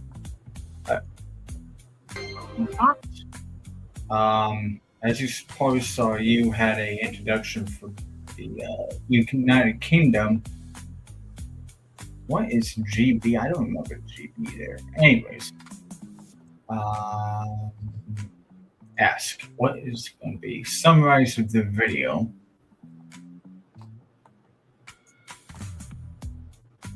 Because it's like presenting a ride that was like kind of similar design of I like how they organize the details. So this video features a BFP Imagineering host Phil and Fullerton presenting an ambitious original attraction concept for the United Kingdom Pavilion at Epcot.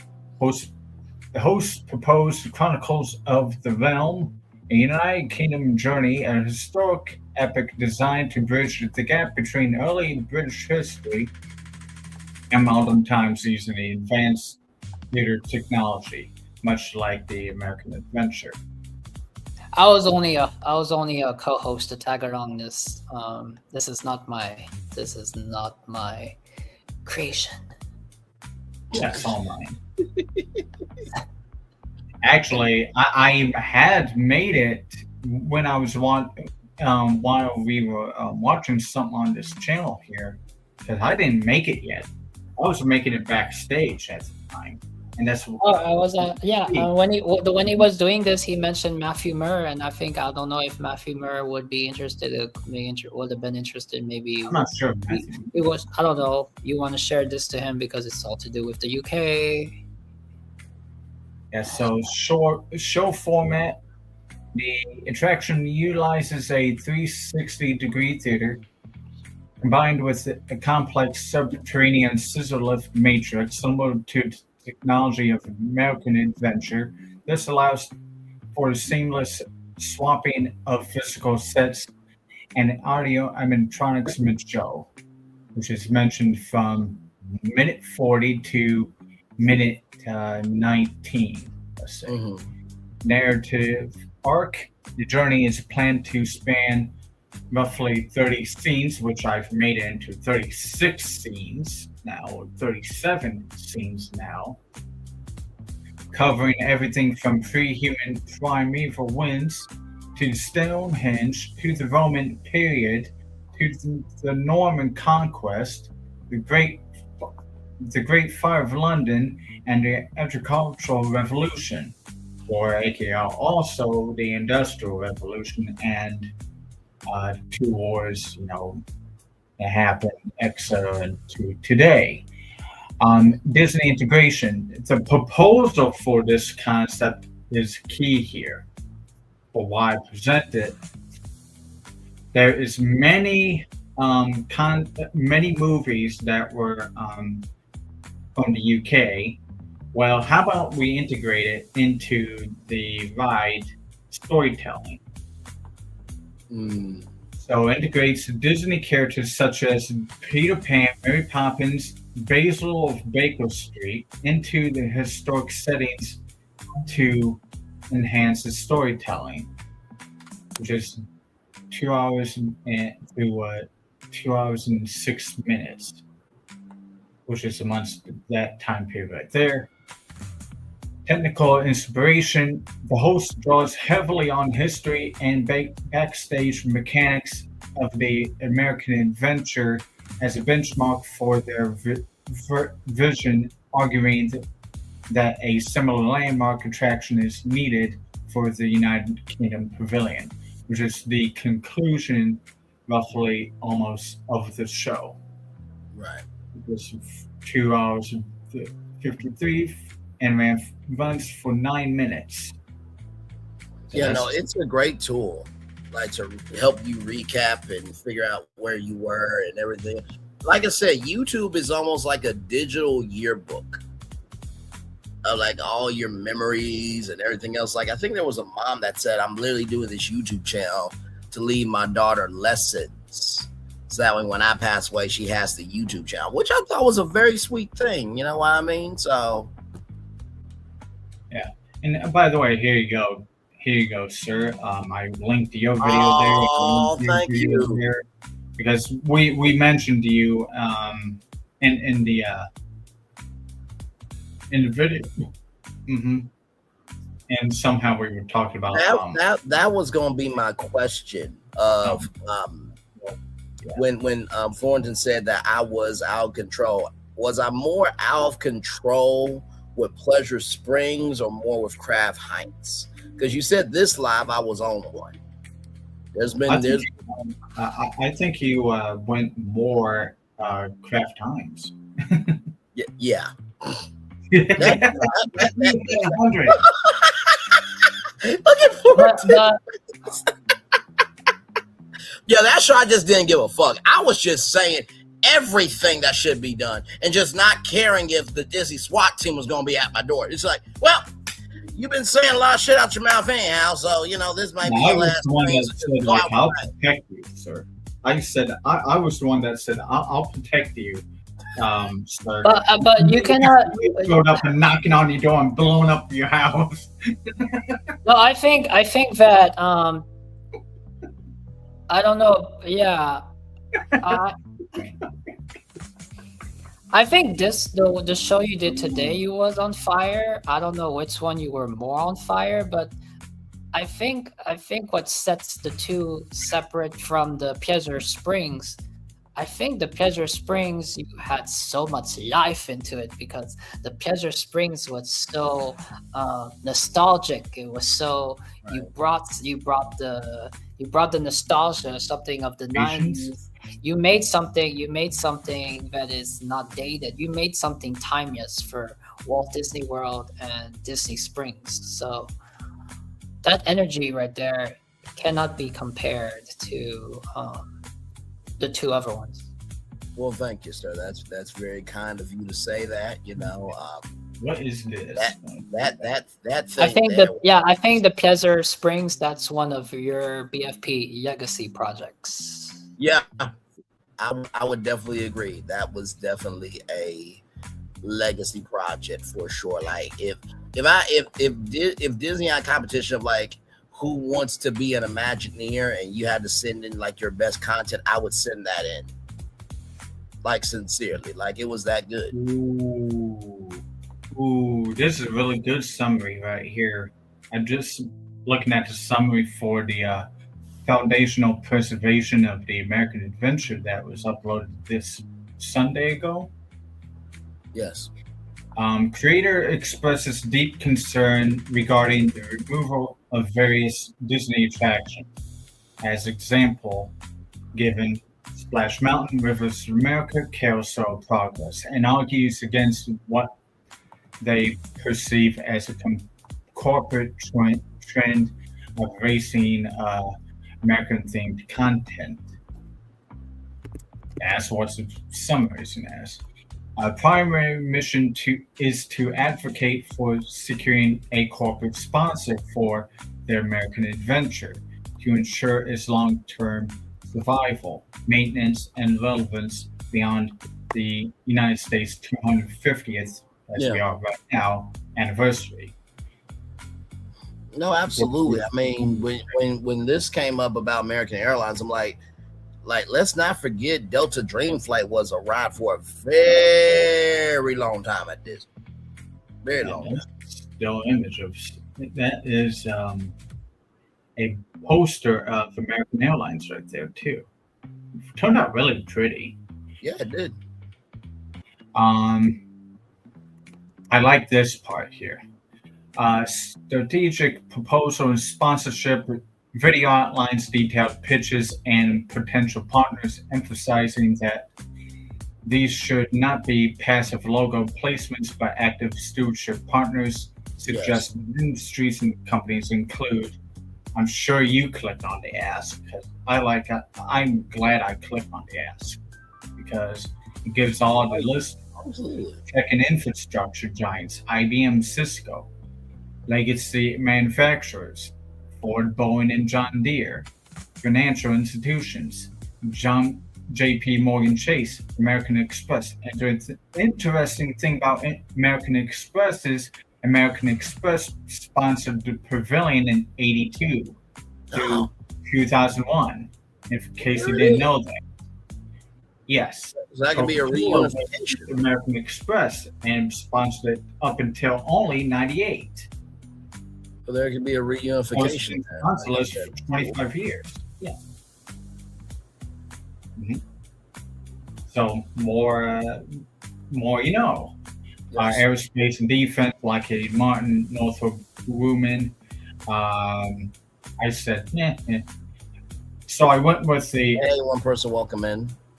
my preferences went to, of course, airlines, of course, which was Delta, United, and American Airlines, or food and beverage, Coca-Cola, or Kraft Heinz. Yes. That All new partnership. the airlines and food and beverage goes from 2 hours, 2 hours and 4 minutes, all the way to 3 hours and 48 minutes. Yeah, I was talking from 1 hour and 9 minutes all the way to 3 hours and 48 minutes. Good Lord. And let me tell you something, like right now we're at what, 4 hours, 13 minutes and 55 seconds. And all of it was just because of the show. And then everything else was so much for 4 hours. I mean, yeah, I know. You know what I mean? So that's the thing too. You have to let content breathe sometimes, right? I mean, like I said, 2 Toontowns, a brand new land for Magic Kingdom, then 3 resorts. So that's 3, 4, 5, 6 things pitched in one show. So the strategy of doing this will be modular kiosks, installing high-end period-appropriate mahogany cabinet kiosks in the pavilion's post-show lobby to serve as a interactive revenue-generating tools for its sponsors. So you want to book a flight for Delta after you, feel like wowed by the show of the American adventure, because like, wow, America is a great country. I kind of feel like doing something more than just visiting Disney World now. I want to go to the Grand Canyon. I want to go to anywhere. So, or I would drink some Coca-Cola and maybe what's great is I amazed Phil because he did not know about it on that one of the model of Epcot. Of course, they had all those additional countries like Taiwan and Korea, but for the American Pavilion, originally it was a round building, kind of like the Carousel Progress, and it was in the middle. It was located not where it is right now, but in the front, kind of in the front before the beginning of the lagoon, and that kind of solved the question. Somebody did write a comment on Mouse's video asking what is the placements of the countries, what is the purpose for the placements of the countries. But I can say there it is. So you see this building here, they could have put Carousel Progress in this building if they wanted to, with or different Carousel Progress with Walt presenting Epcot. If they had, if this building here, this is where the American Adventure was originally going to go, and that solves why Mexico and Canada, because the United America was in the middle, and on opposite sides you have Mexico and you have Canada. So that solves why Mexico. And that's why Canada and Mexico are right there in the front. There at World Showcase. Interestingly enough, they kept them there in the same place. Oh, and here it says also walk beneath America. So it seems that you'll be able to walk beneath this structure. Yeah, this structure, if I can get it, there's a different angle here. Looked like it was raised. Oh yeah, here's a better angle of it, if you can see. I don't know how. Yeah, you can see it on the screen there. See, it's elevated. It's on the pillars. And does this model have the Fountain of Nations or not? It's. I'm not seeing it. I don't see it there. Maybe it didn't have it because the American Pavilion building is where it is. I mean, they did update this after they moved the American Adventure. You know, the American. Yeah, because also in it, we moved it to See where there it's on this, see there's this, there's connection out further towards the lagoon.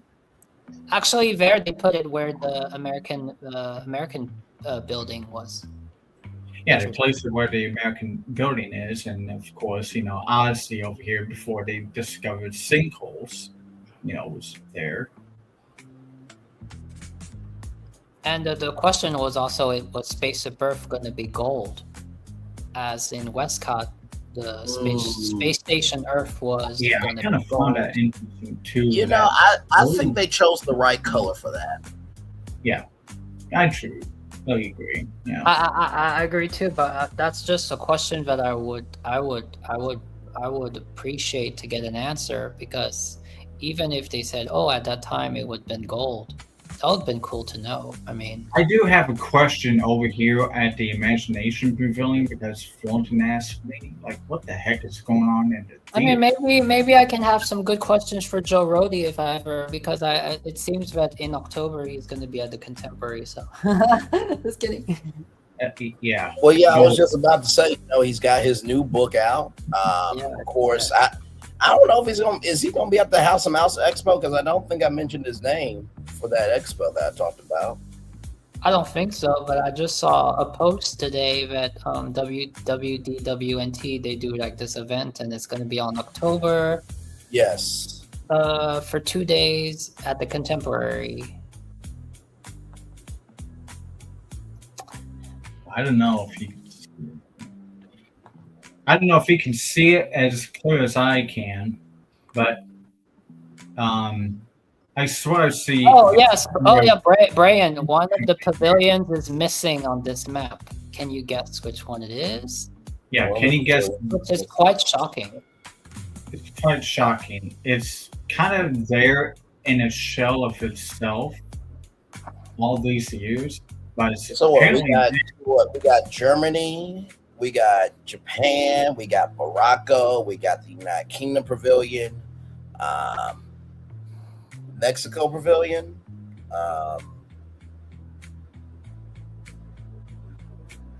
Okay. All right. I'll tell you.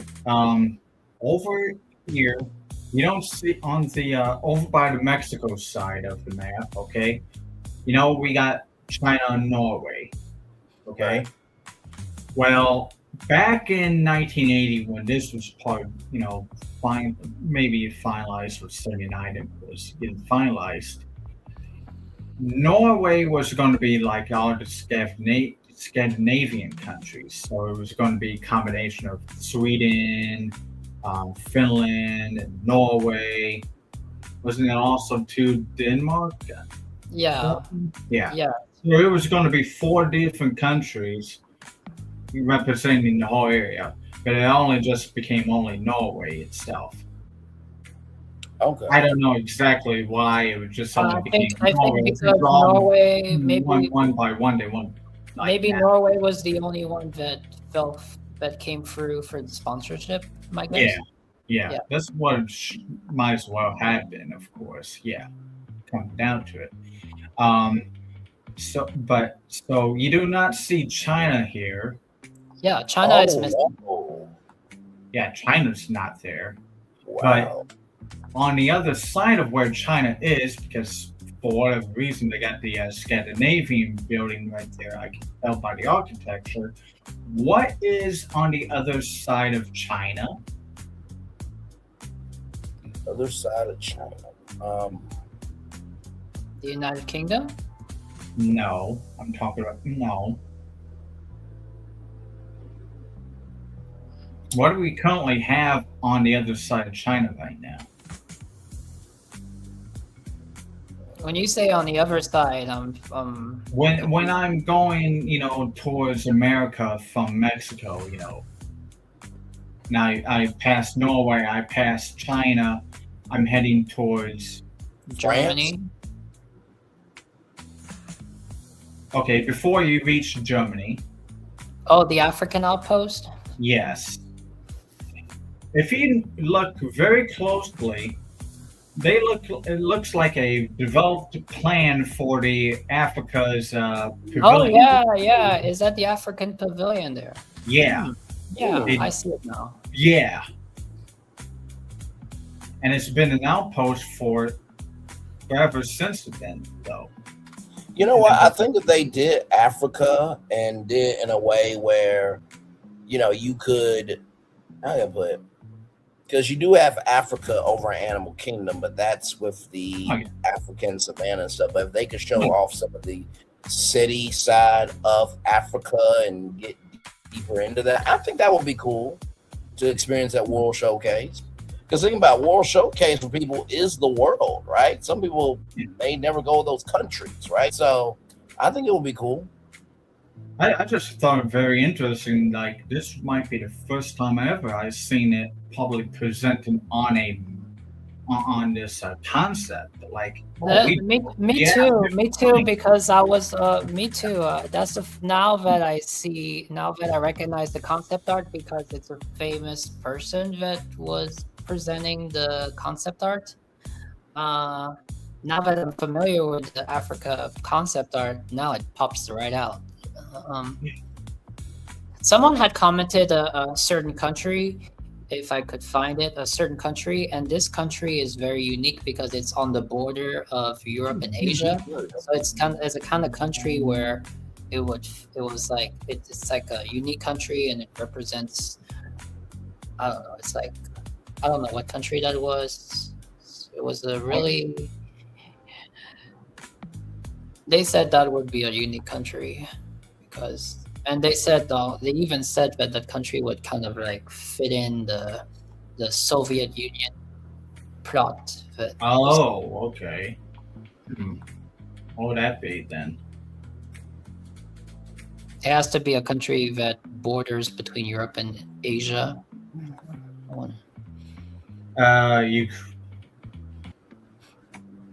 be Ukraine, is it? We were trying to guess what is that spire building next to Journey into Imagination.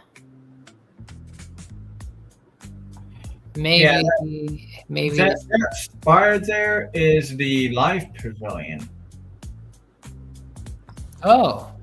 Has to be, because if you remember the early concepts that Tony Baxter had, you showed me pictures of it again recently. It was a weird concept, but I can see that his concept went over to the Imagination Pavilion though already at that point, because you got the pyramid glass domes there, because he was putting glass pyramids. I have something new. Okay, I have something new. Okay, I want to see if you can see it too. So pay attention where Mexico is, and pay attention where you said that is if that's the Scandinavian pavilion. Yeah, right here. Now if it was really supposed to be the Scandinavian pavilion, it's supposed to be where Norway. We're supposed to be where Norway is today. How come it's not closer to Mexico? Oh, that's what I was saying. It's sitting in the plot where China is right now. Yeah, so the Scandinavian is sitting where China is supposed to be. Yeah, I noticed that probably. Okay, so you knew about it. I'm not sure. You know what? Hold on. Let me see if I can play a clip. Well, that's why China is not there, because something else is Let's see if I believe I recorded myself saying that.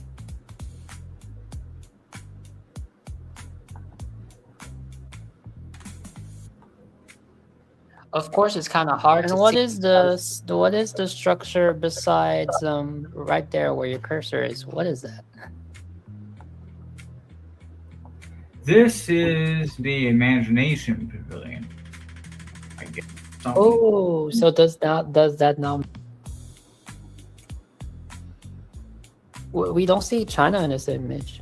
We don't see China in this image, but I swear I see Africa in this image.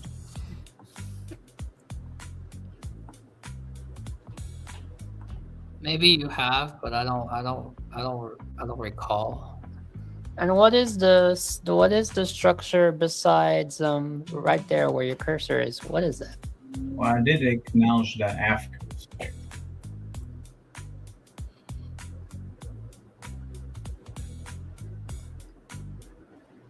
Do we think for this model at this time, China was not yet decided? Because Well, we were talking before about that, the model before that had Taiwan and was it the Philippines? No, Philippines was no. It was Taiwan and Korea, South Korea. Yeah. South Korea and Taiwan were the countries that were pitched before Japan and China. So in this map, in this concept art here, we see Japan. So that means Japan has already agreed. So maybe like I said, this can be like maybe the reason there's no China is because they have not yet said, okay, yes.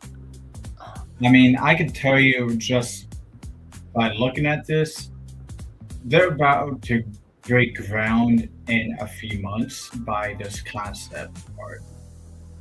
But this is not the final concept actually, because you can see these spires, the space pavilion, whatever it is, they didn't make it. Oh yeah, there might be the space pavilion. And you can see that Communicore is completely kind of different.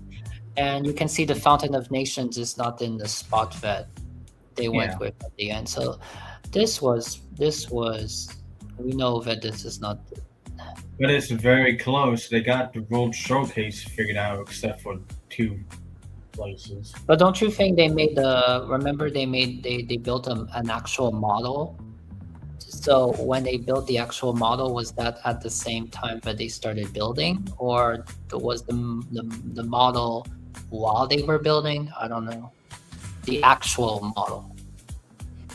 Because the actual model was not this for sure. This was, I think, the final concept art before they retooled it for the final model. But this is pretty much this is 100% the closest concept to the reality, because as you can see, this concept art removed the American adventure. Oh crap! I just noticed something else too. They have a boat in front of the Scandinavian pavilion too.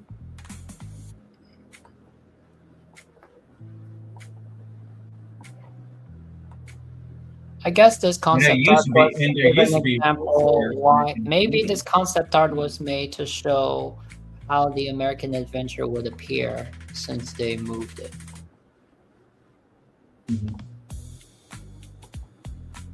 Yeah. Now I don't know. I can't. I was just gonna say, like I always say, I think the biggest thing that usually surprises people is what we don't know about, right? Because I'm sure that the Imagineers have went to concept art and been like, okay, we have the technology. Can we try this now? And it's like, no, it still doesn't work. It's like, okay, how do we know that? Are you just saying that because I picked it up? You know what I mean? So.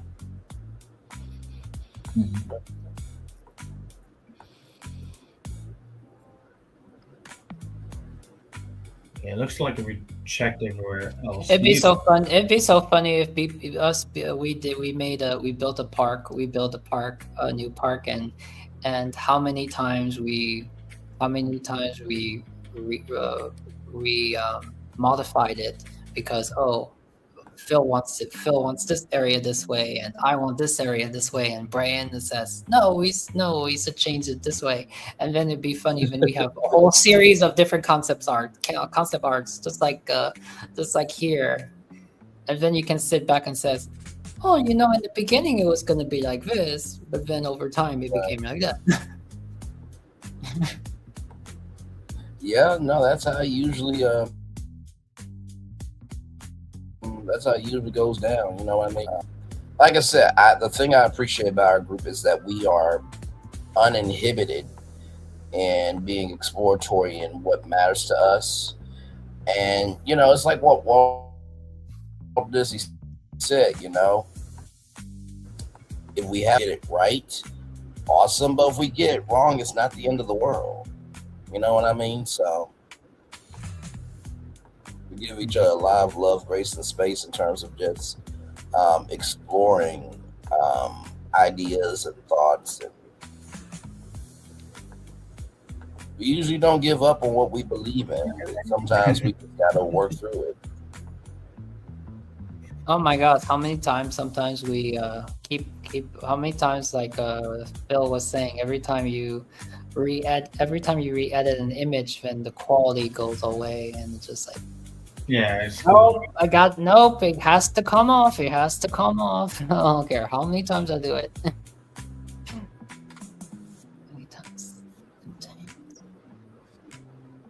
So I did a little thing like you, Braylon. I pulled up an article. Yes. Yeah. This came off of the Disney company website. And they were talking about Kraft Heinz.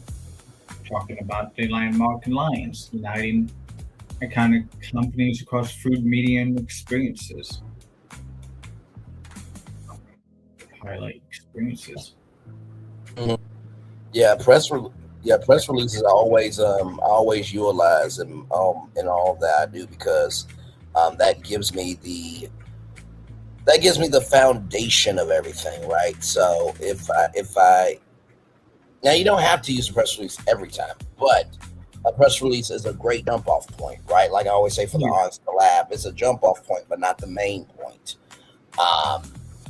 And like I said, I thought that this was very interesting because food, of course, we expect that. Media, but experiences, I think that was the wrinkle of like, okay. But yeah, I think out of all of the live streams that I've ever, my camera is off. Hang on, y'all. I'll be right back. Give me a moment.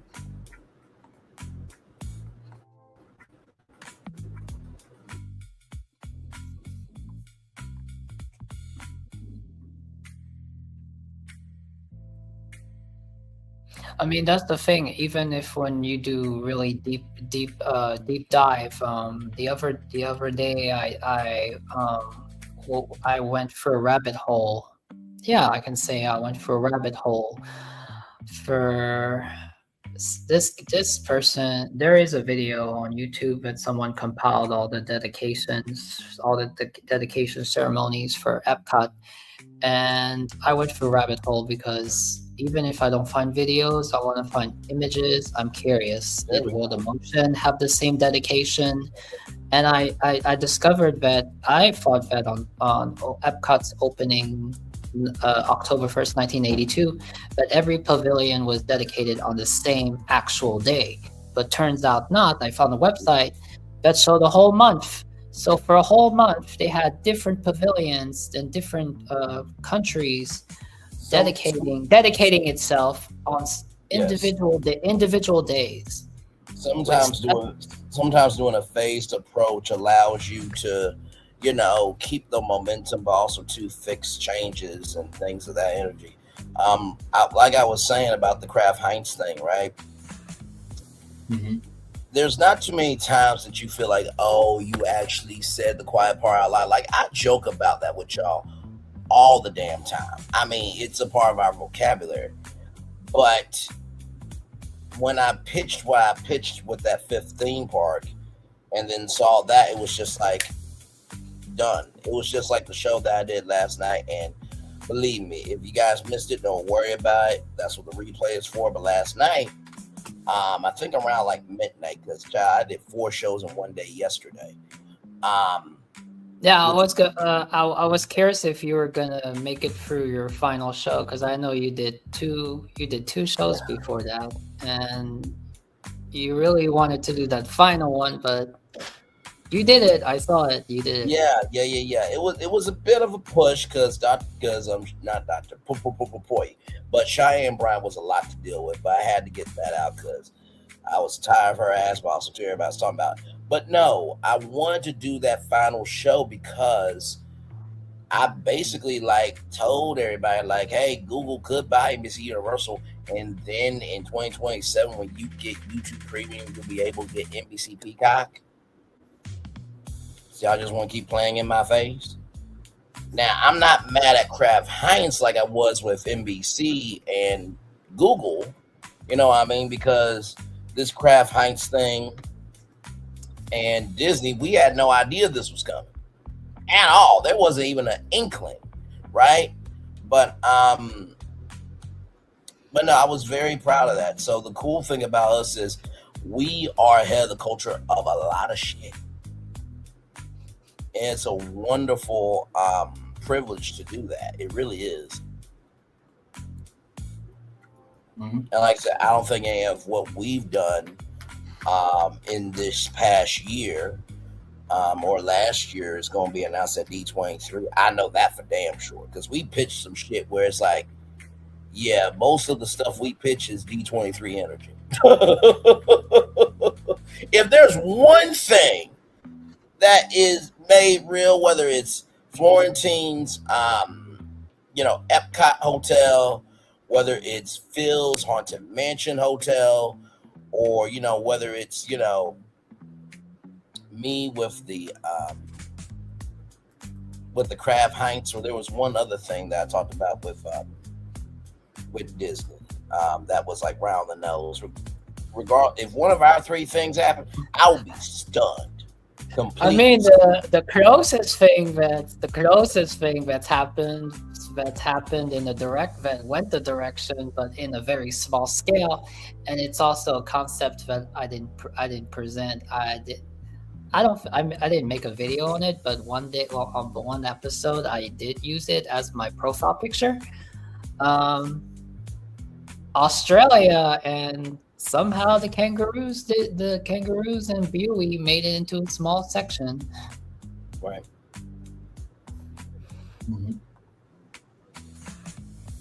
Did you want a pre-closer to your daily motivator? If you want to, sure, because I'm about to get me some sleep here in a little bit, because I am getting a little bit tired. I did what I could tonight, but yeah, I'm kind of ready to. And that's not because I don't love y'all. It's just I'm. Well, hold on. I have one image for you to pull up. That's gonna be a tease of what will be featured this Saturday. All right, let me see here. Oh, wait a minute. Before I get there. Oh, you know what? I was about to say the Kingdom Hearts thing. When I saw the Kingdom Hearts thing being celebrated at D23, I'm like, okay, there's a little something. So we've had our moments of being on it. You know what I mean?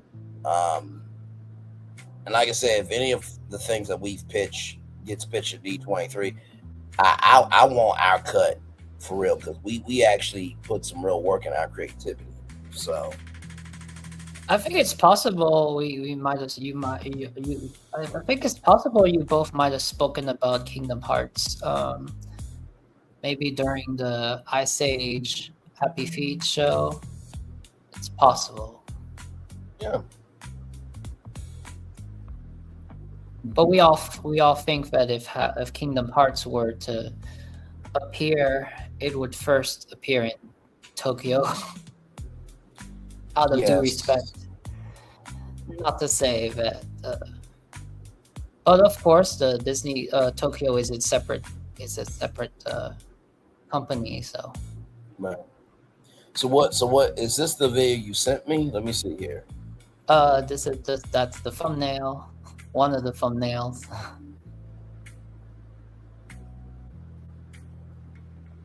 Because I see a spatula from Swedish Chef.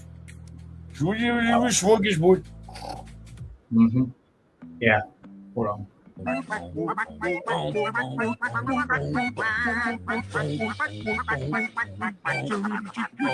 so it was kind of funny watching this edit. I think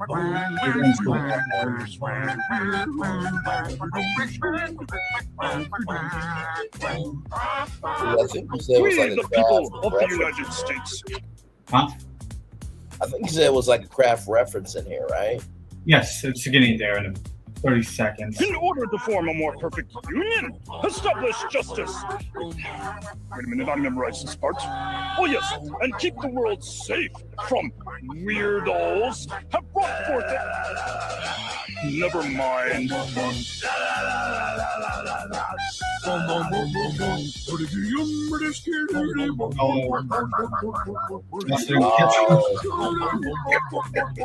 There it is. Predictive programming.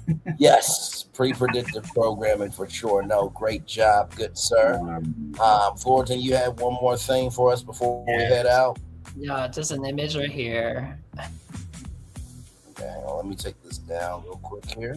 Ooh. It's so amazing how, I always say, if you understand the moves that are happening around you, you'll understand what you're seeing in front of you. It never ceases to amaze me.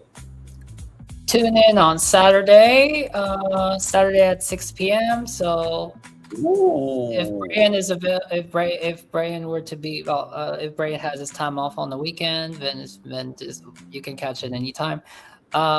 Yes. I decided to watch myself a documentary on the Mirage. I know nothing about the Mirage, and after I enjoyed it, I asked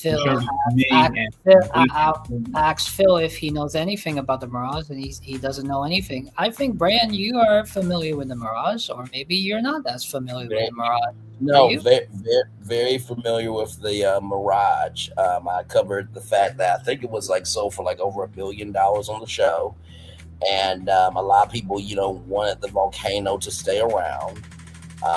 It had Sigmund Freud. It had dolphin, habitat, the only dolphin habitat in Las Vegas, and I think Steve Wynn was inspired by Walt Disney as well. So there's a little something there. I won't spoil the hard work that Fullerton did, because I do want to watch it and give commentary on it. Mm-hmm. And this is a watch, and this is the we're watching the documentary from, I think it's Expedition. I will make sure I will. Is it? Wait, don't tell me. Is it Expedition Theme Park? Yes. Yeah. It's a brilliant. That is such a great content creator. If we can get them on, oh my god, I would lose it. I feel like we do what they do, except it's more refined with them, and us is just live and frolicking. For real. I feel like we're a combination of Expedition Theme Park and the Funtland in so many ways. I got a question for you, sir, because Fullerton was asking me, and I don't know. I mean, yes, Brendan would know. Why did Steve Wynn sell the Mirage in 2000? Well, now don't quote me, but I believe he sold the Mirage because he wanted to build the Wynn. The Wynn was his creme de la creme. There's actually, hang on, let me see if I can pull it up real quick. Because that's the missing piece out of the whole video we did on that day. Yeah, they didn't answer that. He didn't answer the question. He just at least I believe that's what it is. Now, this was a real commercial, and he actually did this. I can't see. I'm gonna say this with all due respect. Black people, white people, we are two completely different people. Us black people, we like being on the ground. White people, for some odd reason, including Nick and Linda, they will tightrope in the middle of Times Square. The commercial you are about to see, under any circumstances, do not do this fucking shit.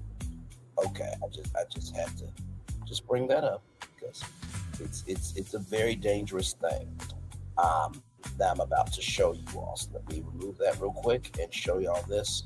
And this is real. This is no joke. Now, of course, Steve Wynn was good and everything. The crew had him, but I just watch, because this was bigger than the Mirage. And I believe that was the reason why he sold off the Mirage, so that way he could use that money to build this. So here we go.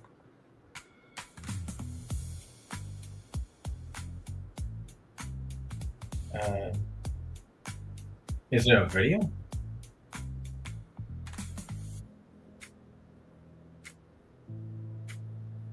Is it a video? Yeah, he actually did that. Yeah. What do I watch? Yeah, he actually did that. And then if I'll show you here, he did again. What are we watching? Wait, say that again. Were you watching a video? Wait, did y'all not see it? No. Oh, okay. Hang on. My bad. Y'all said he did what? Oh. Hang on. What is you know how what he do? Sometimes. StreamYard, you're StreamYarding. StreamYard, you're StreamYarding. You're gonna keep me bringing up Sheree moments. What you gonna do?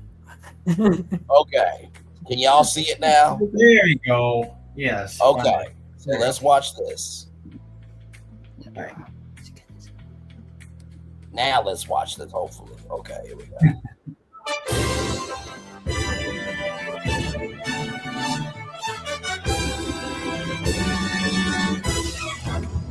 I'm Steve Wynn, and this is my new hotel. The only one I've ever signed my name to. Oh, he actually did that. Yeah. No, he actually did that. Can I get down now? So that was his first one. Yeah. Can you now? If you've never seen the Wynn in real life, it's a very tall hotel in Las Vegas. So I believe he sold the Wynn to be able to put money into that. I don't know if that was covered in that documentary. I think it was another Steve Wynn documentary I was watching on one of the Las Vegas channels. But then he did again. He sold the Mirage. You said he sold the Wynn. Just no, I mean he sold the Mirage because it was a plot hole doing the whole show we were doing. Yeah, everything. I believe he sold the Mirage to invest in the Wynn, if I'm not mistaken. And then he did again with the second hotel.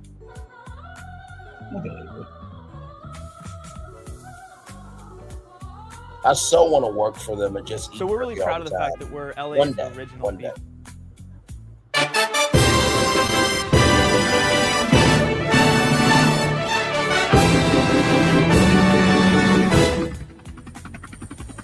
Hello, I'm over here. 3 years ago, I stood over there introducing you to Wynn Las Vegas. Now I'm following it up the best way I know how. This is Encore. Yeah, he actually sat on that.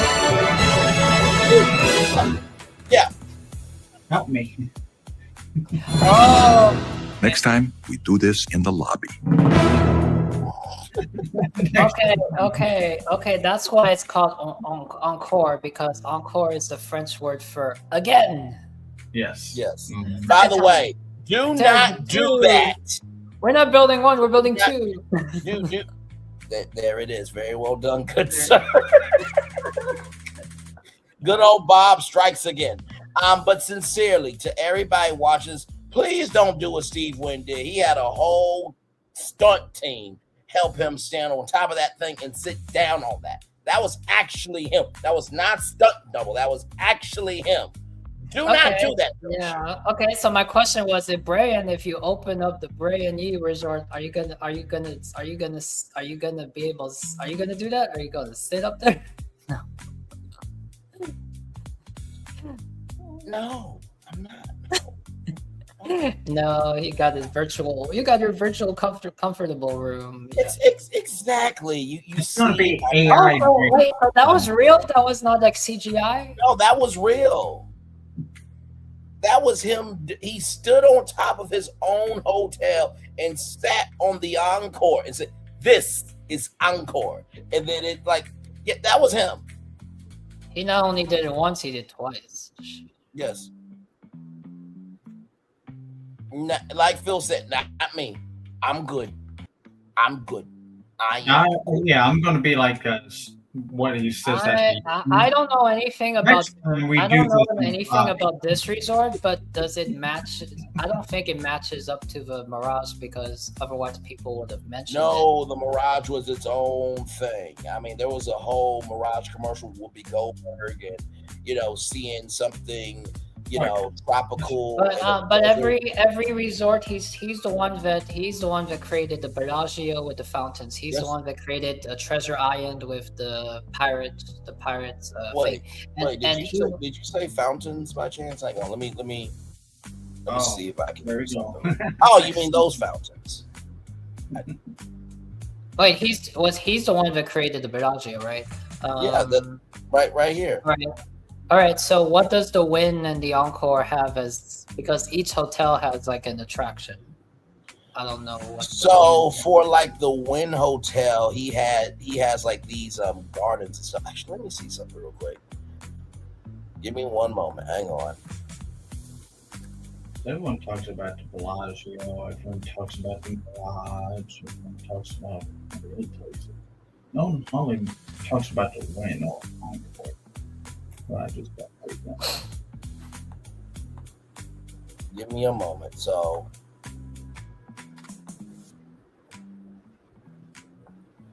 this is this here. Hang on, give me one moment. Nope. Okay. And here we go. Like I said, y'all will be surprised about my watch history. Here we go.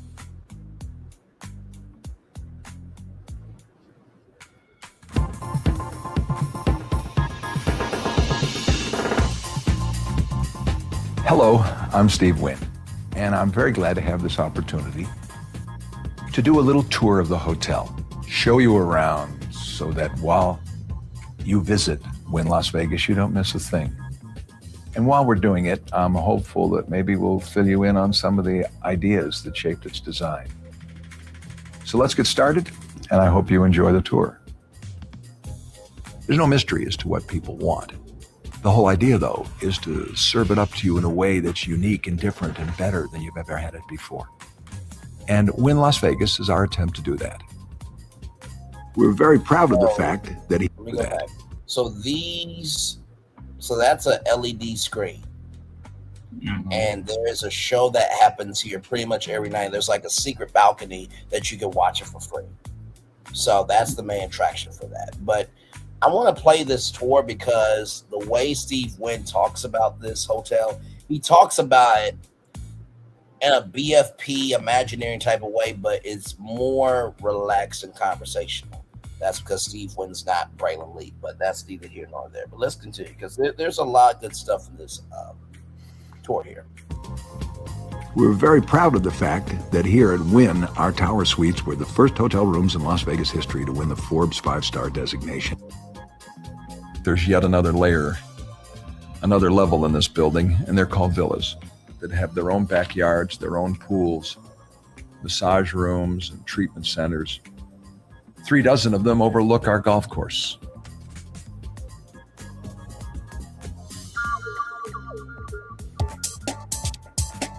It's one thing to have a famous chef's name on a menu. It's quite a different thing to have the famous chef cooking your dinner. We scoured America and Europe for the finest chefs, pastry and regular, Italian, Japanese, Chinese, American. Those kind of people are all here in each of our restaurants cooking.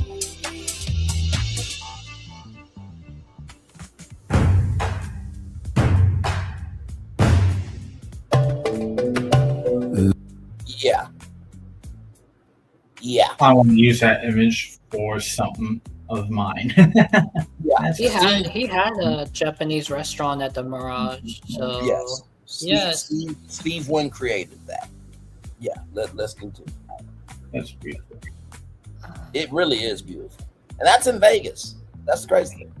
Love to talk about the restaurants in Wynn and Encore because we pay special attention to the cuisine in this hotel. You probably have noticed that by now. But in case you haven't, gotta tell you that we've redone the whole Japanese section of Lagoon over again. Yeah. Made it much more beautiful, and we call it Mizumi. That restaurant features every kind of Japanese cooking preparation, starting with sushi and all a huge selection of Japanese wines. We also have a section of the restaurant that's teppanyaki cooking. That's where they cook right at the table on a hot plate. And then finally, we have a robata yaki section, which is sort of like Japanese barbecue. All that is included in Mizumi. with a 100-foot waterfall and a Japanese garden setting, I think you'd say. Check it out. 100-foot waterfall. Garden setting, I think you'd say. Now I know this Check is it out. Japanese, but that would be. I know that's Japanese, and it's funny. Rush Hour, that was many years ago. Rush Hour 2 was in Vegas, but I mean, when I see this can be that breathtaking environment, atmosphere. If they do Rush Hour 4, they can make a scene there. And no, for sure. And wait till you see the encore. He also did a tour for the encore. We'll watch that too. And this is what I mean by sometimes just looking outside your purview can do a lot. So watching content like this inspires me when I'm talking about the news of the day. It inspires me when I'm doing BFP Imaginary. Sometimes I'll watch a video like this to just, in the words of Sheree, shift myself a little bit in my creativity before I do a project. You know what I mean? Or if I'm having a bad day, just seeing something like this really relax me. There's a restaurant in our hotel with an Italian flavor that has the most extraordinary choice of exotic fish from every part of the world, especially the Mediterranean.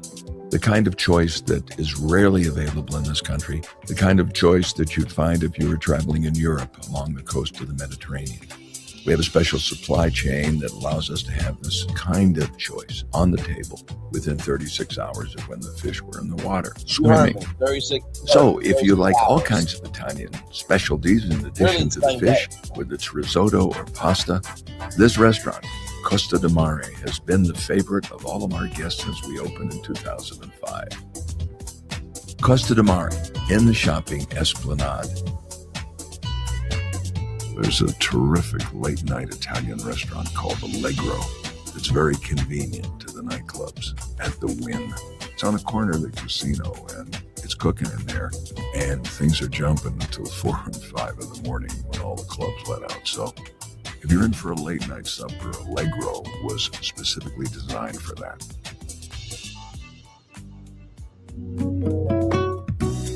A million people a year go to the buffet at the Wynn. Yeah. Our chefs have decided to take our buffet line and include in it choices of every conceivable kind of cuisine.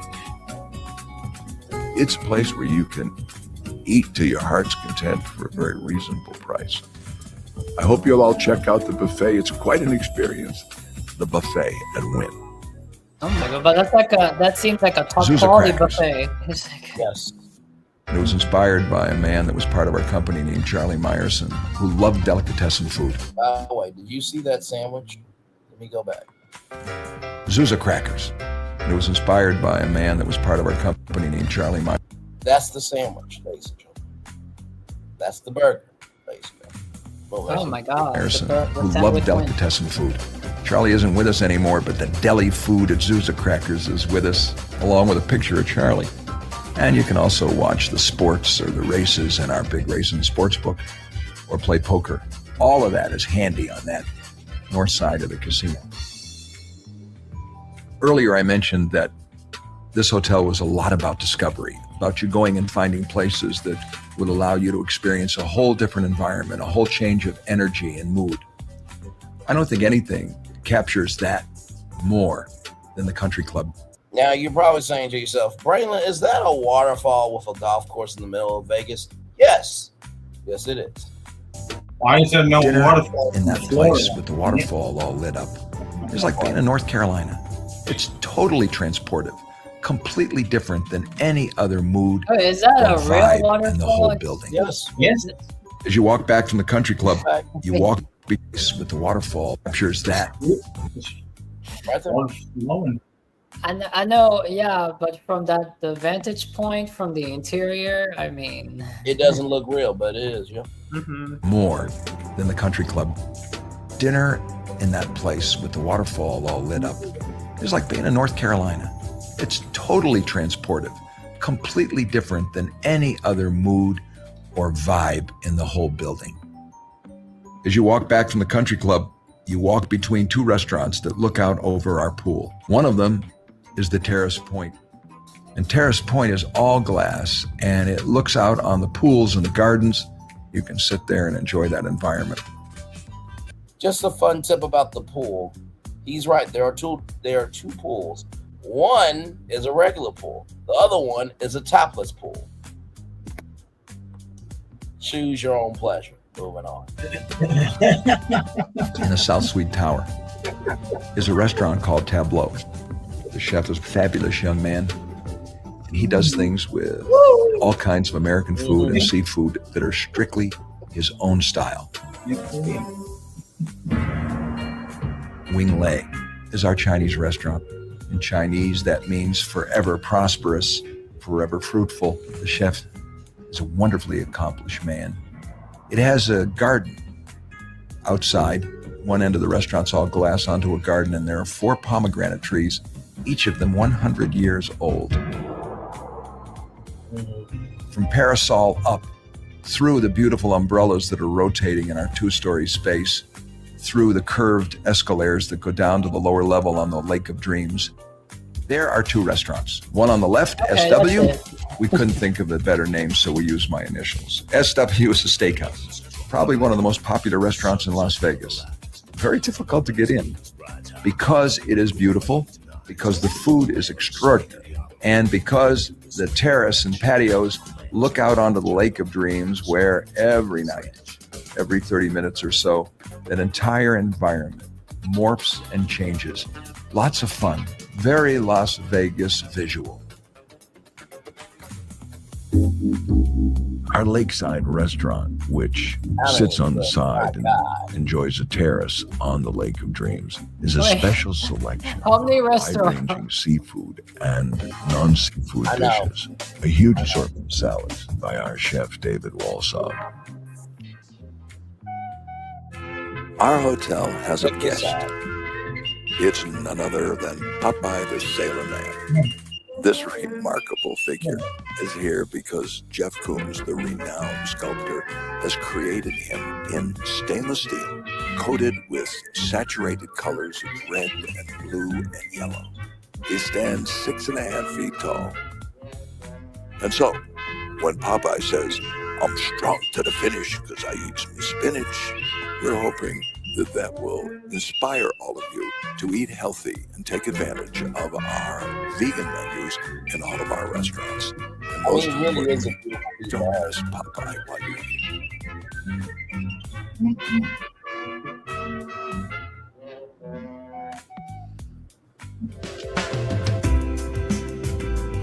And we certainly do have elegance, and you can absolutely carry it off by checking out our retail shopping experience.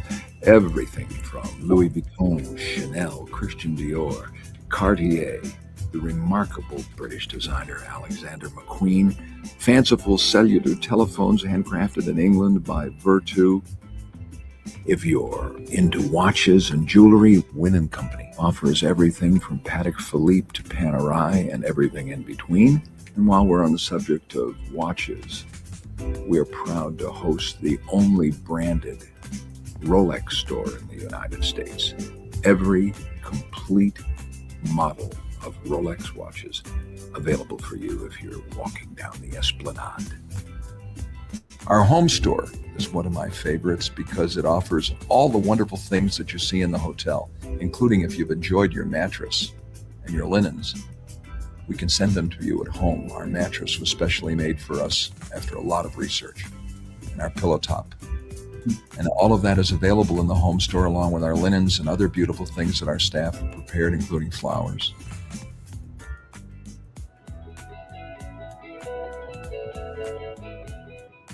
All of us here at the hotel, as you may have noticed, have a thing about flowers. In the atrium at the front of Wynn, near the lobby entrance, are 2 new floral displays that we're quite proud of. With Preston Bailey, the world-famous floral designer, we created 2 massive sculptures made of 100,000 flowers. Yeah, one of them, at 100,000. one end of the atrium in the front of Wynn, is a hot air balloon that's 20-odd feet tall. And on the other end, by Louis Vuitton and Cartier, you will see a carousel with music that's rotating with horses going up and down. And when you look at these wonderful photo opportunities, just remember that they're 100% flowers. Hope you enjoy them.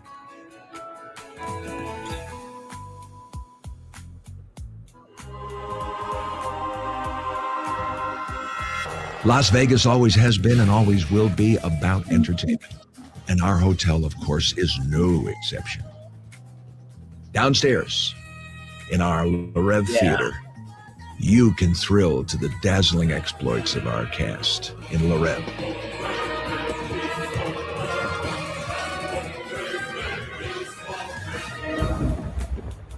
Amazing. If you're the kind of person that's loved musicals in the movies or in a Broadway theater, boy, have we got good news for you. We've got a brand new show in the Encore Theater called Showstoppers.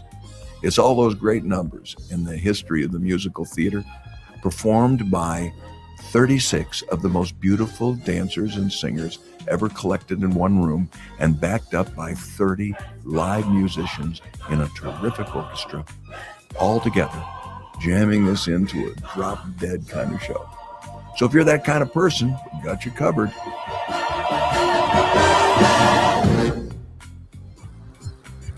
Some people with a very high tolerance of pain think that golf is entertainment. But we sure didn't want to ignore those poor souls, so we've fixed up a golf course right outside the back door next to the country club. It was designed by Tom Fazio, who is a wonderful, gifted man. And I think the best thing to do is let Tom tell you about it himself. Steve had asked me a question that no one in golf, no reporter or interview person ever asked me. A very simple, basic question. It was, what makes a golf course great, in my opinion? So I started talking about some of the great old golf courses, that some of them, like a Pebble Beach on the ocean front and with the crashing water on the rocks and the seals out on the waterways and the great big cypress trees and pine trees, obviously a great environment for golf.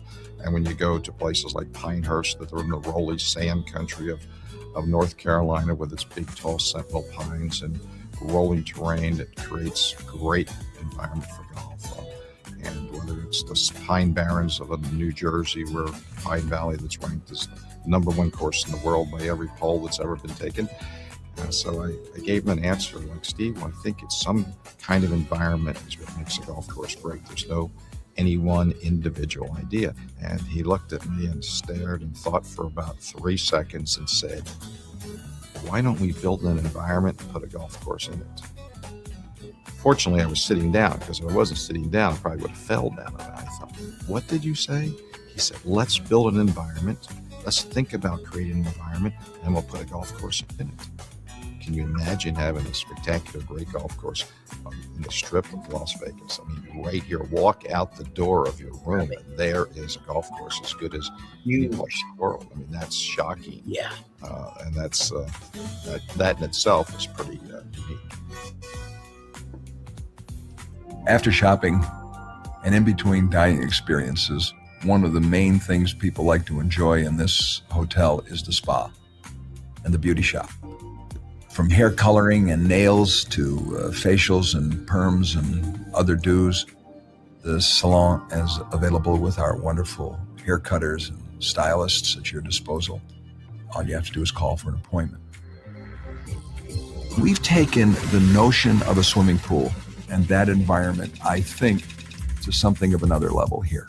You can curl up at one of our 5 pools, swim laps that are hundreds of feet long. Talk to people as you stroll in the water and cool off. Meet at our European pool, where we have a bar and gaming and a disc jockey. The pool is a place to explore at Wynn Las Vegas, to find its many parts.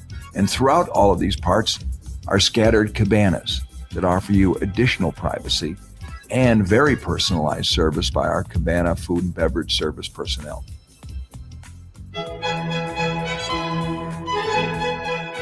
And if you're getting married in the morning, or any other time of day for that matter, we're all set for you here at the hotel One-Stop Shopping. 3 wonderful areas, chapels or a garden setting in which to perform the ceremony, Our staff is ready to help you with everything from catering to makeup to flowers to the video. Everything prearranged and easy for a personal and lovely ceremony. And with the help of our telephone operators, don't you worry, we'll get you to the church on time. Well, that's about it. It's been a lot of fun taking you on the trip. I hope that while you're in Las Vegas, that we'll get to see you again. Good luck. Yeah. That was the win. Okay. Geez. No, I never thought this ever. I want to add a waterfall to Disney's golf courses now. Oh, that's funny because I thought you were gonna say after he saw the Mirage documentary, he was like, I want to add an aquarium. Oh, okay. Don't give away the plot of your show. Well, there's something else that he wants to add somewhere else in Disney. So he is right. You should not give away the plot of your show, and that's the thing about Be it. like It's hard. That's not. Listen, really I'm good for a good tease now. Listen, my hosting stamina acumen comes in handy for me. Your way as Braylon did to us, like, what are they doing around this table? Look, they got pink hats on. Is it about their hats? Oh, I played y'all like a fiddle. I didn't say shit. But once you found out, you were like, okay, you know what? Well done. This one is the other hotel. So the win was the hotel where he stood on top of his own hotel, and the other one he actually sat down. This. Oh my God! After all those restaurants at the Wynn, I mean, how does the encore? Well, let's find out together, shall we? Here we go.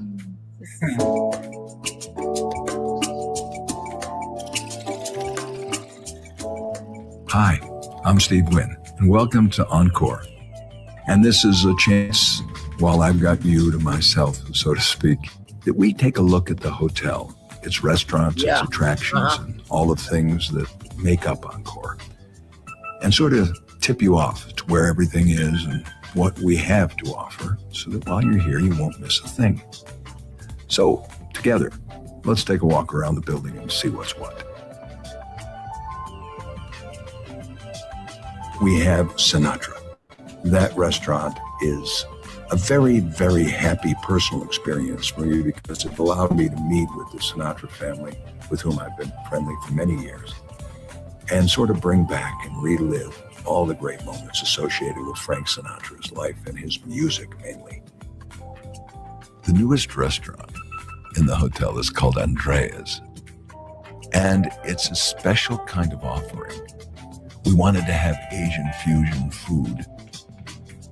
We highlighted the restaurant with a very fanciful Warhol treatment of a beautiful woman's eyes behind the bar.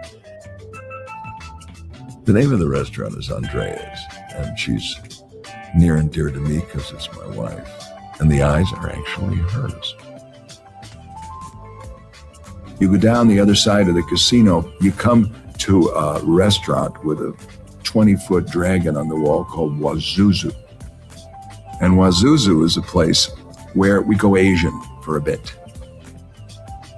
In the design of this hotel and the arrangement of its parts, we try to combine the advantages of a sunny southern Nevada sky with pretty views of gardens and water.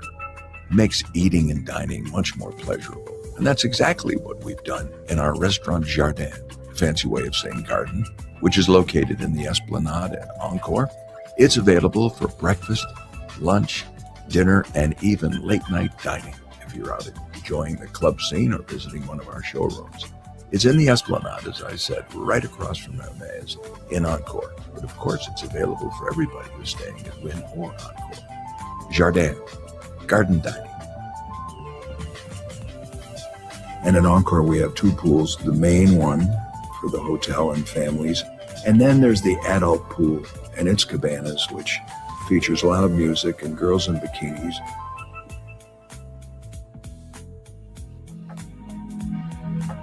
Let's make an intermediate stop at the spa level, where some interesting things are.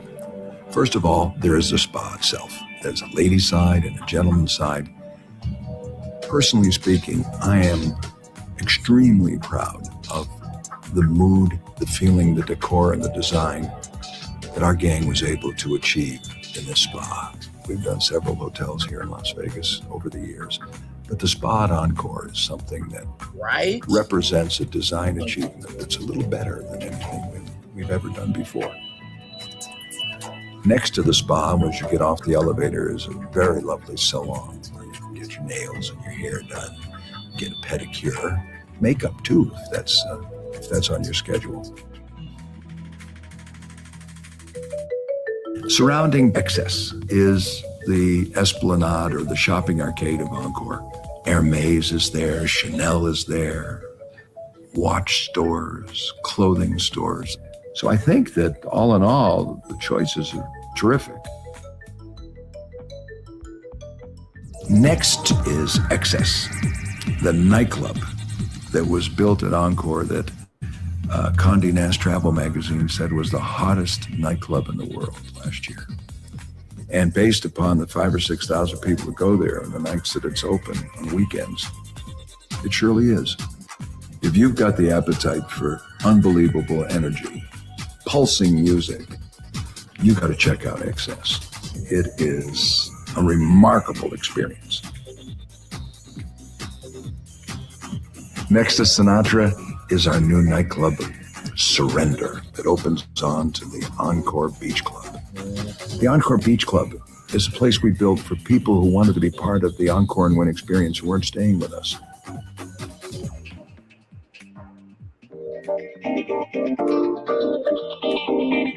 That's the story. We hope you enjoy the Encore and have a lot of fun here and come back and visit us often. Bye-bye.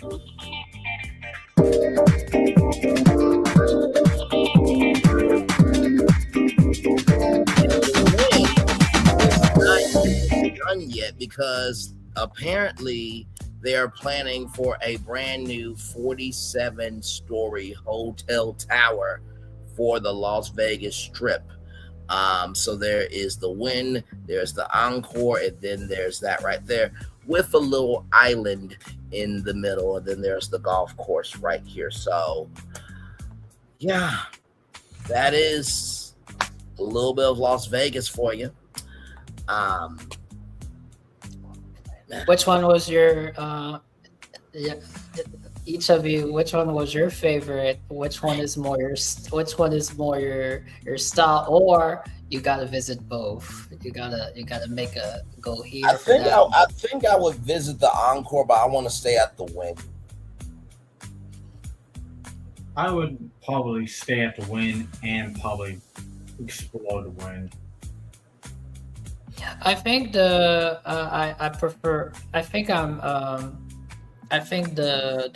restaurants are more incredible in the Wynn. Yeah. Not to say the Encore doesn't have a fantastic restaurants, but I think the Encore, the restaurants they're more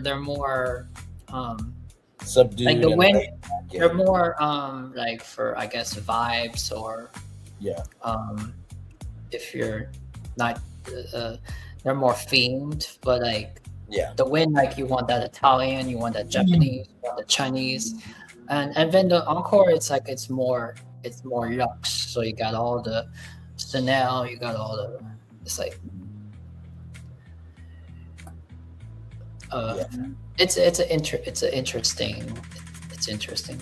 Well, like I said, text me the link and I'll try to roll through on Saturday because I definitely want to be there to get my 2 cents on the Mirage. But yeah, the Mirage is definitely a part of Las Vegas history, and of course, Steve Wynn, they call him the Walt Disney of Vegas because he built these hotels that were like Disneyland and in theme and everything else. And you can even say I took a little bit of Steve Wynn's energy and made it do what it do for when I took Las Vegas by storm and rebranded every hotel.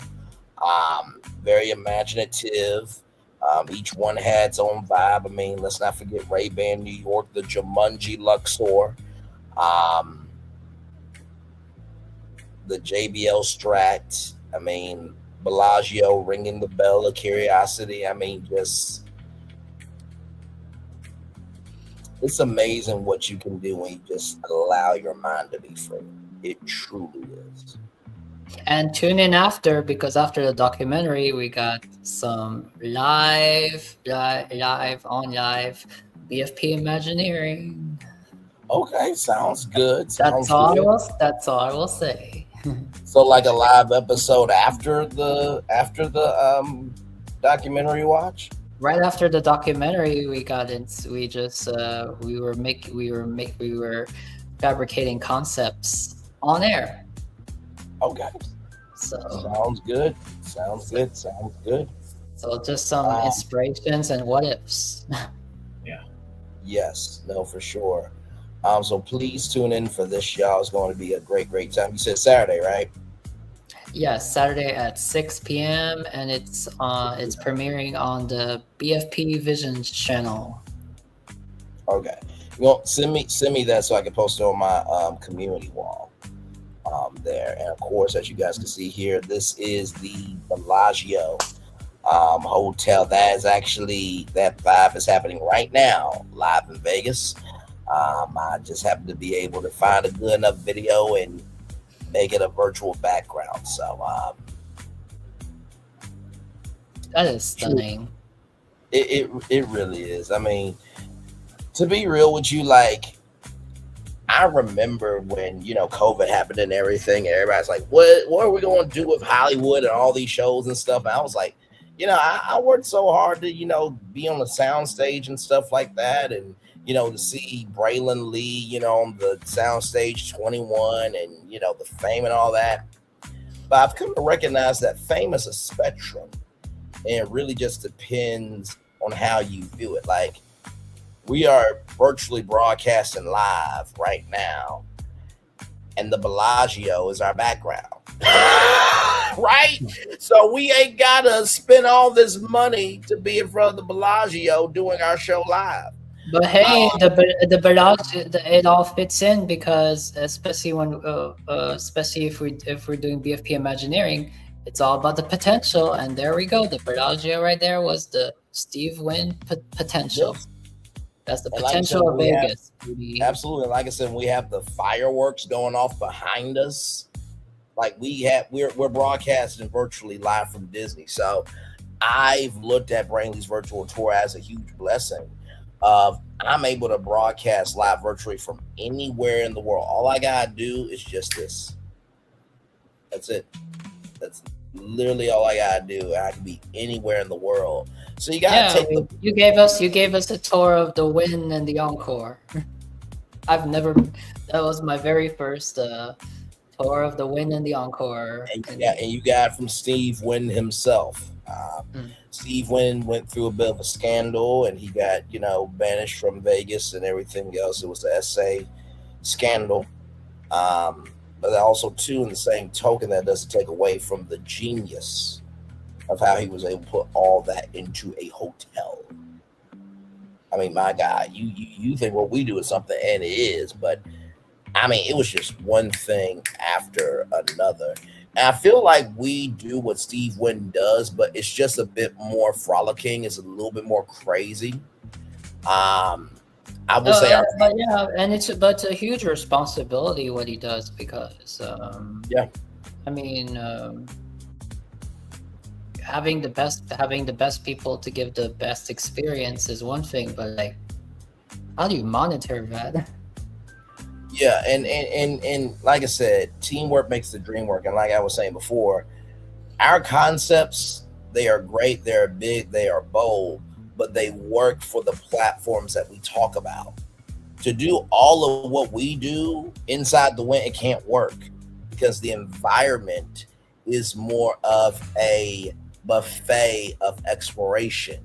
So you have your highs and you have your lows. So it's not all highs, it's not all lows. So you have to be able to fine tune yourself to what each space needs, right? So it definitely carries a different weight, but I appreciate that because for all that the win is, you need Disney to have that Vegas engine. I mean, hell, it's to the point where Mickey Mouse took all of this and did Fantasmic in front of it. So, like, you know, just. And it's crazy because before that, just before that happened to you, I think it was on your Vegas, one of your Vegas episodes. Weren't we discussing that? We're discussing about the what if Disney incorporates itself in Vegas somehow? We did talk about that. That was a rumor, but I don't think Disney will ever do that. I think the Dave and Buster's Resort will probably happen before that. I really do. Phil, how are you feeling, good sir? I feel like between the Disney World of Color Boardwalk in and that Wind Tour, you're just like completely blowing. Like, what the fuck? The Wind Hotel is exactly how I want to do concepts of the resorts. You know, it's interesting after seeing, especially when I was seeing the Mirage with its volcano and the Bellagio here with its fountains. Now when you see the boardwalk with the World of Color in front of it. Yeah, as Thornton had said, check out that channel when it's presented because, yes, that one. Because I am like so astonished and amazed by simply its lobby, and I keep on asking myself, I still do not have the answer if I can do it or not, because I want it so bad at a existing resort right now. By the way, is that what you meant, Brian? Steve Wynn doesn't. Steve Wynn, he presents it, but not like BFP because not in the energy fill here. Correct. But you know what though? I think here's the thing: the Win could only be presented in that fashion. Oh yeah. There was no way you could put BFP Imagineering energy in presenting that hotel. It would just throw off the balance of it. Even the I don't know. Well, no, I don't know. Maybe in Florentin Vision of Wonder, magical voice. You think you can give some spice to the Win? Well, what do you mean? You mean like how he presented it with his? The way he presented it, it was almost like you were listening to an album. Track 1, the lobby. Track 2, he did. He did. 3, 5. And I think it takes understanding how to understand the magnitude of what space is in order to understand how to work a space. So you're saying because that's his product, that's him. So he, of all people, he's the one that will present it. But you're saying that he presented it in such a style. What if he didn't have that gift to present it this way? Would it matter? So you're saying that there's a certain style that he presented it, a certain tone. The way I went off about Kraft, Heinz, and Disney could not be done for the Win. No, because you have to. The way his tone was the vibe of the whole experience. Absolutely. I'm laughing over here because I clicked on ask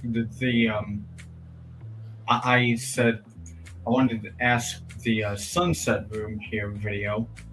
You know, I think this may be a crazy. I don't think it's crazy. I think this will be very. It will be very funny. It will be. I mean,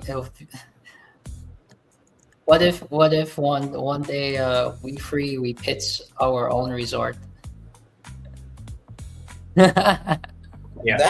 That could be potentially fun. Yeah. I mean, You can decide. You can decide everything. You can decide what kind of. You can decide what kind of. You can decide. I mean, he used his last name Win, so I don't know how like the Lee. I don't know how that as a hotel. I don't know if staying at the Braylon or staying at the Lee would make the most sense. You can stay at the Bray. The Bray. That could be something. This is still the most beautiful image I ever seen on YouTube. Yeah, that woman in the green dress can get it. She absolutely could.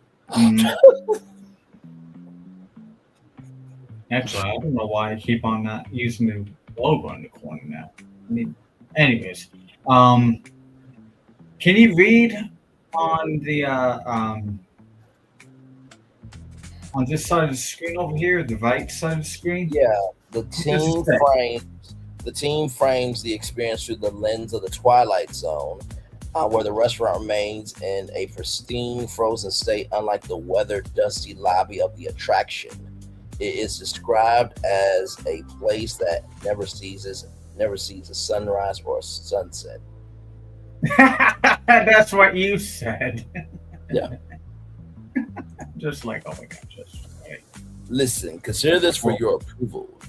The Wynn Hotel in Vegas is something spectacular. Oh, isn't it There's ironic? only one Rod Sterling, ladies and gentlemen. I always see images of Vegas, and I see images even with the Wynn and the Encore, but nowhere in these images do I see those all that greenery, all that golf course. My gosh, it's almost like it's just like in its in its own. Like he said, that the Wynn is a place for discovery. You don't showcase the greatness out in front. Yeah, I'm not saying it's in the front where the strip is, but I mean, even in aerial shots, it's like it's really tucked. Yeah.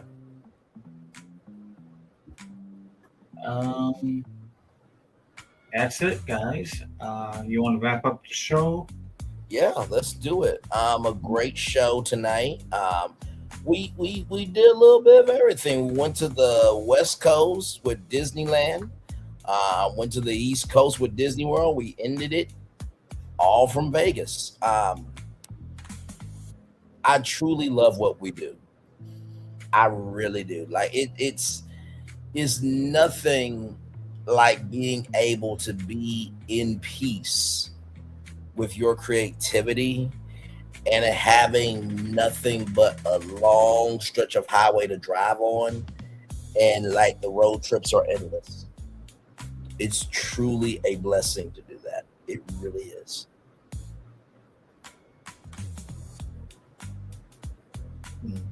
And I really think that somehow we've already done that. We've already created. That's why that's why those Universal Legacy resorts. Yeah. One of them is really on the level of Vegas. They're so iconic. I think that Kaleidoscope Hotel is just. That Kaleidoscope Hotel was I can't imagine. My God.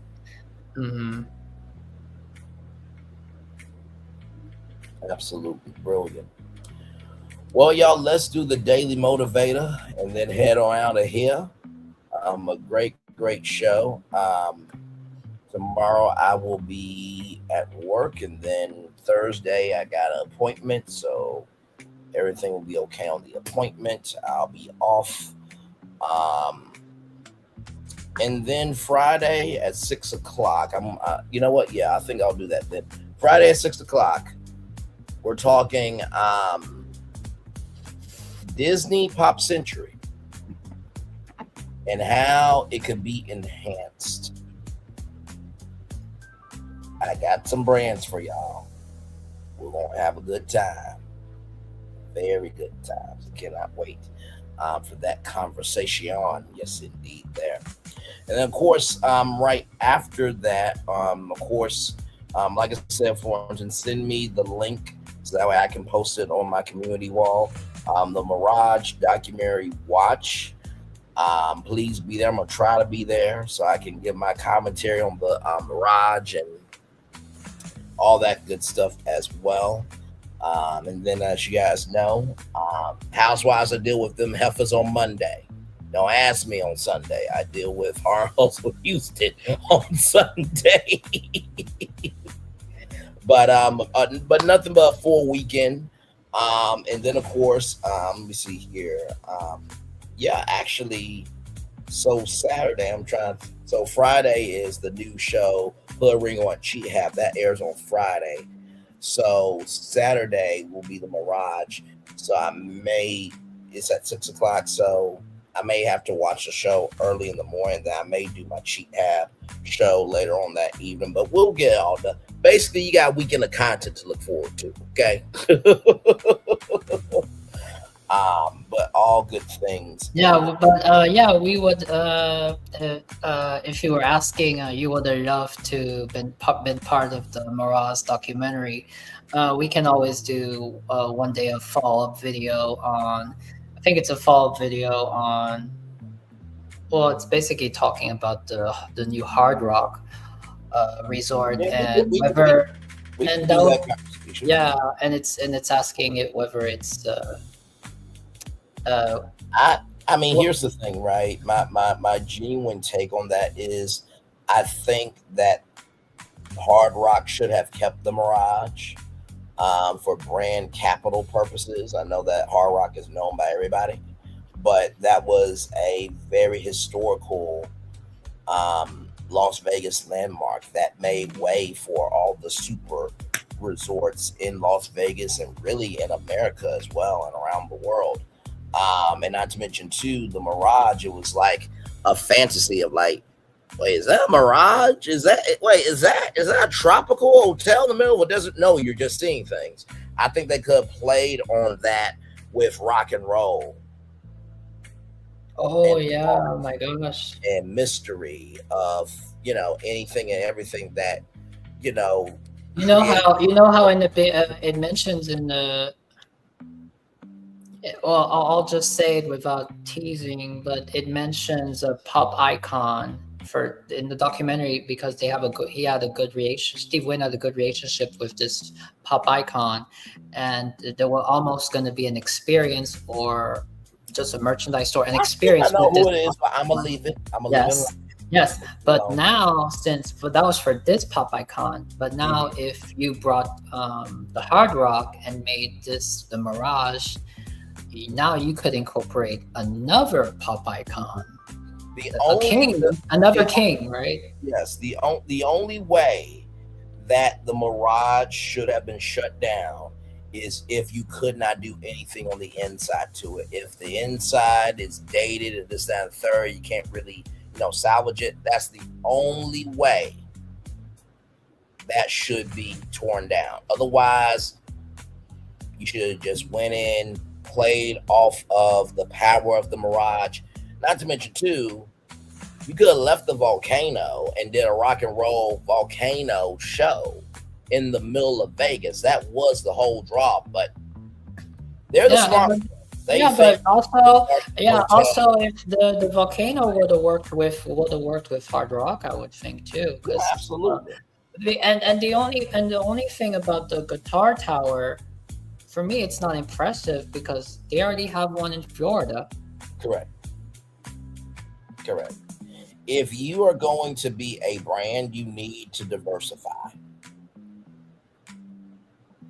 And I think that if I was the CEO of Hard Rock, I would not have done that plan. I would have said, nope, we're keeping the guitar in Florida.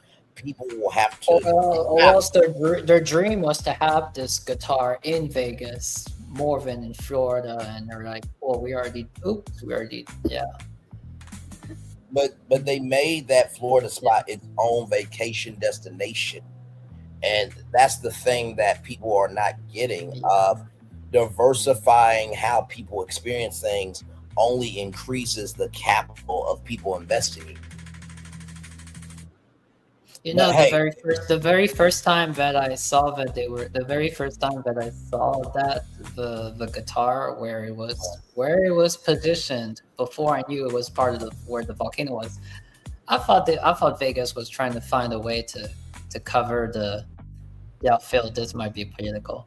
I thought they were just trying to find a way to cover the Trump Tower from the sidelines. Right.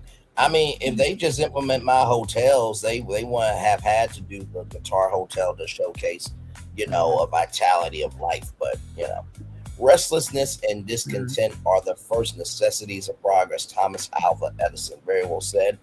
It's time for a day move for Tuesday, July 28th. 2026. Blind spots. Maybe you're wrong. Maybe your assumptions are outdated.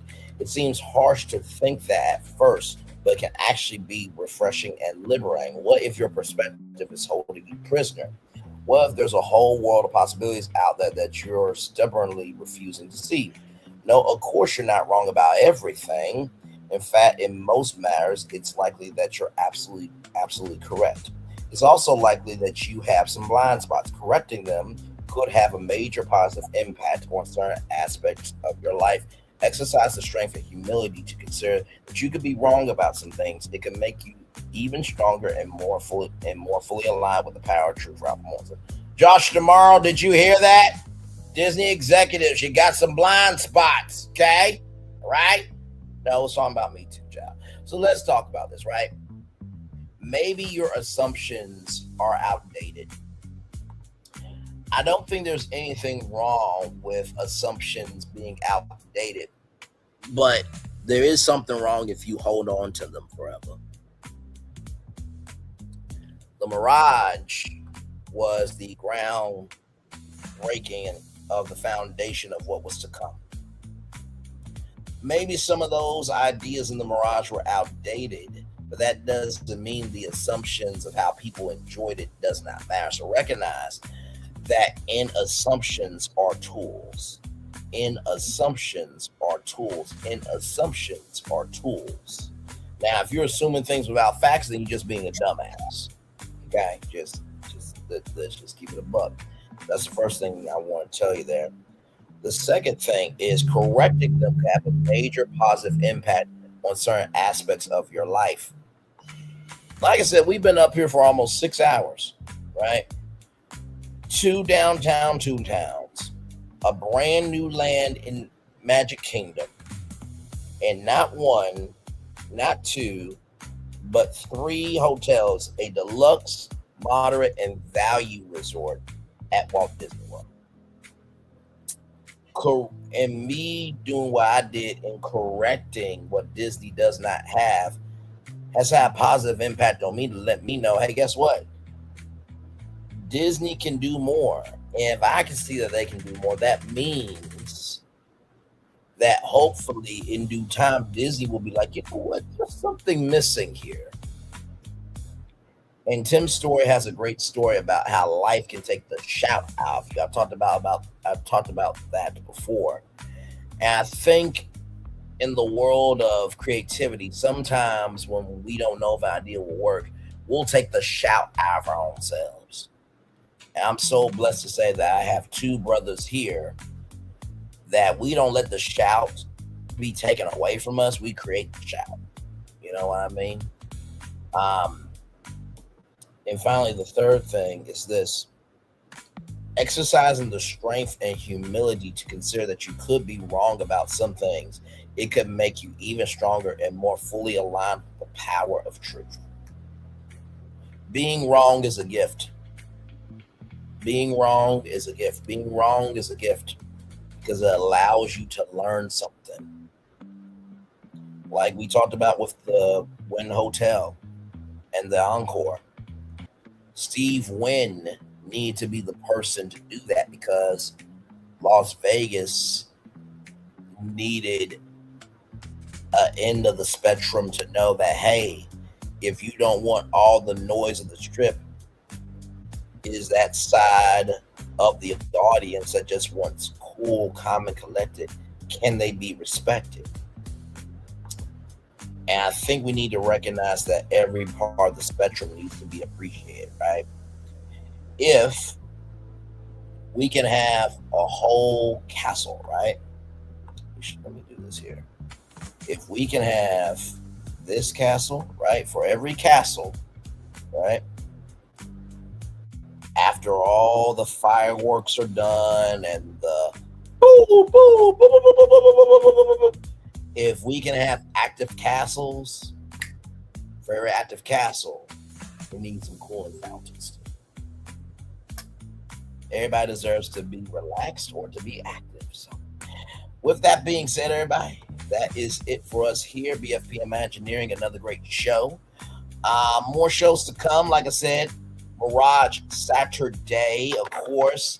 Pop Century will be happening Friday at 6 o'clock. These two inspired it, and boy, did I found some brands that could definitely give Pop Century a boost, and that will help every decade in Pop Century be covered a little bit more. And yes, we still have the very infamous Muppets Destroying Frozen show. Okay, we have not forgotten. Okay, we have not. I want to see how Elsa and Anna struggle to survive by Swedish Chef. I am looking forward to that. Florence, not so much, but the rest of us are looking forward to it. Yeah, each of the characters of the Muppets have their own way of interrupting what you know about Frozen, or add their own little quirks to the presentation play of Frozen. Yes. Because it is a play. And by the way, y'all, I do not advocate for violence, okay? So y'all know what Swedish Chef does. He cooks people. We're not advocating for him, but let your energy with Disney characters, okay? Yeah, you just saw Swedish Chef like an hour ago on this stream, like trying to like whoop, whoop, whoop, whoop, whoop, whoop, whoop, whoop, trying to cook some chicken during the Sousa song. So yeah. But you know, maybe it might be, you know, Swedish Chef might pour seasoning that doesn't smell so good onto Anna and Elsa more than actually getting the clubber and trying to cook them. So we're not advocating for that. That's a little too far. Okay, I do have standards and requirements. Okay, so, but yes, we have not forgotten about that show. I'm looking forward to that. It's just one thing after another. All right. So while you guys cook that show, I will premiere that Spice Recon that birthed and introduced that. So then after, so then that premieres, and then on to the main course. Yes, and then of course. No, go ahead, Phil. You just gave me an idea about Swedish Chef and cooking and eating. I don't think I recall having Swedish Chef cooking Sven. I wonder how reindeer tastes like now. Oh, hell, man. We ain't got to do the moose like that. Oh, God. Reindeer, not the moose. No. Okay, gotcha. We will have that show coming up soon. I'm sure Phil is going to go back to the lab and try to see what he can do for sure. Yeah, y'all torturing Kristoff for sure. How with that?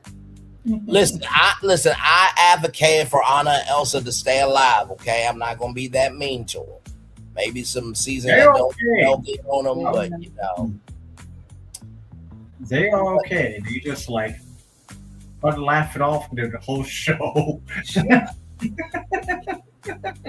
But with all that, ladies and gentlemen, we are also, just to count down, we are 1, 2, 3, 4, 5, 6, 7, 8, 9, 10, 11, 12, 13, 14, 15, 16, 17 days away from D23.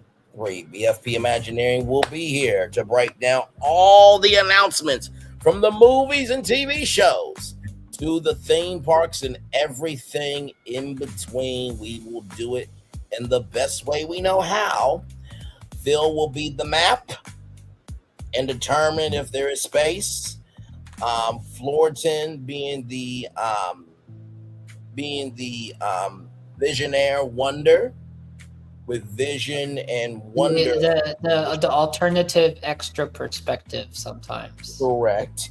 And me just, well, y'all should know me by now. It's going to be either divorce day for some or renewal day for others. So I will be here. Renewal day, Braylon's going to put a loop-de-loop and make it look cool for you. So. Or just destroy the whole fucking thing. One of the two things will happen. Either I'll make a loop-de-loop and make it look cool, or, in the words of Martin Short, but courtesy of Lucy. Okay, chill. I invented chill. But if you know me, is that your tone during the Frozen Free whatever teaser? You'll have to sit through with me.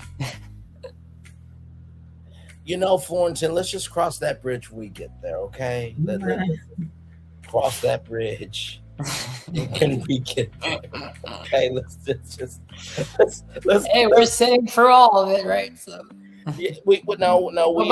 We're gonna break down every announcement, including the Frozen announcement. I'm going to try to be gracious. I'm going to try to be fair.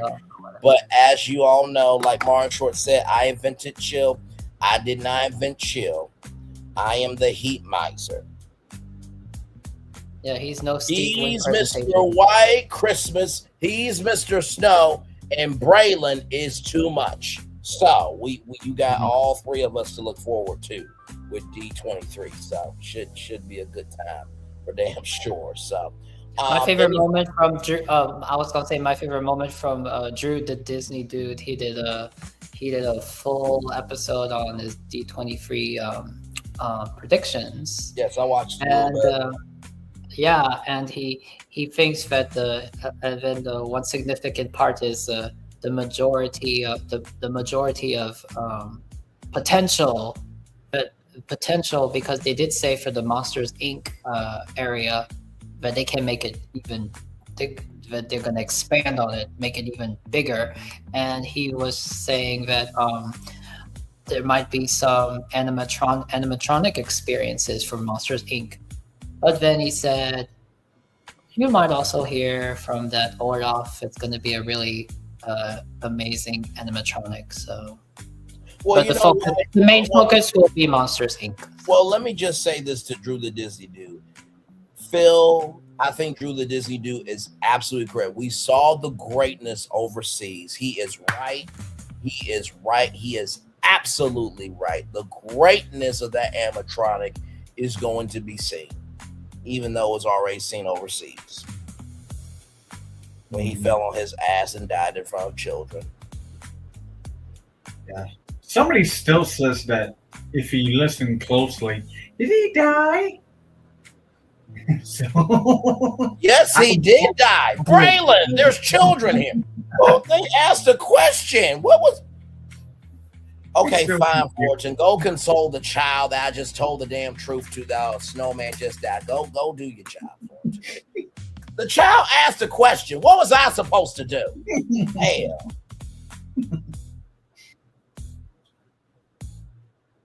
Oh, and and then also my favorite part is when he brings up Epcot World Celebration. It needs help. It does. Yes, it definitely does, and a lot of other things too. But yes, of course, like I said, Braylon will be too much, in the words of the Heat Miser. Phil will be the map to see if it makes sense, and Fullerton will give that alternative perspective. And y'all just virtually just hold my hands when we get to Frozen, when that announcement comes. Just pray for me, y'all. Just pray. Just pray. And like I said before, for some people, it's going to be divorce papers signing. It's going to be sign divorce papers that day. And for other people, it's going to be a renewal day. We will see when we get to D23, but we will be here for that. And by the way, my birthday is August 10th on a Monday, so it's birthday week all week.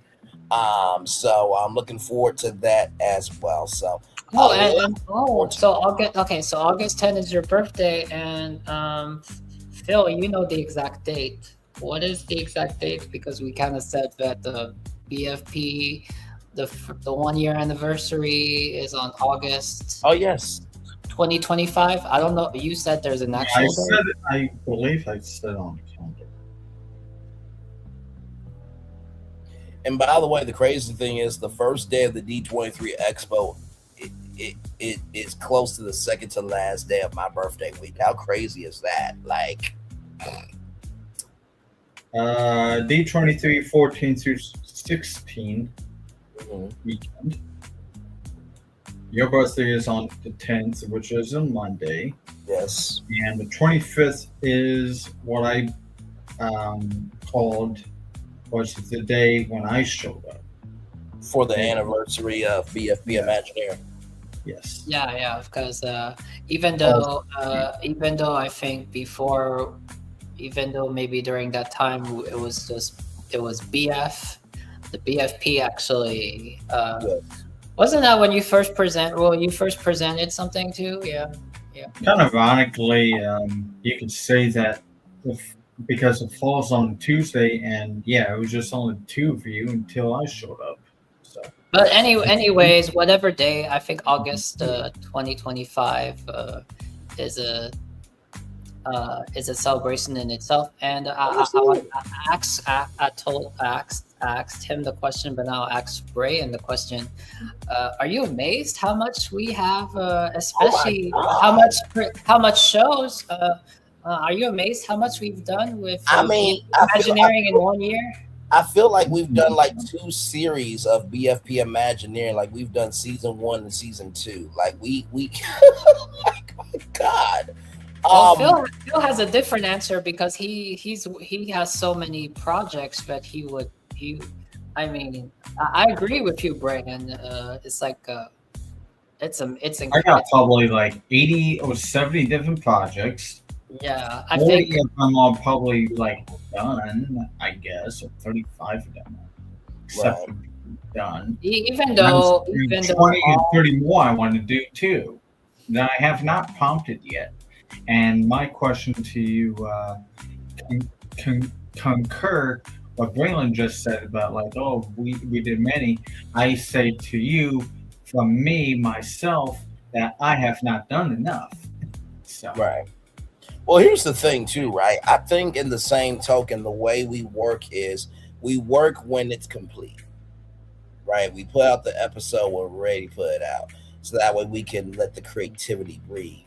The only reason why I say I feel like we've done season 1 and season 2 is because, just the volume of what we have done and what we are doing, what we continue to do with our creativity, it's just bar none. Like it's almost like we're the metal pinball in a pinball machine, and it's like we're hitting certain things in the pinball machine of like being ahead of culture on things, and it's a frolicking good time. Mm-hmm. And even sometimes if I'm sure we have a lot of projects that we have not. Just like, for example, that Teletubbies there, that was just a thing of on the side, and now we presented it, and it became more. It went from a goofy, funny, maybe embarrassing, just a jokey concept to it when you, I think it's a very. No, it's a very balanced. It's a very balanced concept for another portal that just brings all ages together. And even though some of the projects that we've done maybe was not presented in the show yet, I think what's fascinating is every time we came on Brian's virtual tour and we did a discussion, I'm amazed the path that our discussions went. just like now you're going on your path to Pop Century next. So yeah, because you guys said something of like, oh my God, the Pop Century lobby is this, that, and the third. And I'm like, okay, well, mate, listen, I happen to be decent at, theme parks. I'm be decent at. Well, I'll say I'm outstanding at theme park. Let me not diminish myself, damn it. But no, I think I'm outstanding at theme parks. I think I'm outstanding at hotel design. Like I said, that Vegas Live, I literally revived the whole city with my hotel plans. So listen, I have a knack for it. So why not? So you guys are saying the lobby is not where it needs to be for Pop Century. Let me see if I can bring that brainly magic to it.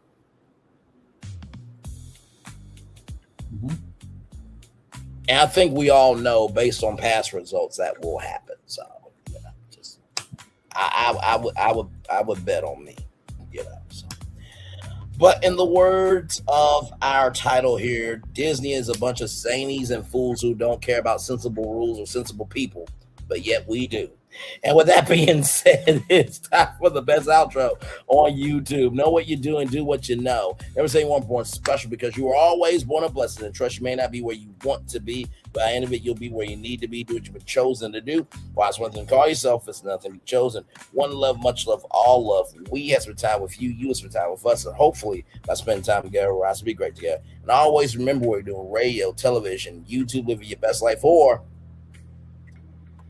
if you got this as your castle, or give me a moment.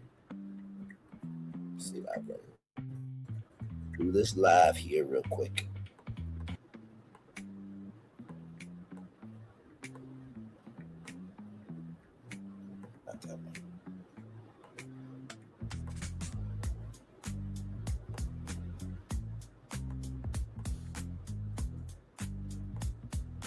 I think what's amazing is not how much we were able to showcase on shows.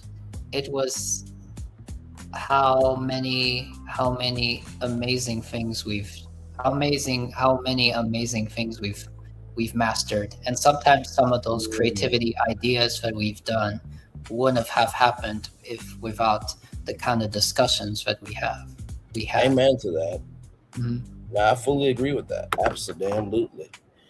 Whether you have the Bellagio as your castle, or you have this boardwalk as your castle, always make sure that you know that you have a home somewhere. Make sure the replay is not just ready for you to watch it, not just ready for you to listen to it, but for you want to experience it again. We love you. We value. We embrace you all. Always remember, or receive love, you gotta give it, or receive love, you gotta give it, or receive love, you gotta give it. Wherever obstacles you overcome, wherever success you have achieved upon this particular day, we are extremely proud of you. But no one else is proud of you, proud of your damn self. At Disney, if you do any of this shit, $20 million a year, another $20 million a year, then another $20 million a year after that. So that's $600 million for the three of us. But hey, listen, if we could bring this, imagine what else we can do if you actually trusted us, okay? I mean, we have literally brought a Disney virtually that's more exciting than what you guys are not bringing in reality. Hopefully you'll bring something to D23, because y'all said it was the biggest one yet. The pressure is on y'all, not BFP. Okay, just want to get that out of the way.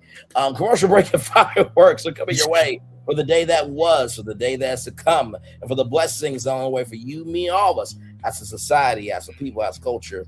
We feel the love, and we're sitting right back to you. Good night, everybody. Love y'all. Bye-bye. Great show, brothers. Love y'all. See y'all soon. Bye-bye. Good night. I thought I should tell you, they've been talking about you. Yeah, they've been talking about you.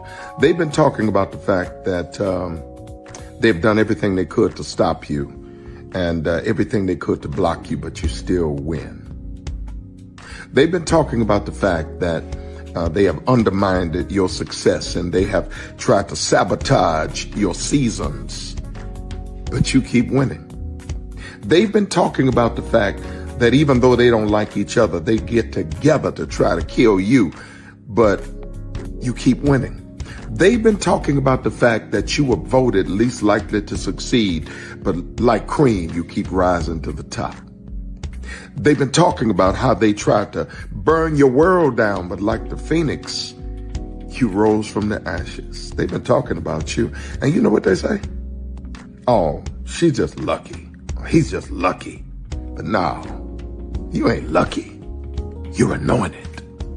You got something on you. You got favor on you. You got power on you. You were born to win. Now they can call it luck, but it's grace. They can call it luck, but it's favor. But whatever they call it, it doesn't matter, because you know what God calls you? Do you know what God calls you? A winner. I thought I should tell you they've been talking about you. Yeah, they've been talking about you. They've been talking about the fact that they've done everything they could to stop you and everything they could to block you, but you still win. They've been talking about the fact that they have undermined your success and they have tried to sabotage your seasons, but you keep winning. They've been talking about the fact that even though they don't like each other, they get together to try to kill you, but you keep winning. They've been talking about the fact that you were voted least likely to succeed, but like cream, you keep rising to the top. They've been talking about how they tried to burn your world down, but like the phoenix, you rose from the ashes. They've been talking about you. And you know what they say? Oh, she's just lucky. He's just lucky. But no, you ain't lucky. You're anointed. You got something on you. You got favor on you. You got power on you. You were born to win. Now they can call it luck, but it's grace. They can call it luck, but it's favor. But whatever they call it, it doesn't matter, because you know what God calls you? Do you know what God calls you? A winner.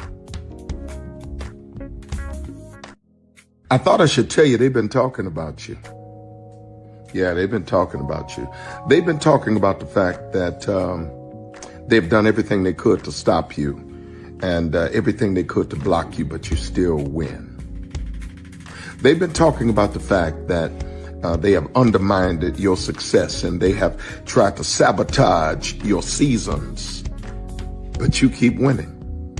They've been talking about the fact that even though they don't like each other, they get together to try to kill you, but you keep winning. They've been talking about the fact that you were voted least likely to succeed, but like cream, you keep rising to the top. They've been talking about how they tried to burn your world down, but like the phoenix, you rose from the ashes. They've been talking about you. And you know what they say? Oh, she's just lucky. He's just lucky. But no, you ain't lucky. You're anointed. You got something on you. You got favor on you. You got power on you. You were born to win. Now they can call it luck, but it's grace. They can call it luck, but it's favor. But whatever they call it, it doesn't matter, because you know what God calls you? Do you know what God calls you? A winner.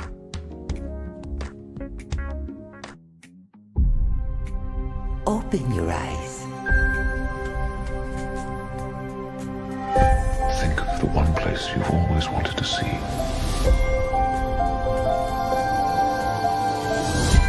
This is where our magic comes from? They say if you dream a thing more than once, Please, please, please. it's sure to come true. Everything you see exists together in the great circle of life. There are stories about what happened. It's true. All of it. In every job that must be done, there is an element of fun. I told you she was tricky. Life is full of possibilities. What do you want to be remembered for? The world is in our hands, and we gotta do something with it. I I just want to say a word of thanks to all the artists, the workers, and all of you. The young and the young in heart. You helped make this dream come true.